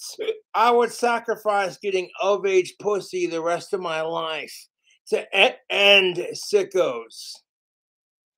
And yet somehow my fucking YouTube trolls are so fucking retarded. Their obsession with me is honestly fucking sad. I have to wonder if my trolls are more autistic than I am.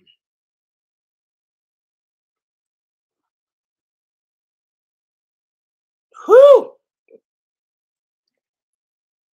This old goth autistic Ozzy Osbourne wannabe cowboy is gonna wanna be my ass. Shit, I'm one of his biggest fans. Fuck you.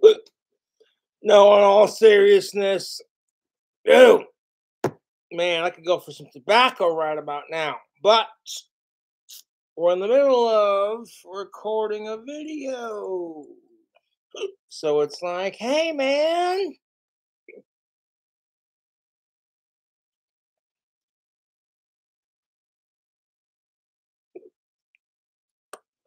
Like, Cobra, quit trying so hard to be the next Ozzy Osbourne. It's pathetic.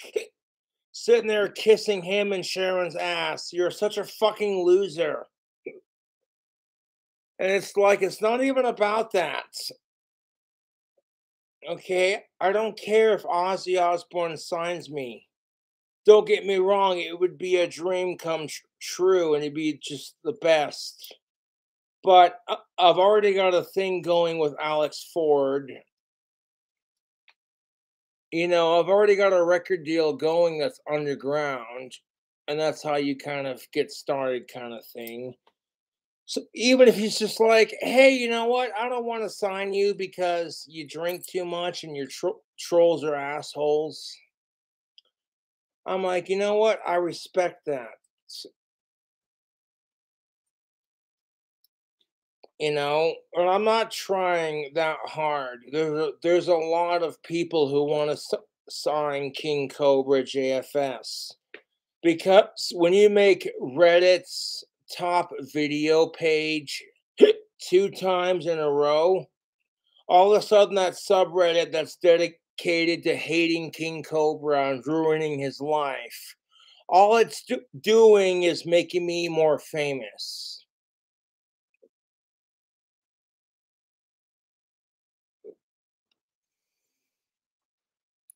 No, I've been very vocal about this on YouTube. I'm like, that would be fucking sweet if Ozzy and Sharon signed my ass, but what's in it for them? Okay, I don't want Ozzy Osbourne to sign my ass just because I can sing like the Beatles and I'm one of his biggest fans.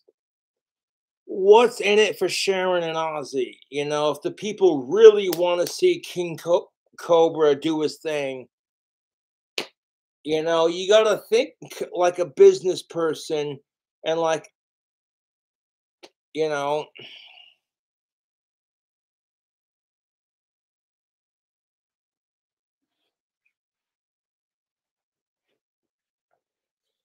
that's just it. If I had 1 million subscribers on YouTube to go with, hold up. Whew! I could feel like garlic butter clogging up my arteries, and I'm feeling just delicious about it.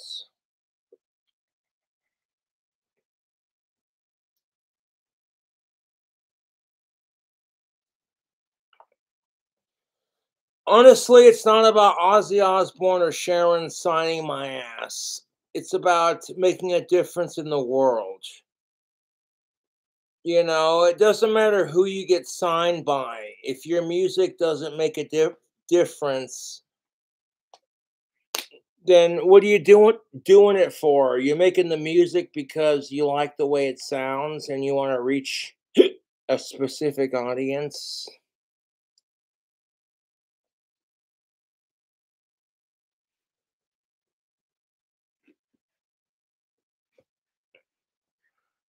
Like, I'll be the biggest critic of myself, YouTube.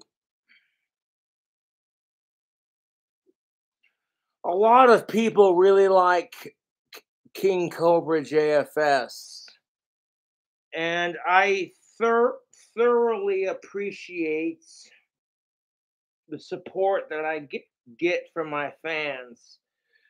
Even if I don't have like a bazillion fans, I appreciate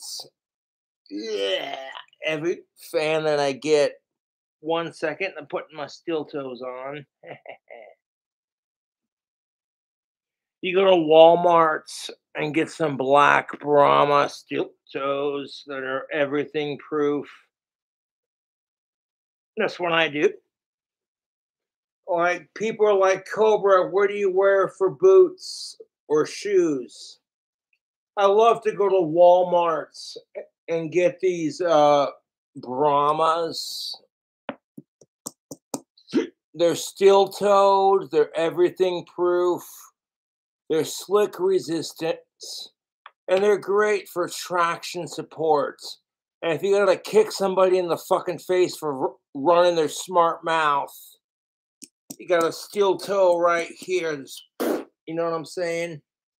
So yeah, I would highly recommend Brahma steel toes. Oh man.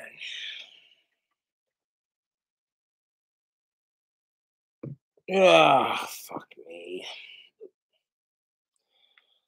I agreed to do this challenge. One of my fans, Jake, was just like, hey man, if you drink this entire bottle of vodka on YouTube, I'll give you $100. And I'm like, and okay, no challenge, no fucking being like, okay, I don't care how long it takes, do your thing kind of thing. I'm like, it sounds almost too good to be true, but Then fucking Jake sent me some Little Caesars, which I downed.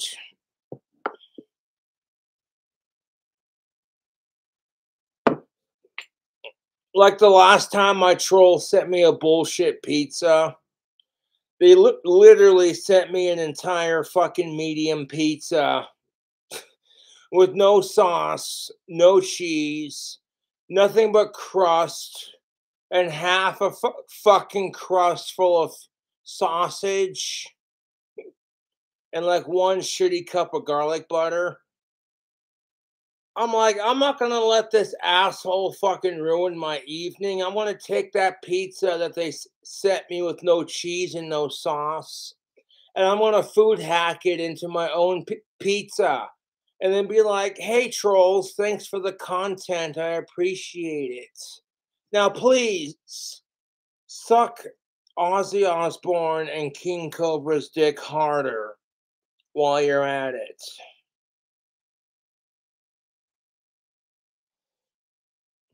Like, oh my God, we're gonna send Cobra a fucking pack of Domino's box full of nothing but garlic butter, hoping he'll freak out on camera and have an autistic freak out. And when it doesn't work and he just bitch slaps the trolls with it, I tend to think, hey man, Cobra's pretty legendary. What the fuck are you doing with your life?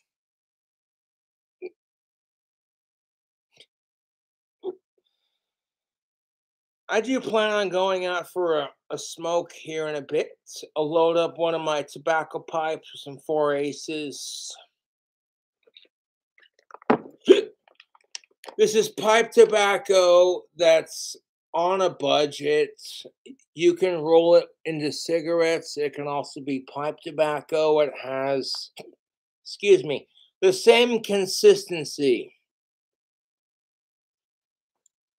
I get it at my local smoke shops, like 4 Aces, regular. A bag this size will literally cost me $15 versus spending Wyoming prices for a carton of cigarettes. Like when you buy a bag of 4 Aces pipe tobacco, and it costs more money to buy a carton of cigarettes, and you're trying to make your money stretch, what do you think you're going to do? You're going to go to the Mills smoke shop and you're going to pick up a bag of this. That's what I'm saying, dude. 100.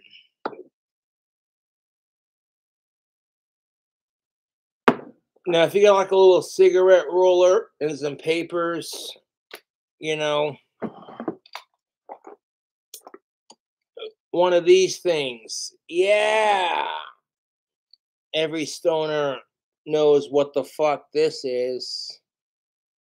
I call these pouch rollers. You get them all open up just like that. Show the size set. There we go. Show it. See how it's emptied? You load it with some pipe tobacco and some marijuana, and then you just boop, close it. And then you roll it this way. Now it doesn't have anything in there, so you know it's gonna bunch up on the roller.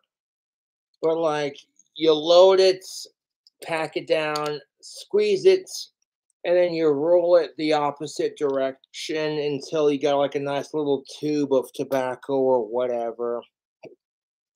Then you stick your fucking cigarette paper into the roller. You want the sticky side facing up. You know the strip, if you like go to roll a joint or cigarettes and you see like a strip that's a different color than the paper, and if you lick it, it gets really sticky. That's your sticky side. You want that sticky side facing up and towards you. Give it a lick, a quick, light, very delicious lick. Roll it. like if it's packed down, like you see me fuck with these on my YouTube channel long enough, you already know what's up. You pack your spice, your tobacco, whatever fucking smokable that you have that you're trying to roll into a cigarette joint, whatever. Pack it in there, roll it, lick it, etc. Roll it, you know. If I had some actual cigarette papers, I'd show you how to do it more properly, but using that kind of roller is pretty straightforward. It's pretty easy once you get the hang of it.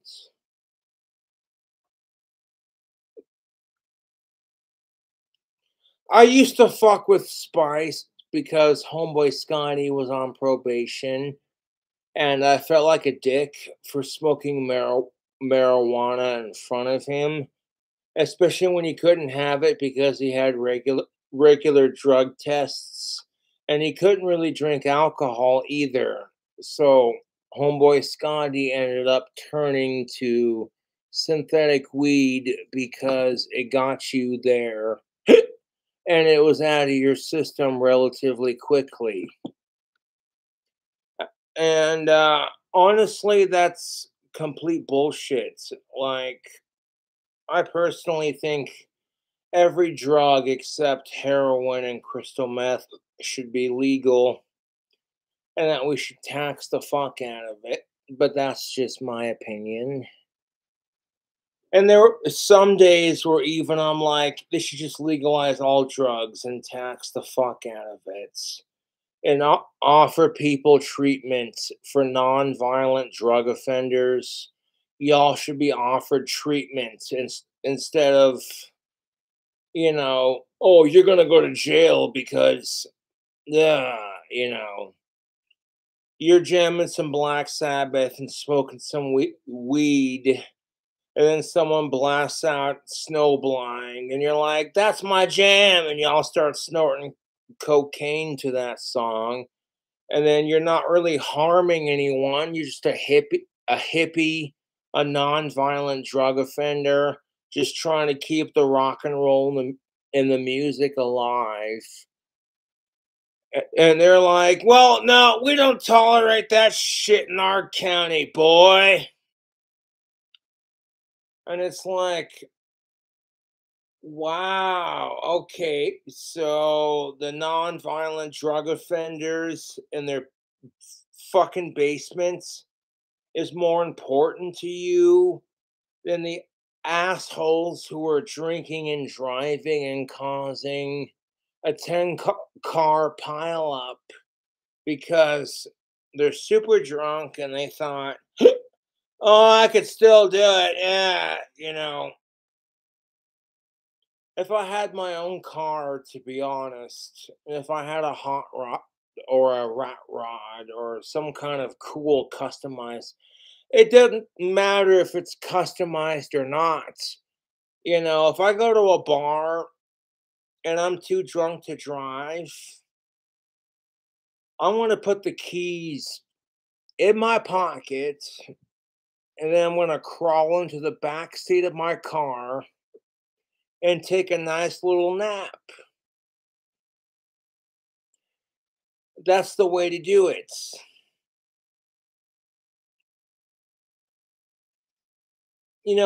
My dream is to build a Model T C cab rat rod hearse that is just customized, like if a Model T C cab in a '59 Cadillac Superior Crown Royal end loader hearse. You know what I'm saying? Some hooker exhaust, some Dracula headlights.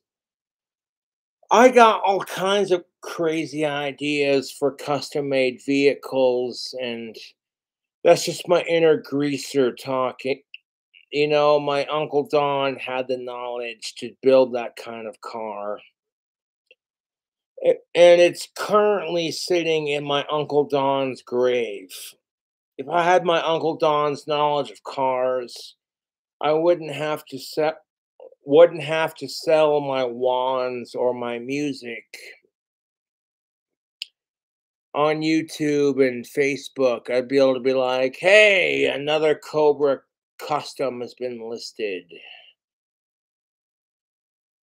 So I love cars and I love music and magic and just doing my thing, you know.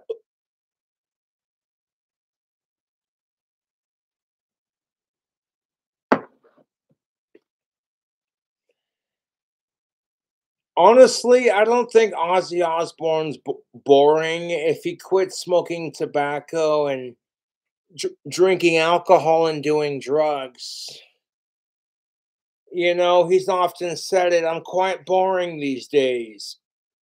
I disagree.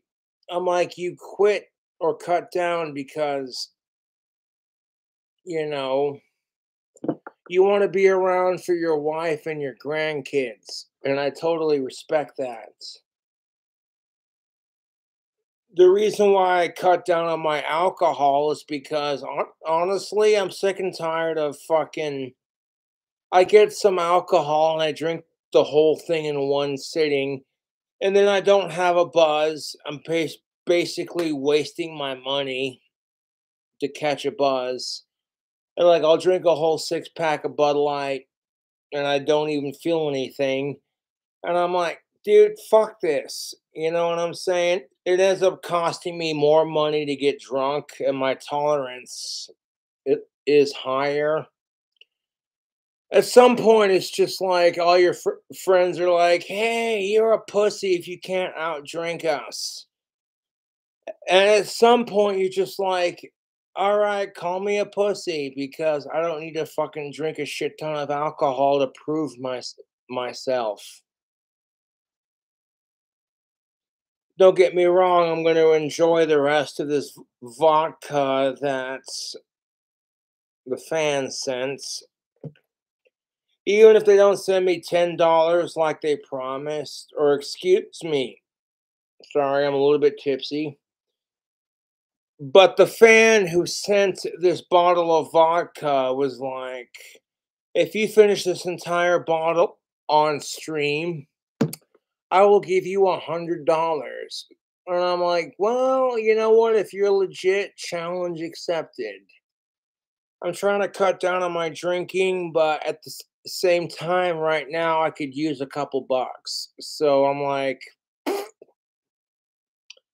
swallow your stupid, stubborn pride and be like, show them the old school King Cobra JFS.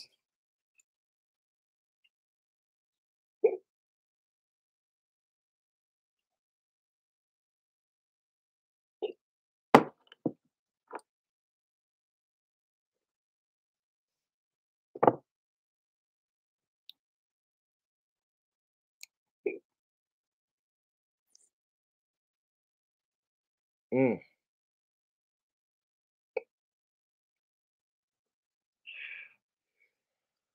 My biggest issue is I got to work on my confidence, and I need to quit assuming the worst before it happens.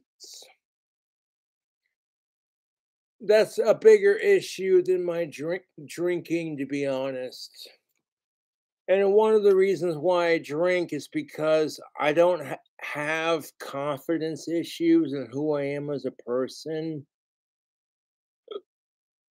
In that I assume the worst before it happens.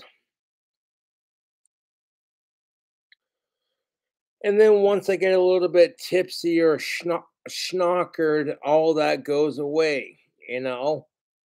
And me personally, I acknowledge that I shouldn't need alcohol or marijuana or any drug or alcohol to have confidence in myself to be like, it's okay to get stoned and drunk and fucking wasted, but doing it all the time, you know what I'm saying? It's just all about finding an inner balance between my inner Ozzy Osbourne and the responsible young adults. And that's not to criticize Ozzy, to be honest. He's one of my fucking idols.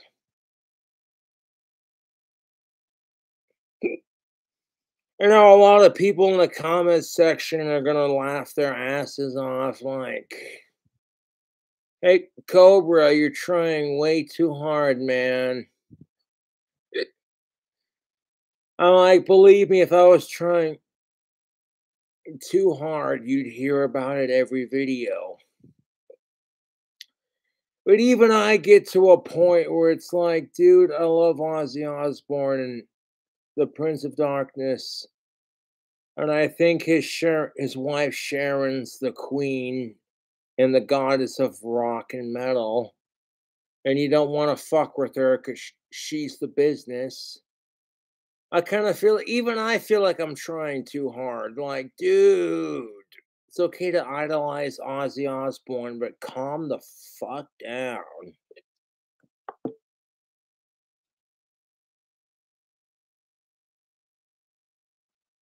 Like, bro.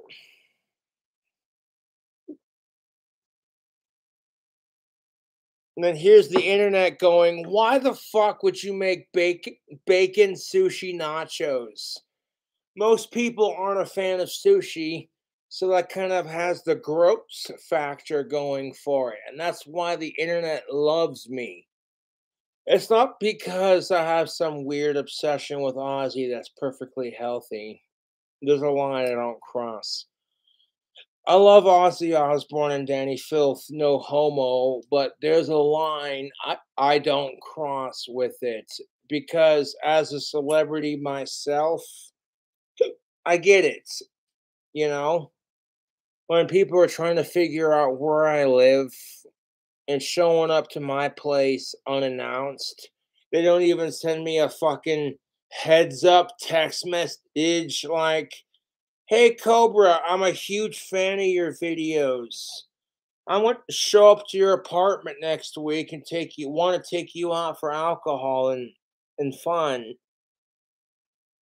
I'm like, well, I appreciate it, but like a little bit of heads up would be nice, you know? A little bit of warning, a little bit of, hey, this is gonna happen in a couple of weeks. And me getting arrested for being drunk in public and making an ass of myself and having it dropped because the cop that arrested me was just like, this guy's autistic. You know, I consider myself extremely lucky that I've only gotten a very mild taste of what it could have been. Although I will say this, having your dad pick you up on Christmas because you were a drunk piece of shit and assuming the worst before it happened, that's kind of been my problem my whole life. Is I'm so used to negativity and being bullied that I tend to assume the worst before it happens, so it hurts less when it actually does happen. And honestly, I gotta work on that. I assume the worst before it happens because it hurts less when it actually really happens.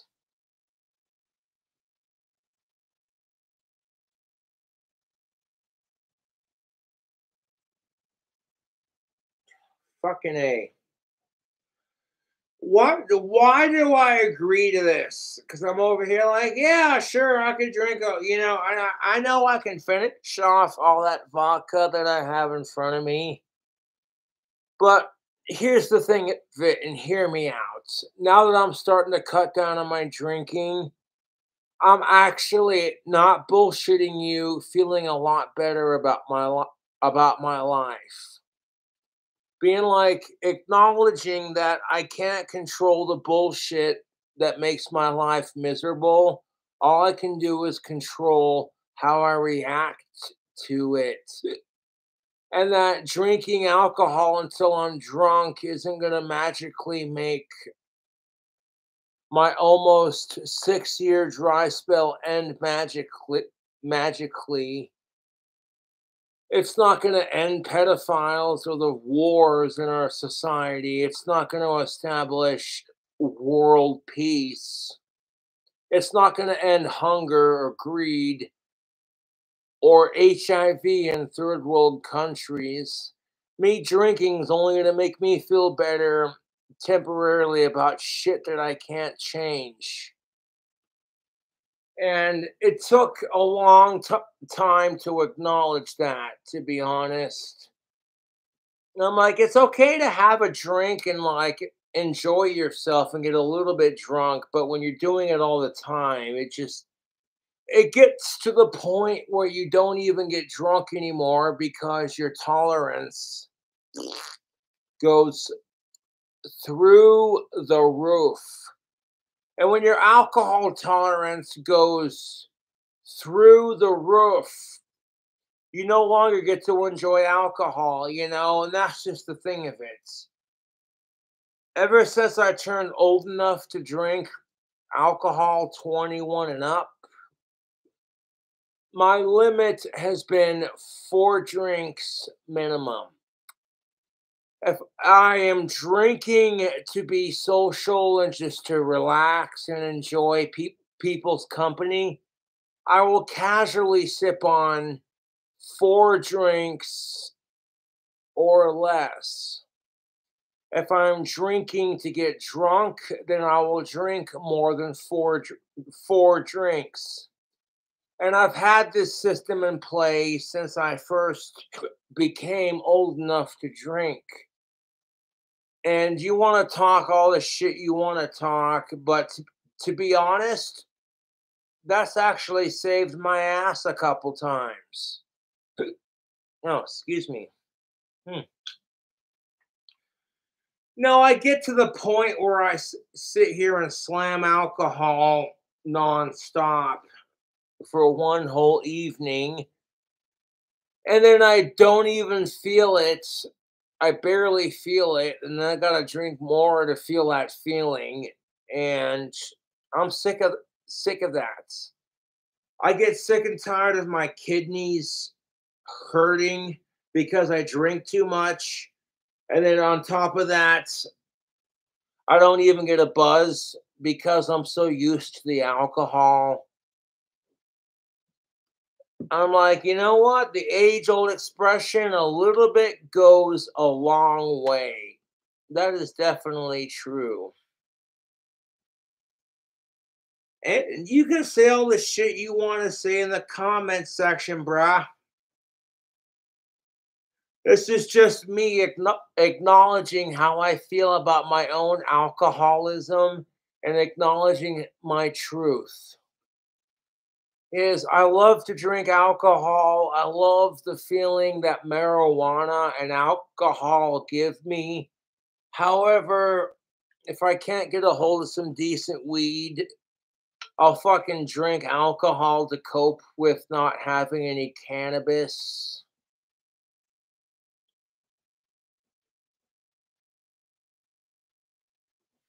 And it's just like, even then, when you smoke cannabis to escape your problems because you want to get high and relax, like, even then, you have to acknowledge that even though cannabis is a lot safer for you than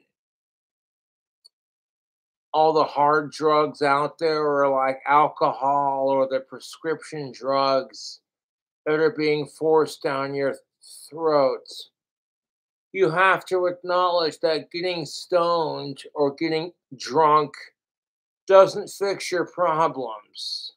Hey, don't get me wrong, it's fucking amazing when you get stoned and when you get drunk. When you're stereotypically stoned, you and your friends are smoking marijuana, and then you get the giggles and the traditional side effects of said drug, or in this case, plant. I'm telling you right now. Oh, I got the farts. Excuse me. Ugh. Woo!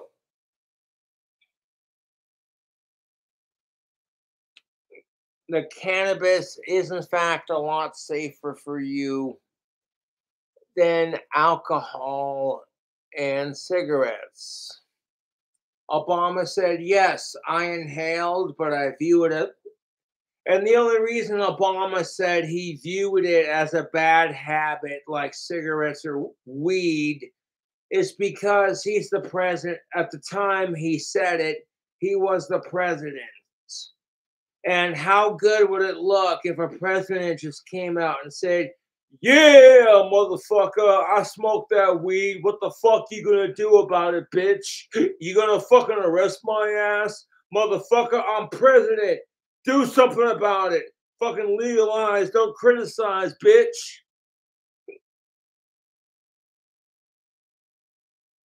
So, of course, Obama only said that crap to protect his ass as president. Like, hey, kids, don't do drugs, even though if the doctor says you have ADHD.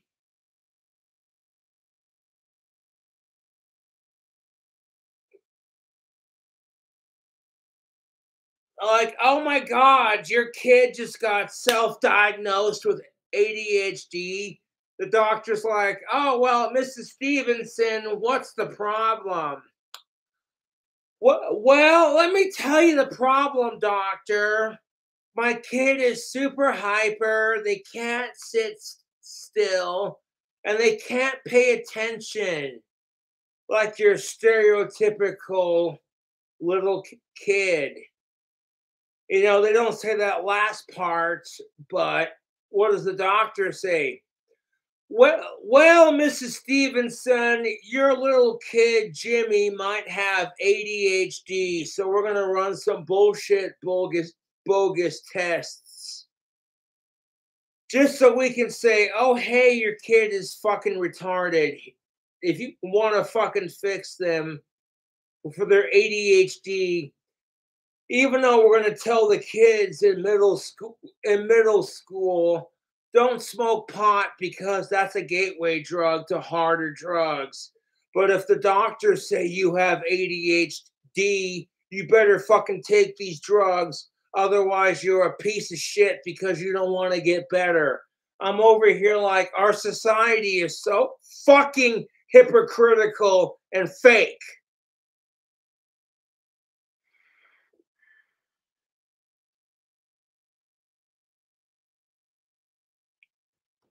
All of a sudden your kid's coming home from school like, guess what I learned in school today? And they're full of energy and just full of carefree kid spirit. Fuck pedophiles.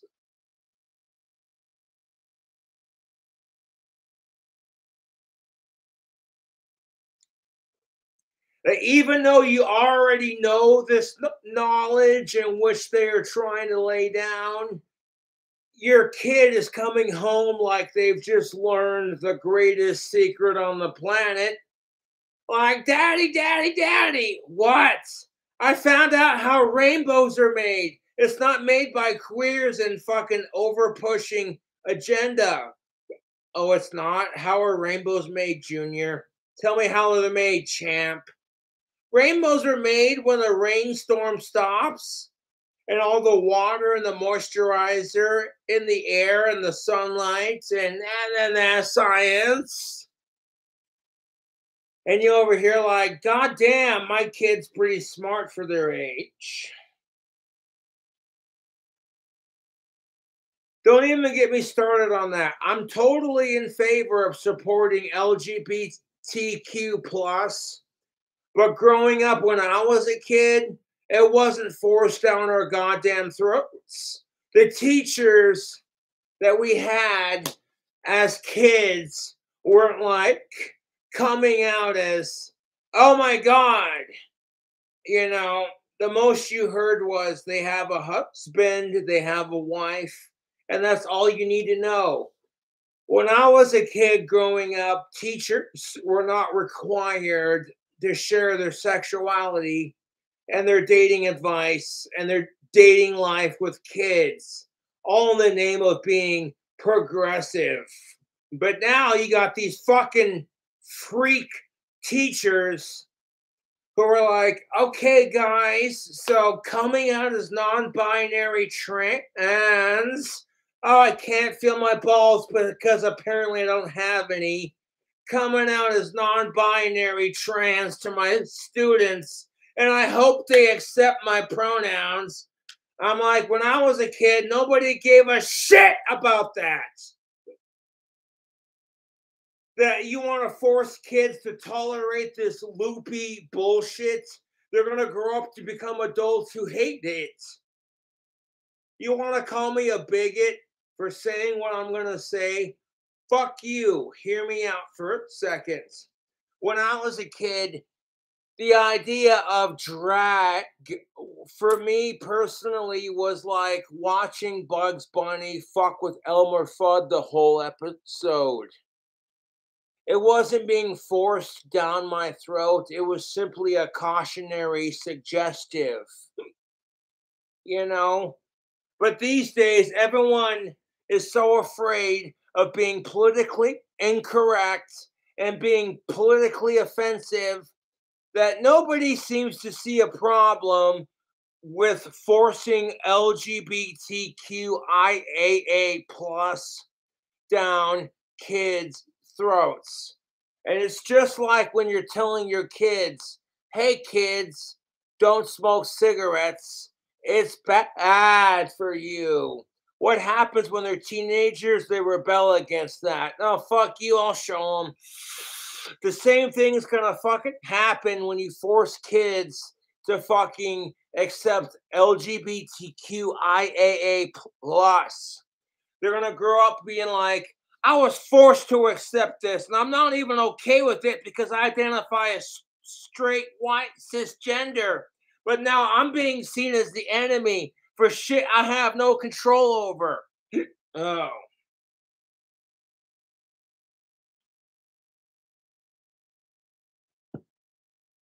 And like, look, if you want to teach kids to be tolerant of LGBTQIAA plus, wait till they're the right fucking age when they're mature enough to grasp the bare basics of gender.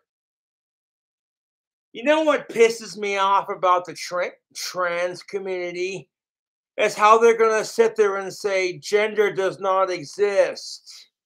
But so help me God, if you don't identify that stunning and brave individual by the gender they identify as, then you're a bigot.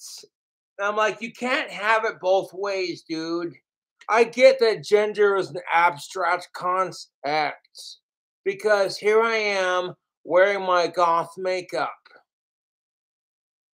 How many times have I been insulted for wearing nail polish and eyeliner? I've been called a tranny faggot because I rock my goth makeup and my nail polish. And then despite being cisgendered and straight for of-age women and heterosexual, I get so much crap from people. People calling me a sicko, people calling me a fucking tranny, people calling me a faggot. And I'm like, fuck all of you for labeling me, dude. I don't sit there and label you based off of the harassment you give me. You know how hard it is to be a straight cisgendered ally when you get crap for being straight and cisgendered by the same fucking goddamn fucking society that says you better accept them for being a fucking tranny weirdo, otherwise you're intolerant. But they can sit there and call you a freak because you're cisgendered. I'm like, here's the thing of it. Revenge hatred isn't going to make anything better. if transgendered people and women and blacks want equality, then it should not be okay for you to crap on me because I'm cisgendered, white, straight, and biologically male. If I'm not allowed to crap on you for your shit, and as long as you ain't a sicko, who gives a shit?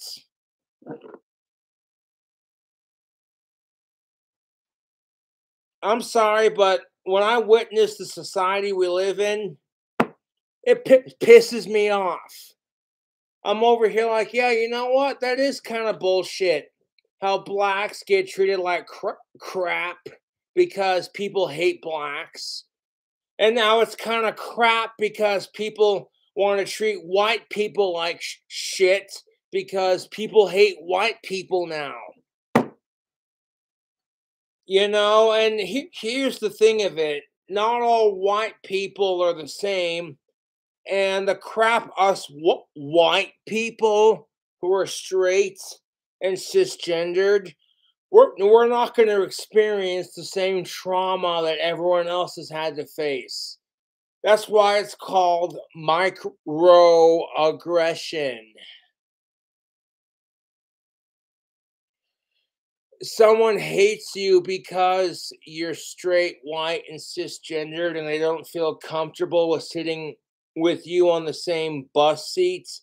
So they're telling you to go to the back of the bus because you're white, and everyone else has had to put up with your fucking privilege. So it's time for you to take the back seats.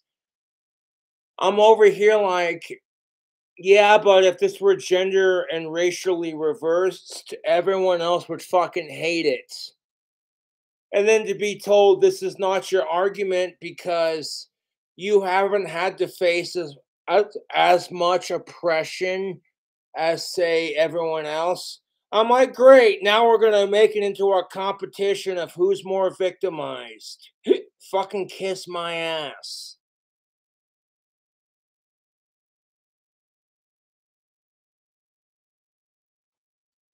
And I'm not trying to be a bigoted asshole about this. I'm just trying to make logical sense about this. And logically, if I hear blacks and women go, I'm sick and tired of society judging us because of the asshole gangbangers and the fucking cunts who ruin it for your people and for your gender, just to have all of you turn around and be like, oh my God, you're white and cisgendered and straight. Well, fuck you, you intolerant piece of shit. How dare you exist? And a lot of people might get mad at me for saying that. Quite frankly, I don't give a shit.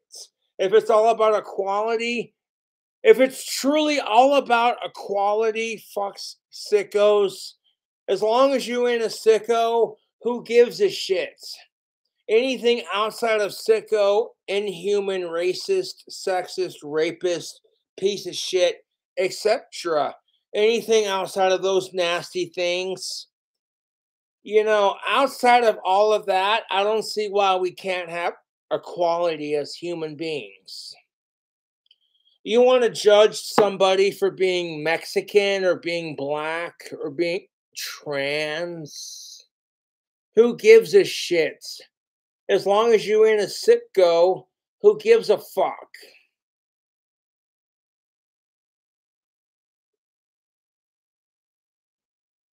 You want to judge somebody for being gay or straight? I'm like, as long as they're not being a sicko, who gives a shit?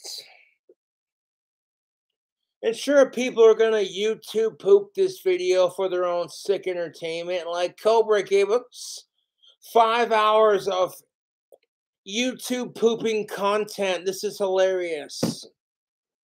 I'm over here like, how sad is your life?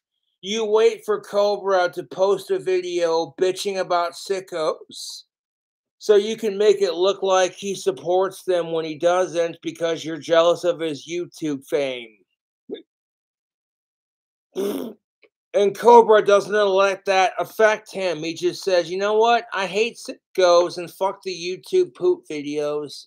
Y'all are jealous of me and Ozzy Osbourne. Otherwise, you wouldn't try so hard to fuck with us. You know, my fucking YouTube trolls who are messaging Ozzy Osbourne being like, you better not sign King Cobra, boy. You know, the same stupid messages they send me.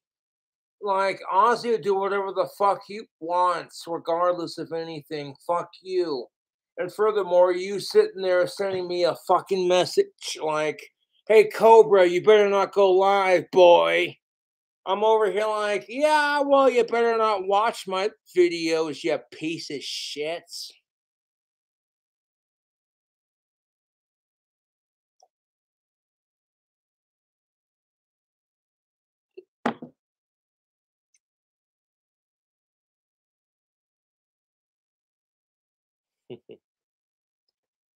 Hmm.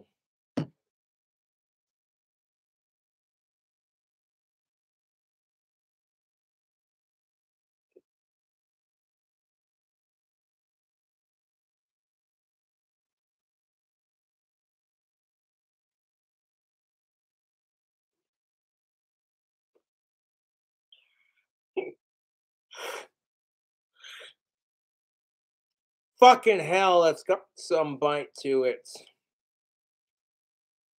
But the person who sent the goddamn vodka was like, I will give you $100 if you drink the whole thing on stream with chat on. You can mix it with Mountain Dew. That's if you want. That's fine. You don't gotta rush it. You can take your sweet time drinking it. But I'll give you $100 if you finish the entire bottle. And I'm over here like, okay, man, fucking send it. I'll give you a fucking shout out. Yeah, my fans don't fuck around. If you're just tuning in, I opened this bottle at the beginning of the stream.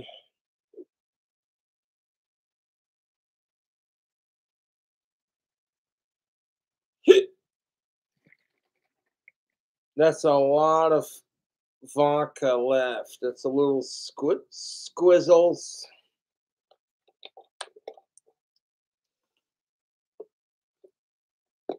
Oh, what kind of pussy shit is this? The fucking restrictor?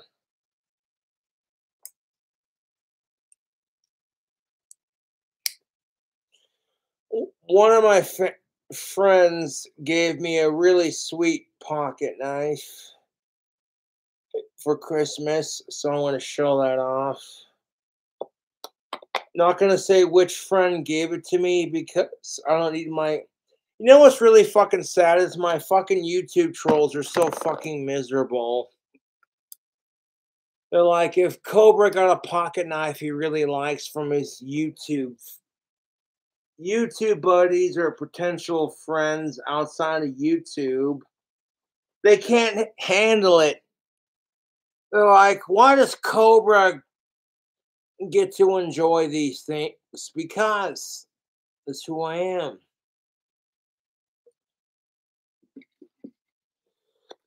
Ah, fuck me. To make this easier to drink more quickly, I'm going to add some Mountain Dew to the remainder of the vodka. It might take a little bit longer to finish. Oh, Jesus Christ is a cunt, hail, cradle of filth, Ozzy Osbourne.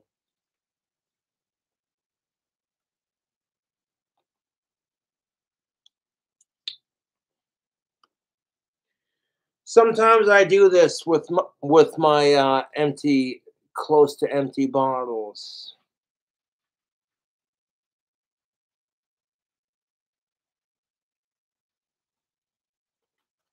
Well, like when it's down to here and I don't got a whole lot left and I want to mix it.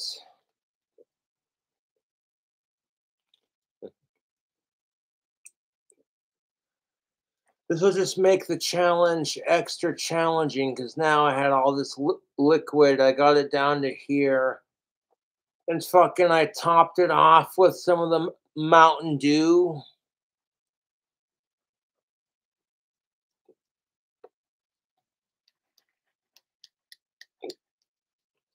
Oh, that's pretty. The Mountain Dew's green and the but no, like look at that Christmas colors. Green Mountain Dew and a red lid.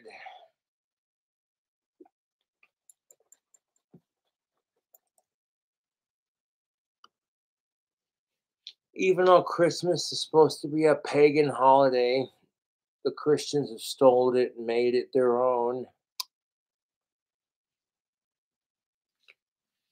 And I tolerate Christmas to a point. I'm just glad it's over right now. And I feel like an absolute ass for the way I acted during the holidays.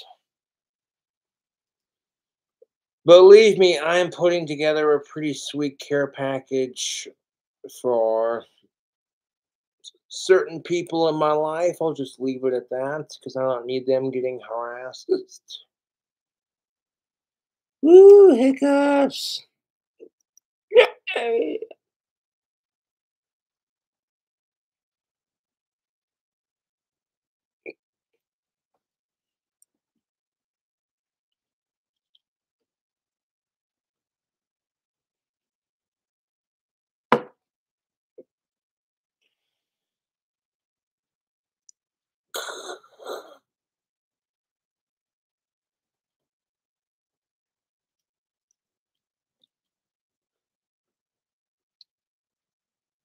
Fletchman's vodka mixed with Mountain Dew. It's cheap vodka and some fizzy water or soda pop.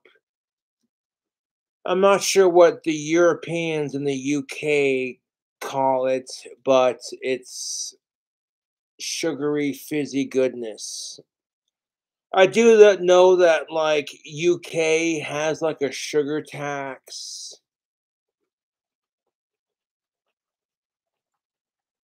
Which means if you want soda pop like the original Mountain Dew kind of thing, they might charge you extra for the original versus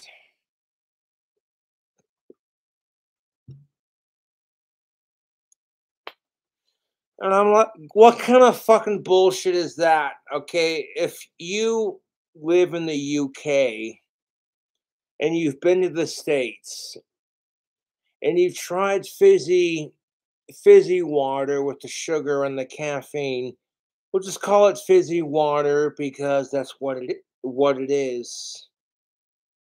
I don't know what people in the UK call, you know, this stuff right here, soda pop.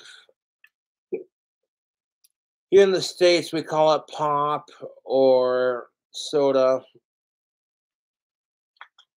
Not really much cultural difference because everyone, if as long as you're not diabetic, loves soda pop.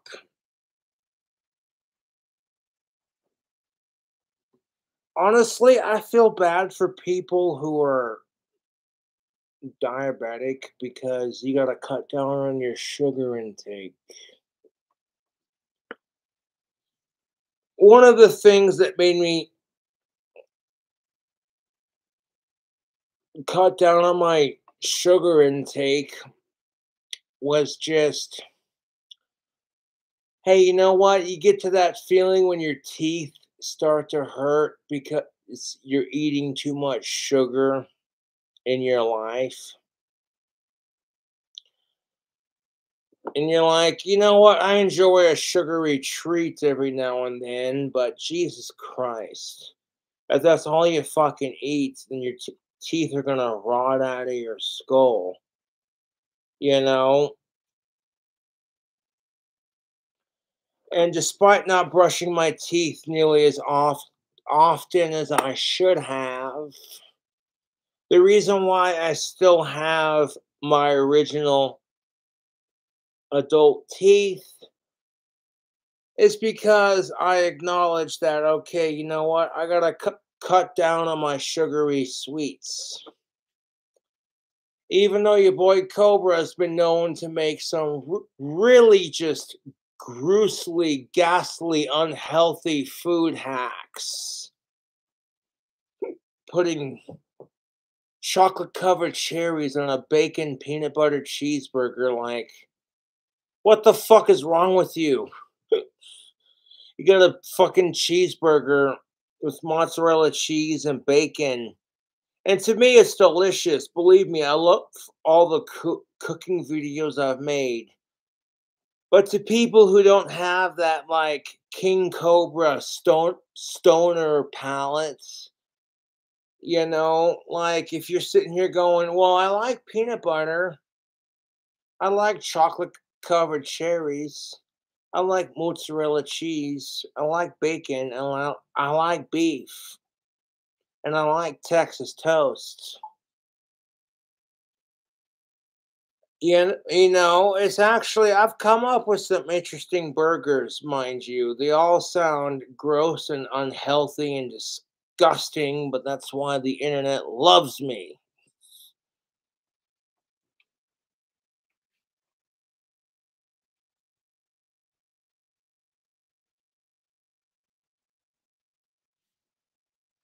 You get some like Texas toast. Here in the States, we can get Texas toast in a loaf. If I go to Walmart, I can get a loaf of Texas toast. And that's what I use for the buns for my burgers. You want to toast your buns before you add everything else. If you follow King Cobra JFS and you follow my old school cooking videos, you already know what's up. You're like, okay, and here's the thing of it. You never, ever want to microwave your beef patty. I did that on my older cooking videos because I was too lazy to cook it up on the stove. Here's the thing of it. If you're going to do a bacon cheeseburger, you know, with some crazy ingredients, you want to cook your bacon for the burger first. Now, here's the thing of it. If you cook the bacon first, okay, all of a sudden you got all this free range bacon grease in the bottom of your pan from cooking, excuse me, your bacon first.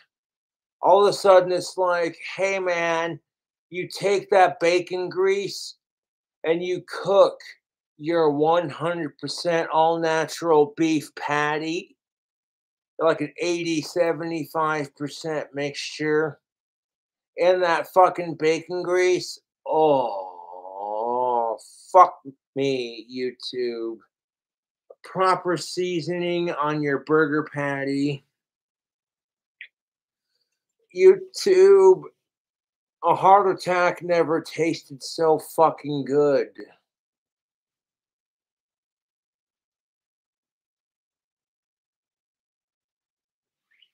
It really doesn't have to be Texas toast to make a really good burger.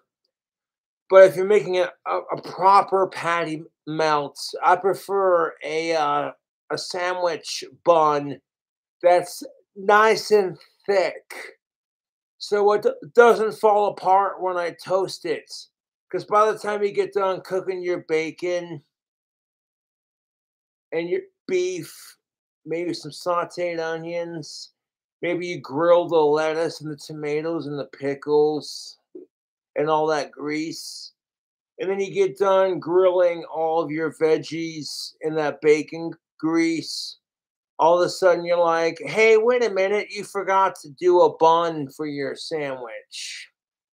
So you take your nice, delicious, thick sandwich bun and you toast it in the remaining grease you have left. And then your sandwich bun gets nice, crispy, and toasty. You don't gotta get fancy with the seasoning, like a little bit of salt, a little bit of pepper where it's needed. You know, all of a sudden you got this fucking bacon cheeseburger that's just like, you know what I'm saying? You do it just right. Fuck me, dude. People are gonna be coming back for more. It's all about like recycling your ingredients to a point.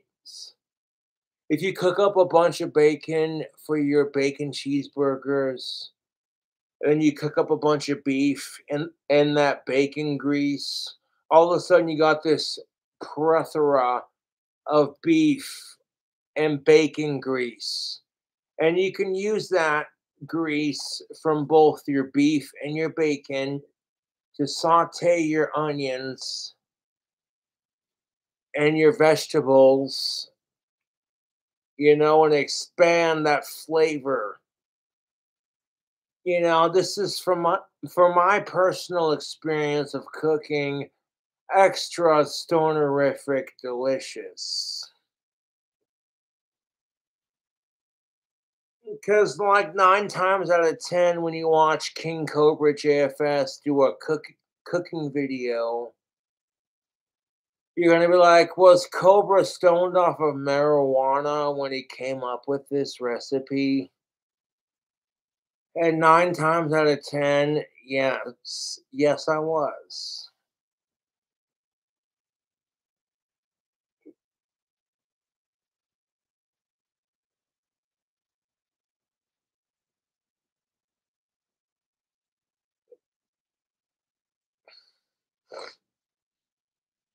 If you know how to cook and you got some basic cooking skills and you have a basic palate for good flavor and you know what you like, then you can make it happen.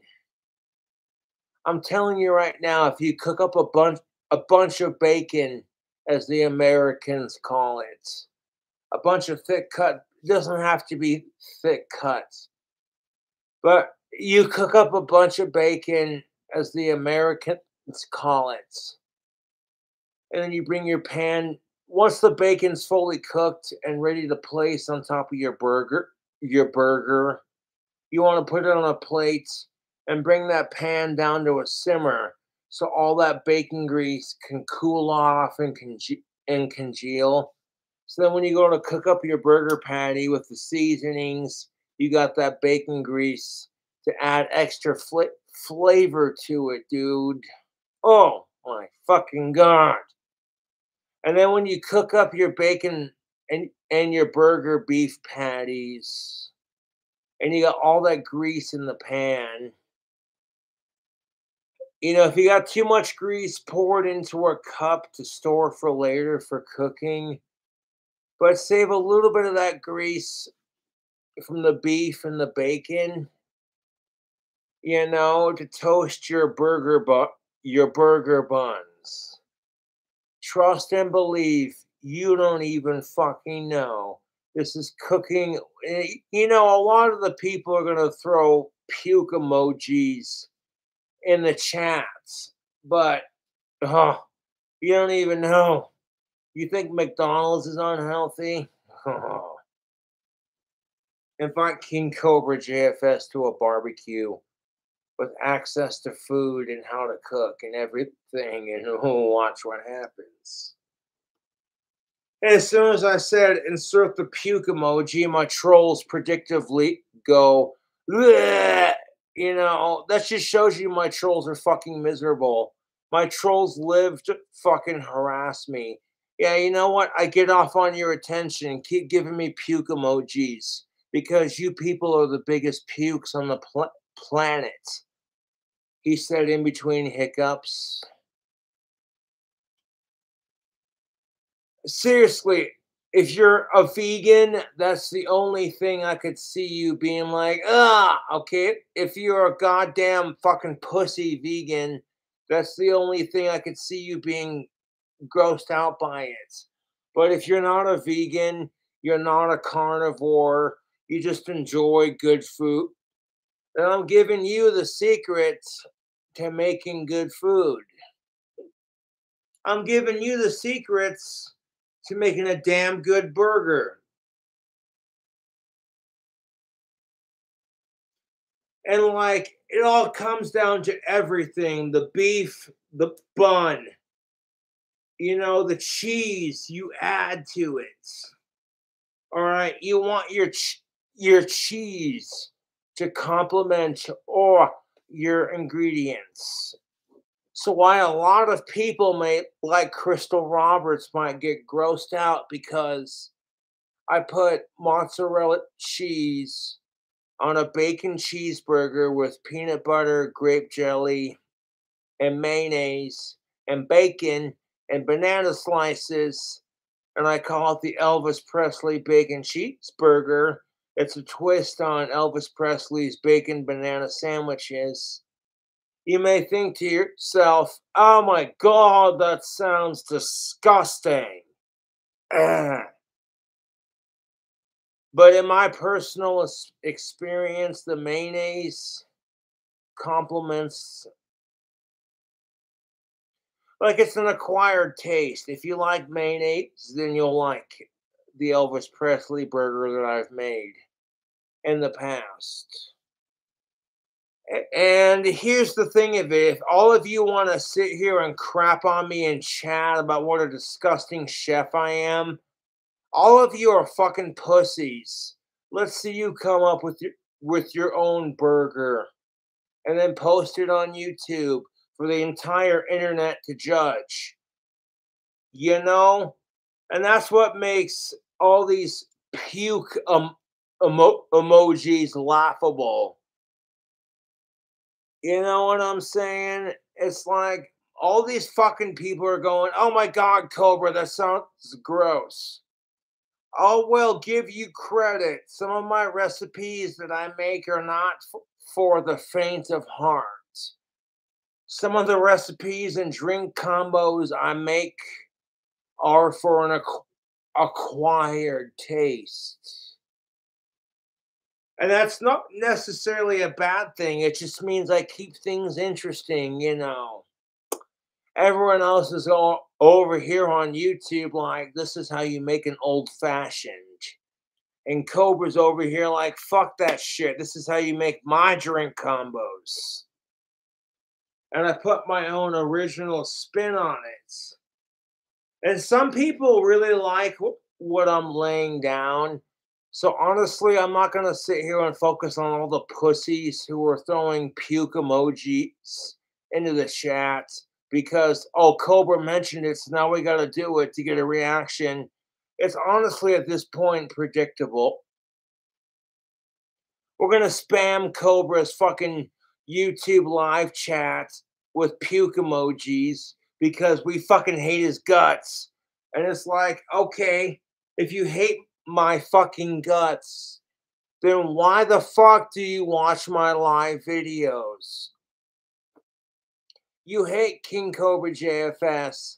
You think his drink combos and his cooking recipes are absolutely fucking disgusting.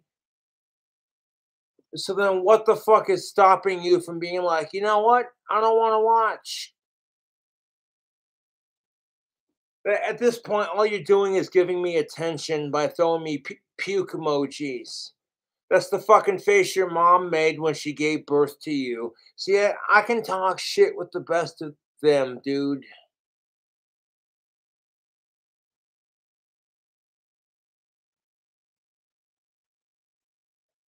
Mm.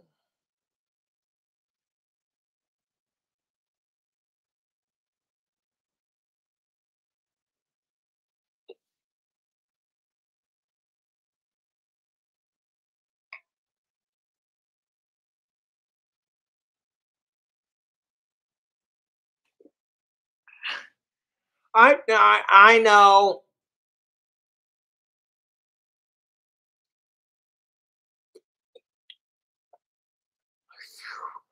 I'm gonna send Cobra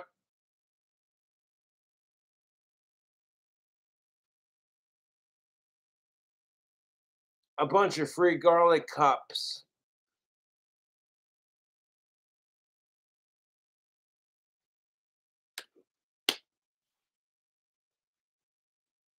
Because Cobra likes putting garlic butter on his pizza.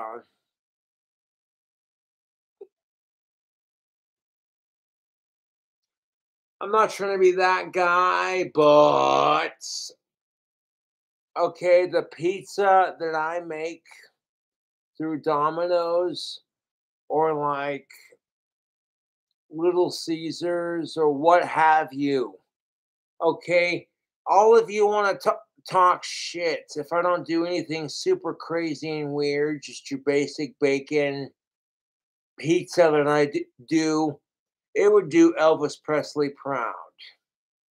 Straight up. But like, you like onions, bacon, 4 different cheeses, and some goddamn garlic butter. Oh, dude, artery clogging, fucking delicious.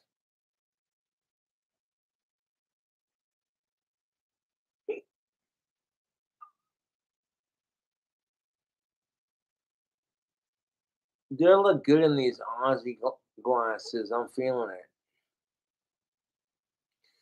Too bad they're not prescription. And like lightly greened.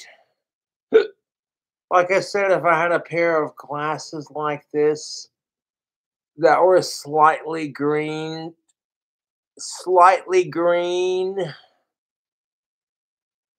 and then they had my prescription in it, and then they transitioned like dark green sunglasses status in the sunlight, I'd be on that shit like stank on rice.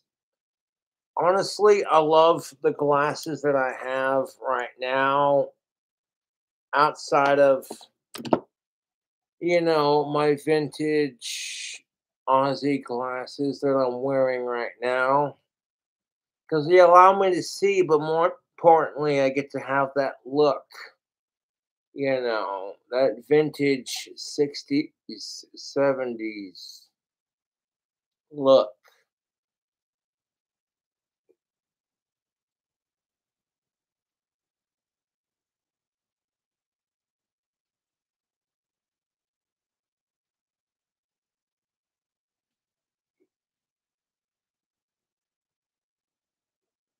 Now, the reason why I don't bully people for being trans is because the words, pardon my language, but the words tranny and faggots were used as ways to insult me back in the day before I had almost 50K subscribers. Which honestly I think is pretty fucking disgusting. Because as long as you ain't a sicko, who gives a fuck? I've been preaching this shit on my channel for a hot minute, and I mean it.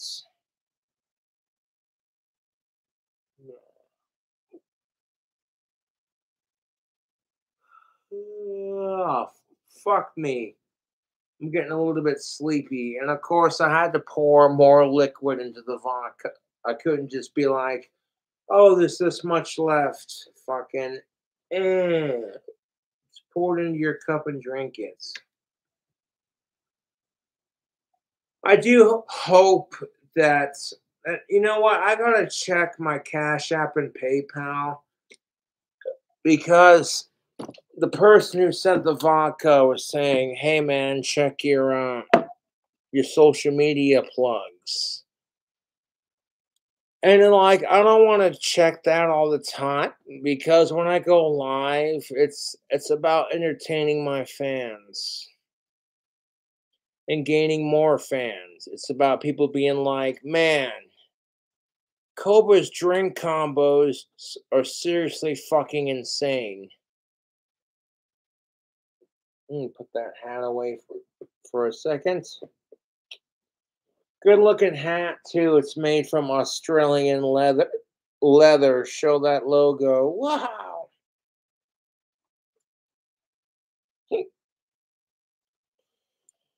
But no, it's like that's why the internet likes me. It's because the combinations I make are conventionally unusual. It's something different. People are so used to the fucking the norm of things. The idea of putting cold sushi slices on top of some nachos, which are hot and covered in melted cheese, to a lot of people sounds super fucking gross. But then you add bacon to it, and it's just perfect in my opinion. People are like, why the fuck would you make bacon sushi nachos? What the fuck's wrong with you? And I'm like, see, the combination of saying bacon, sushi, nachos, it's the kind of thing that it gets the internet talking. They're like, who gives a fuck if Cobra's like Ozzy Osbourne and Danny Filth's biggest fan? Have you seen the crap this asshole cooks on YouTube? He's taking these nacho cheese Doritos crisps and adding a bunch of cheese and some wasabi sauce. I mean, yeah, you've seen the cooking videos.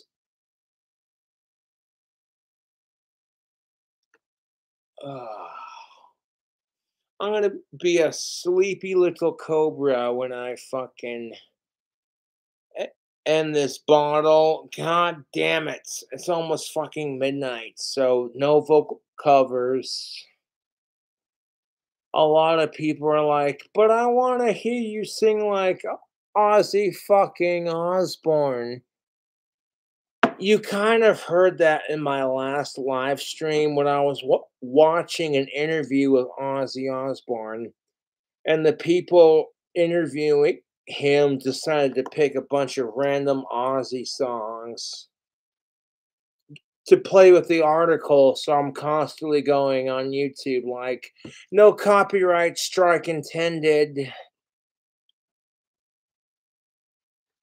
Like, yeah, I want to sing along to it and then be like, I didn't do it on purpose.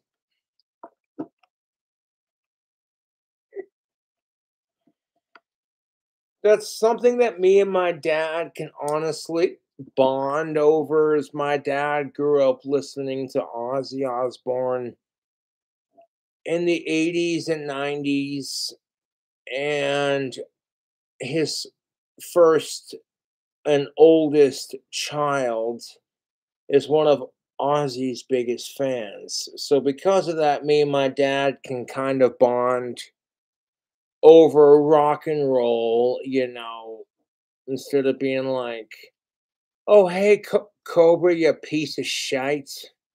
Your account's in the negative again. You need to get a job. Oh, you sound just like my trolls. What's next? You're going to tell me I need to get laid? Fuck you. No, I love my dad to pieces, but when he tells me I need to get a job, I'm over here like, well, that's easier said than done. To see if my fucking YouTube trolls could get a life. It doesn't matter where I get a job at. People find out, they're going to be curious.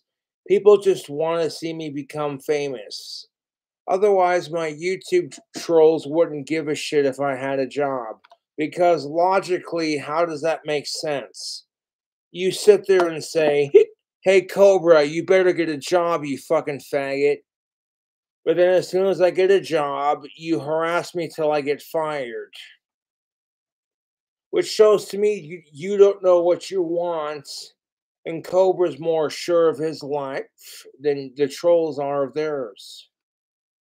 I'm more sure of my life, excuse me, and what the fuck I want to do with my life than my trolls are, because like, how the fuck does that make sense? You get pissed off at Cobra because he doesn't have a job in your eyes, even though I'm a fucking self-made man and an entrepreneur. So I get a job outside of fucking YouTube, and that's not good enough. Fuck you. I'm not gonna sit here and fucking satisfy you fucking cocksuckers. I don't want to get a job in that department just so you fuckers can get me fired from it because you found out where I work. That's not fair to the people who hire me. It sure as hell ain't fair to me. So I'm like, you know what? I'd rather make money for myself. Being a YouTuber who sells his tactical soap, his magic wands, and his t-shirts. And on top of that, you know, the occasional generous donation from the fan, you know? Like, hey, Cobra, I dig your fucking streams, man. Keep doing your thing.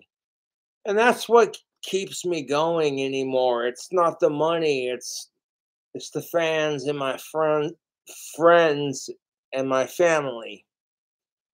That's what keeps me going anymore is my fans, my friends, and my family, and my passions in life. That's what keeps me going anymore. I refuse to commit suicide.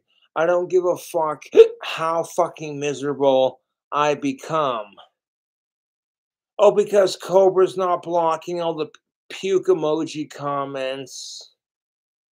They're just going to keep posting it and spamming it. That just shows you how much control I have over the situation. Now I'm bored of going live, and I want to finish this fucking alcohol just to fucking prove to my fan that, hey, your money's been invested into good hands. So go ahead, post away about how disgusting you think my sushi bacon nachos are. Like, oh my god, why the fuck would you put bacon bits on a bunch of cheese-covered crisps and then top them with fucking sushi? You piece of shit. I can just hear Chef Gordon Ramsay losing his fucking shit over it. Why the fuck would you put cold sushi on hot nachos? What the fuck's wrong with you, you fucking wanker? Like, hey mate, I'm 80% British. So how about showing some love for your fellow Brit? No? Okay, fuck off then. I guess I gotta get better at my recipes. People get sick and tired of watching me go, okay, Cobra, it's so obvious you like sushi and Doritos and fucking cooking recipes where it's like every other fucking recipe is some form of Doritos and beer and butter and bacon, and the rest of it's just cooked in grease and cheese. And then you want to call myself a chef. That's hilarious. I'm sitting here cooking stoner bachelor food. Bachelorette. Like I'm single, I don't care if or give a fuck if people think I'm fat. I'm gonna fucking cook this food because it's delicious. That's my attitude towards cooking, is I love to cook. I don't care if it's high in calories or how expensive it is or how fucking bougie it comes out. If it fucking tastes good to my taste buds, then I know a lot of people are, are gonna like it. Not just because they're fans of my videos, but because it's a generalization.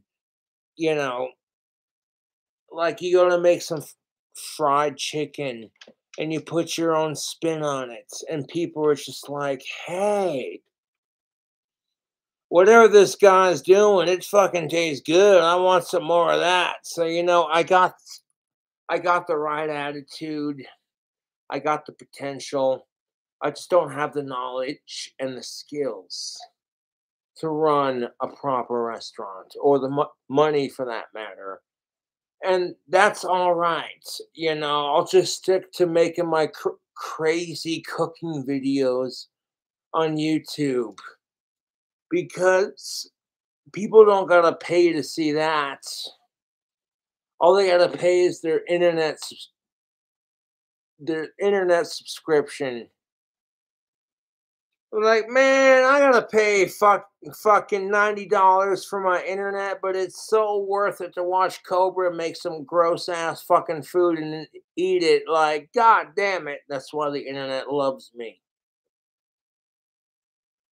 That's why the internet loves me, because it's like, Cobra doesn't give a fuck about getting laid or making the next 5-star meal. He's just doing his thing and being like, here's what I'm in the mood for. Here's the flavors I want to go for in my dish, in my food.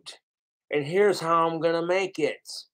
And then I just throw it together in one of my crazy cooking videos. And people either go, you know what? I dig it. It's original. Or people go, oh my God. Why the fuck do you want to put cold sushi on hot melted cheese nachos? What the fuck is wrong with you piece of shit?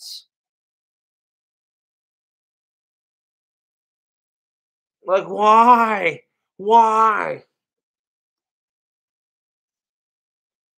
I'm like, you know what? I've watched a couple of Chef Gordon Ramsay's Hell's Kitchen, and I've seen what people do for their own restaurants.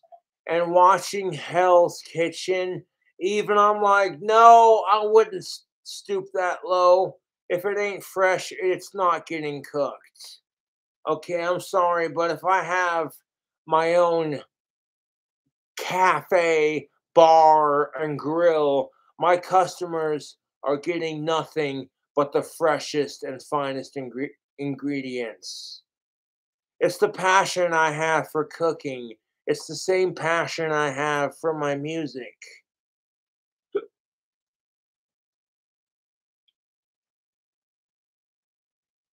And sure, some people might be like, why the fuck would you put sushi on hot nachos? That's just gross. But it's like, I know it sounds fucking gross, but believe me, it's actually not half bad. You get this raw, juicy, cold fish texture with like a nice warm melted cheese and a crunch. Like, okay, the textures of temperatures and taste and it fucks with you, but if you got a more advanced palate and you go, okay, I know it looks gross, but you give it a chance, some people might actually like it.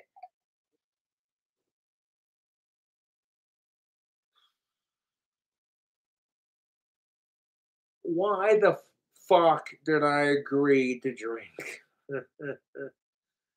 And there wasn't that much vodka left when I poured the rest of the Mountain Dew in there, so this should go down a lot smoother than the drink I'm currently sipping on.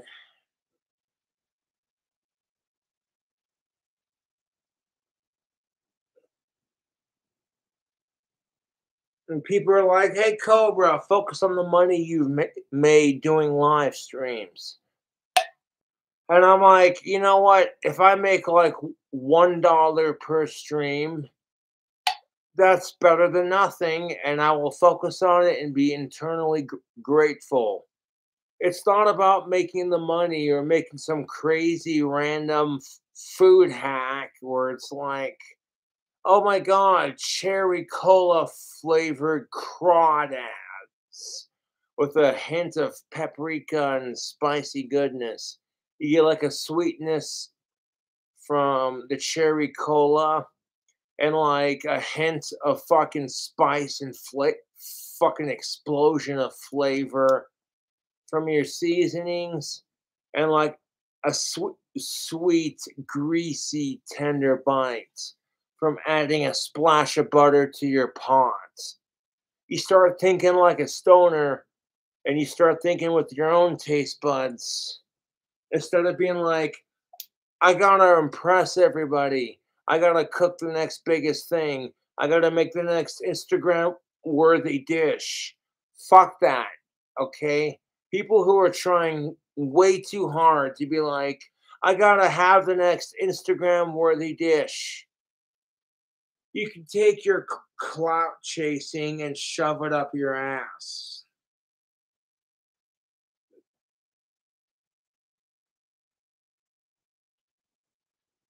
What people won't do for a little bit of clout.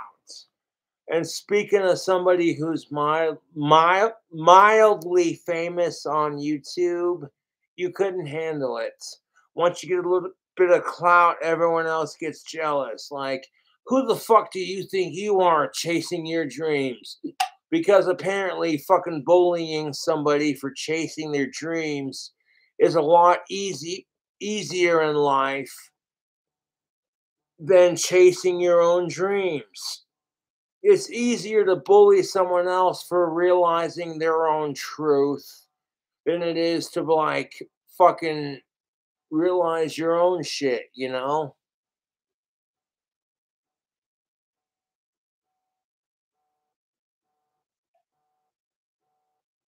Huh? Oh my fucking god. Why did I add?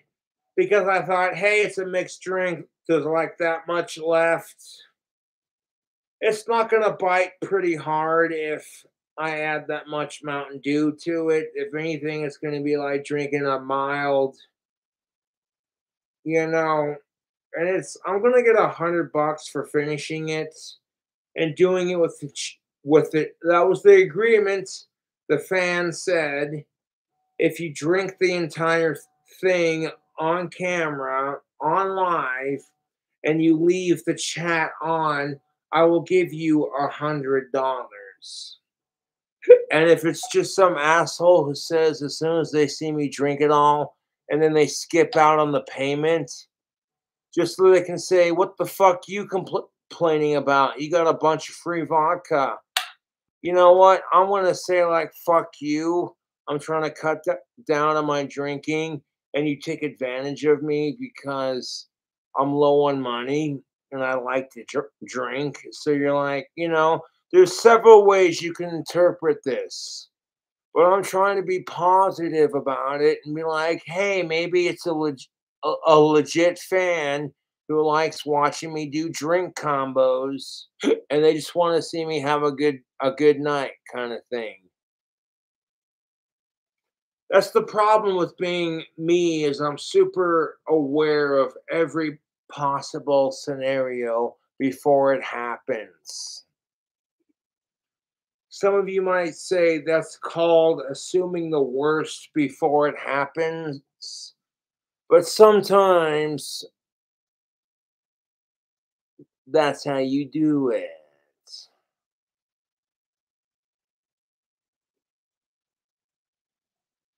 I don't even care what people are saying in chat right now. I hate sickos, and I'm proud of who I am as a person, and I'm doing good for my life, all things considered. So what the fuck am I complaining about? It's absolutely nothing. If the worst thing I have to complain about is I haven't had pussy in almost 6 years, then I'm not complaining. Because sometimes being single is a blessing in disguise. You're so controlled by your lust for sex and by society's pressures to get laid that you continue the cycle instead of stopping for 1 second and being like, you know what? I don't have to have sex or a girlfriend to be happy. That I can be straight and single and be happy with my life. That, oh my God, because I haven't dated anyone in a hot minute, it doesn't have to reflect upon anything. If a woman hasn't had a man in a couple of years, her sexuality isn't challenged. she's just told, "Oh, it's okay, honey. You'll find the right man someday. Just keep doing your thing." But if men do the same thing, we're challenged on it. And I'm like, I'm sick of it.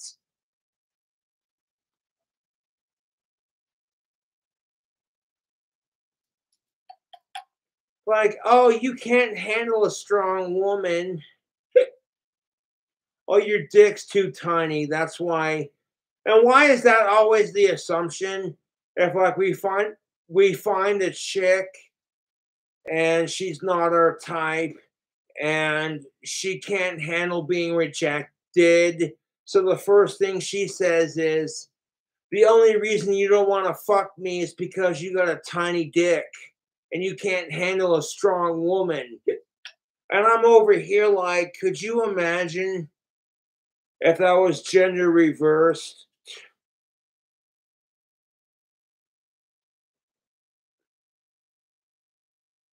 I'm not trying to be the asshole when I drink, but that's the fucking truth. Like, the only reason you reject me as a woman is because you can't handle a strong man and your tits are too tiny for my taste, and because you're probably a fucking lesbian. You'd never hear the end of it. Women never would be like, how dare you? I'm like, what? It's okay when women do it, but when men do it, fuck you, right? No, fuck you. And this is what I do on YouTube. It hurts to examine this fucking truth. This doesn't stop me from wanting to pursue of-age women. It just makes me a little bit more cautious. Don't fall for the first fucking bitch who says, hey, you're cute. You look like you listen to Ozzy Osbourne. So do I.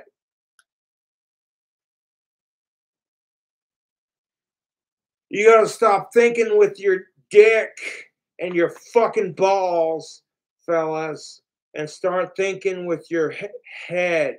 Start seeing with your eyes, listening with your ears, and thinking with your head on your shoulders. You have these three senses.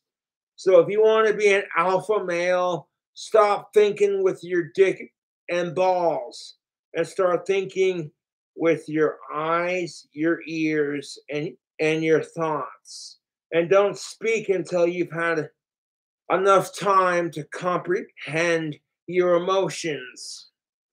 Because nobody gives a shit if men have emotions. So that gives fellas the upper hand in that department. Nobody gives a shit if you have emotions. Therefore, nobody's expecting it. That gives you the upper hand to comprehend your emotions as a man and process them away from social media and a fucking sexist, hypocritical, asshole, two-faced society. And to be fair, women are told they can't have emotions either. That's what pisses me off about it. There's one thing that women and men both have in common.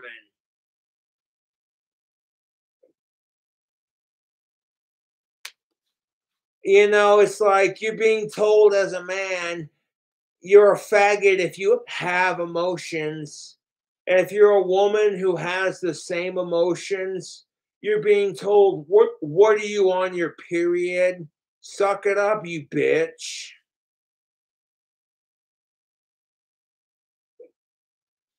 That, hey, humans are assholes. Humans are shallow, manipulative creatures of habits.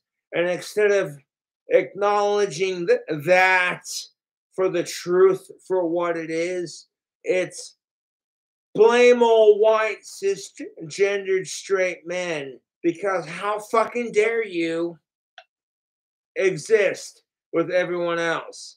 And then everyone else is sitting there going, we're sick and tired of the oppression that we have to face from that individual that is white, straight, and cisgendered. So I'm like, okay, that totally makes sense. Let's fight oppression by being equally as oppressive. Revenge racism, revenge sexism. It's revenge hatred is what it is. Fuck the racism and sexism and all this other shit. It's called revenge hatred as far as I'm concerned. You're pissed off because everyone in your little LGBTQ group is pissed off because straight people have ridiculed and mocked you. So your solution is to bully them back twice as hard.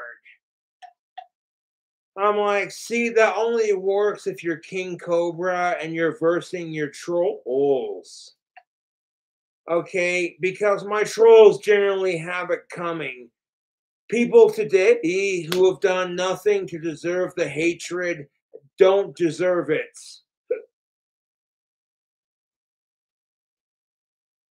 Like, there's a big difference between you're a troll, you're going to make your life all about trolling somebody because, you know, I hate Cobra. He's a stupid autistic. He thinks he knows everything. This cocky heterosexual piece of cisgendered shit. Versus, okay, if you're trans or gay or someone else outside of white, cisgendered male, straight, we're expected to kiss your ass. Otherwise, we're a bigot and a racist or a sexist of some sorts. And I'm over here like, hey, man, I'm all for supporting gender and racial and sexual equality to a point. As long as you ain't a sicko, I don't give a shit. You know, you want to identify as a non-binary palm tree, sparkly unicorn dragon, you have fun with that.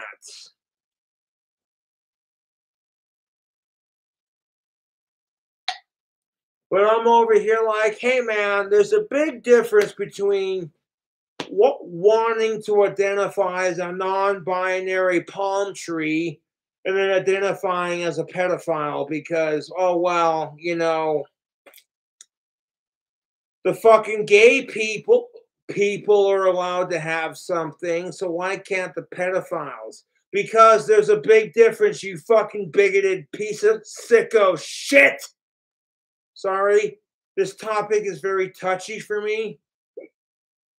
I have a couple of friends who were molested as kids, and I see the way they've turned out as adults.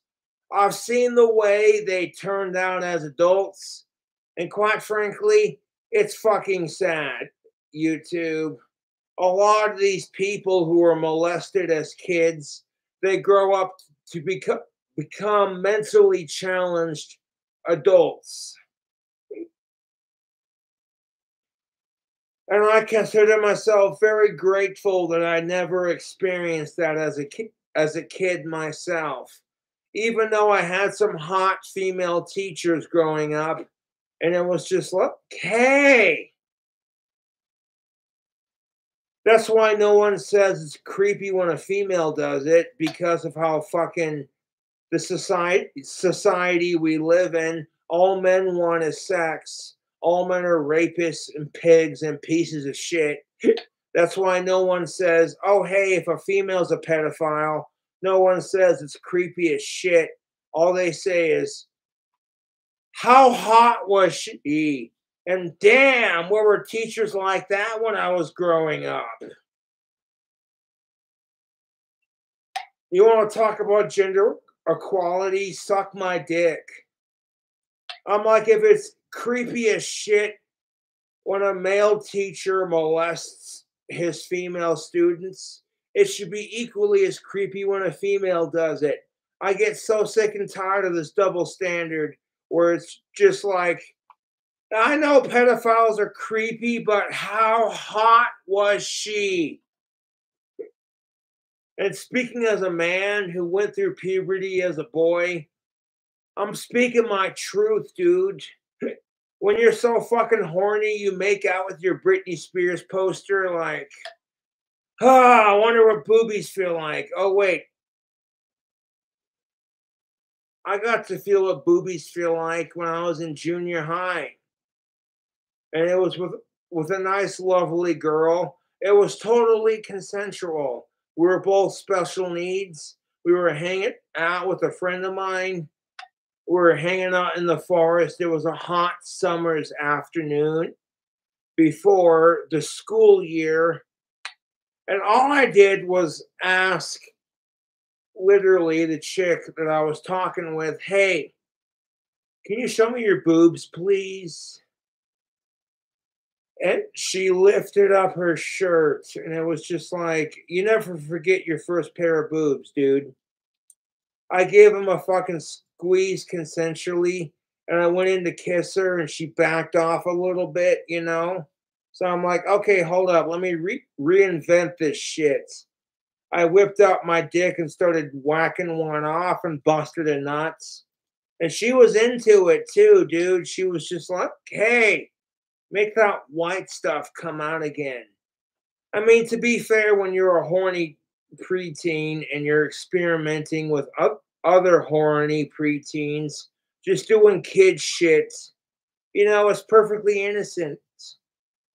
But at the same time, you got to teach kids about condoms and safe sex.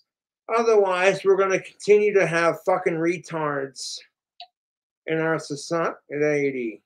Yeah.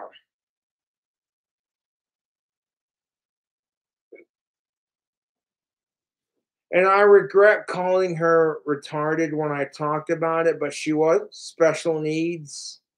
Then again, so am I. She wasn't so special needs though that she couldn't function, you know. She was special needs enough to where people noticed, but like she wasn't so retarded that she drooled on herself, you know. So like, hey, you know, you take what you can get. You get rejected by every chick you've liked since the fourth fucking grade. And then you're hanging out with one of your guy buddies, and he happens to know a chick, and she's totally consenting to show off her titties. You know, you never forget your first pair of boobs. That's just all innocent kid shit. You know what I'm saying? And that's perfectly innocent. As long as you're being smart about it, who cares? There's a big difference between kids doing shit with each other versus, okay, some creepy ass 40-year-old motherfucker. Did I say that out loud? I may have the hiccups from the vodka, but that's the fucking truth.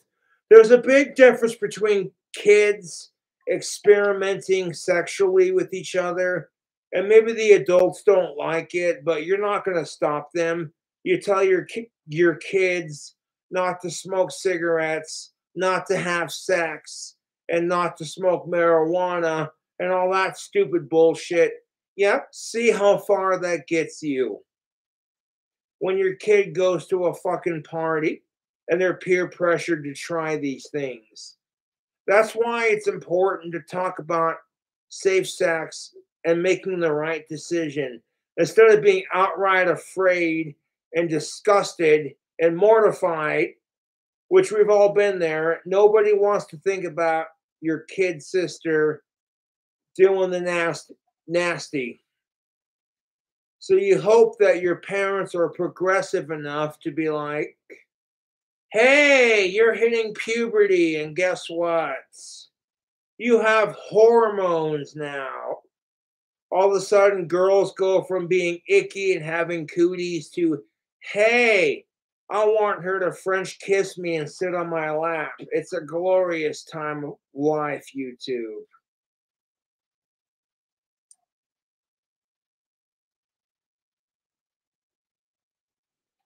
You literally go from thinking girls are icky and they have cooties to, hey, you kind of smell good.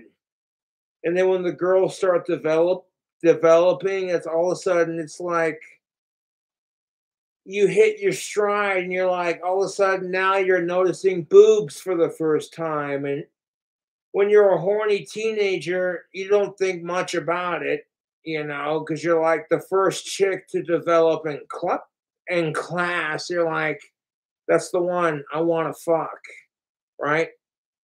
When it doesn't happen, you spend your teenage years being bummed out because you got rejected.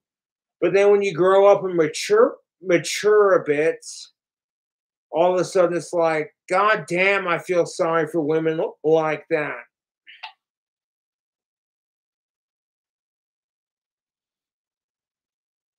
Fuck sickos, that's the goddamn truth. When you're a horny ass teenager and some of the women in your class develop boobs first, and they're not just cute little mosquito bites like, hey, cup, be careful, she might be underage.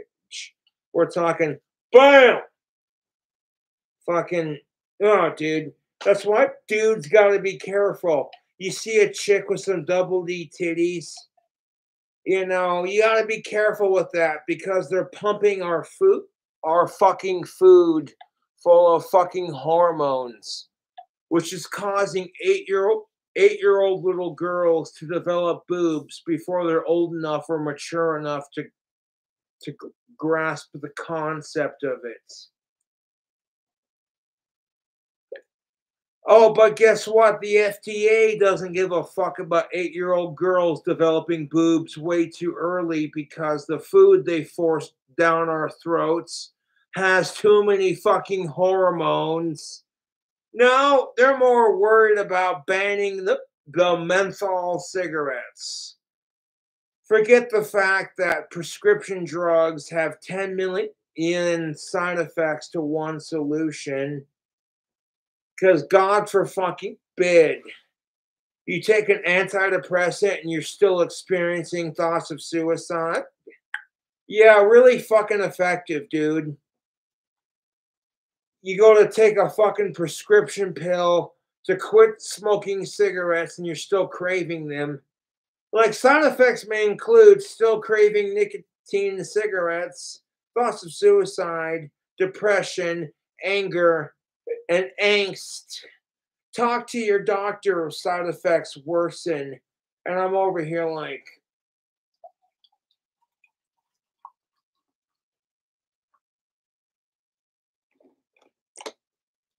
you want to come after the menthol smokers because, oh my God, you guys, menthol cigarettes are so bad for your lungs. Okay, no one's going to argue with you that cigarettes and tobacco are bad for your health. I'll give you that. But how about you focus on educating the kids on saying no to cigarettes and vapes and saying no to sex and being abstinent until they're in college and they're 18 or older and it's consenting and you feel more mature, more confident with your body. Because here's the thing of it, you want to break down the emotional aspect of sex. It's more than just having some appeal from somebody else. Women aren't going to fuck you if they don't feel sexy. That's the goddamn truth.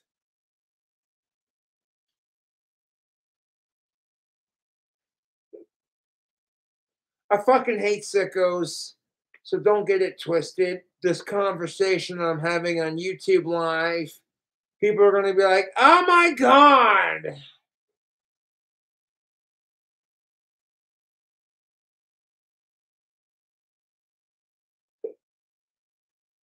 And be like, okay, so your friend pressures you to try marijuana, alcohol, or a vapor.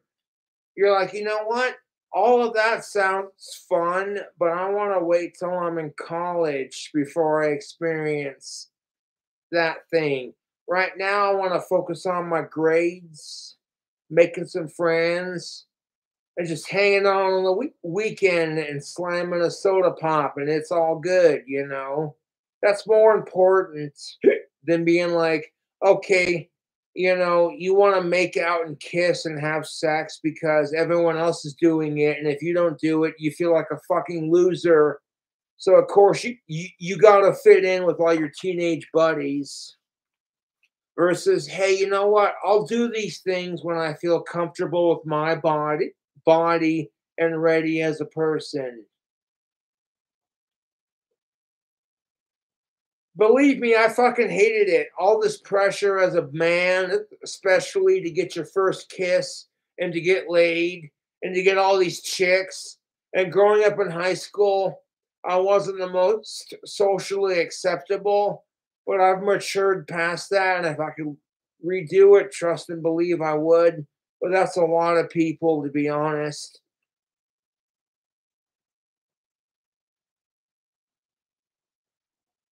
Like, I remember that time you burped in math class and everyone called you Betty the Burper, and then they never let you live that nickname down. Oh my God, you guys, Betty burped in math class. She totally belched in math class. Let's all call her Betty the Belcher and then fucking give her that nickname until she's a senior in high school, until she cries herself to sleep and almost commits suicide. And then we'll pretend to give a shit because bullying is bad, right?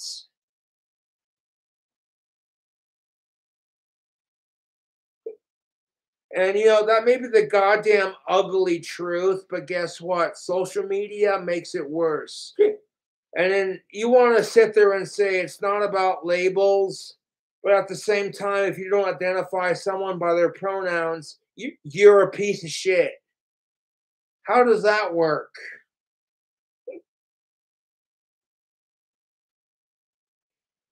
Stop ranting for a second and fucking have a drink.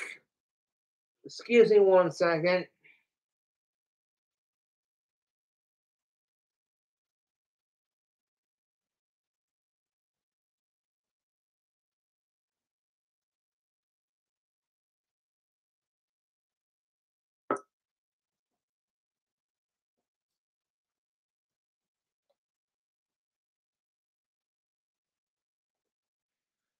As the socially awkward, autistic goth kid growing up, I never had very many friends. I had a very small social circle of people that I hung out with.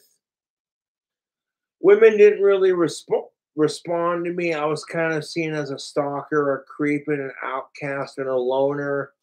Even though I did nothing to justify it except, oh, okay, I acknowledge that she's pretty, and therefore I'm not her type, so automatically I'm a rapist. And if I go off and say you're just Josh shaming, you're just autistic shaming, it doesn't work like that, does it? They're like, you just can't handle being told no as a creepy goth dude, so fucking suck it. Try pulling that crap on a fucking female when she gets rejected. It doesn't work.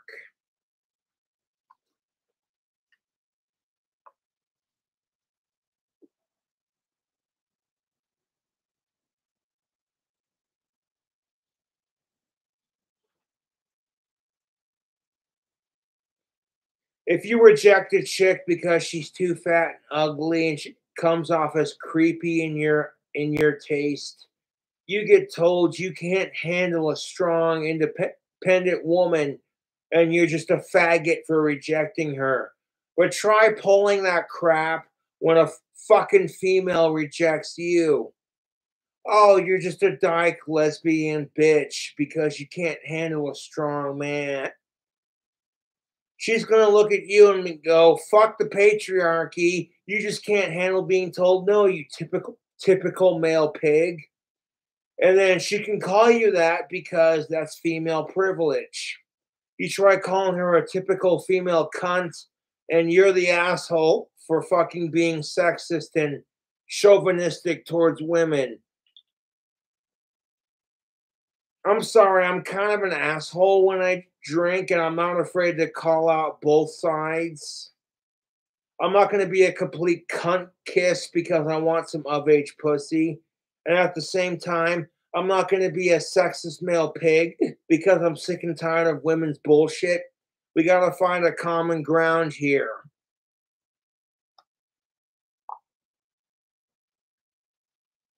Like, oh my God, 28's live. This ought to be fun. Yeah.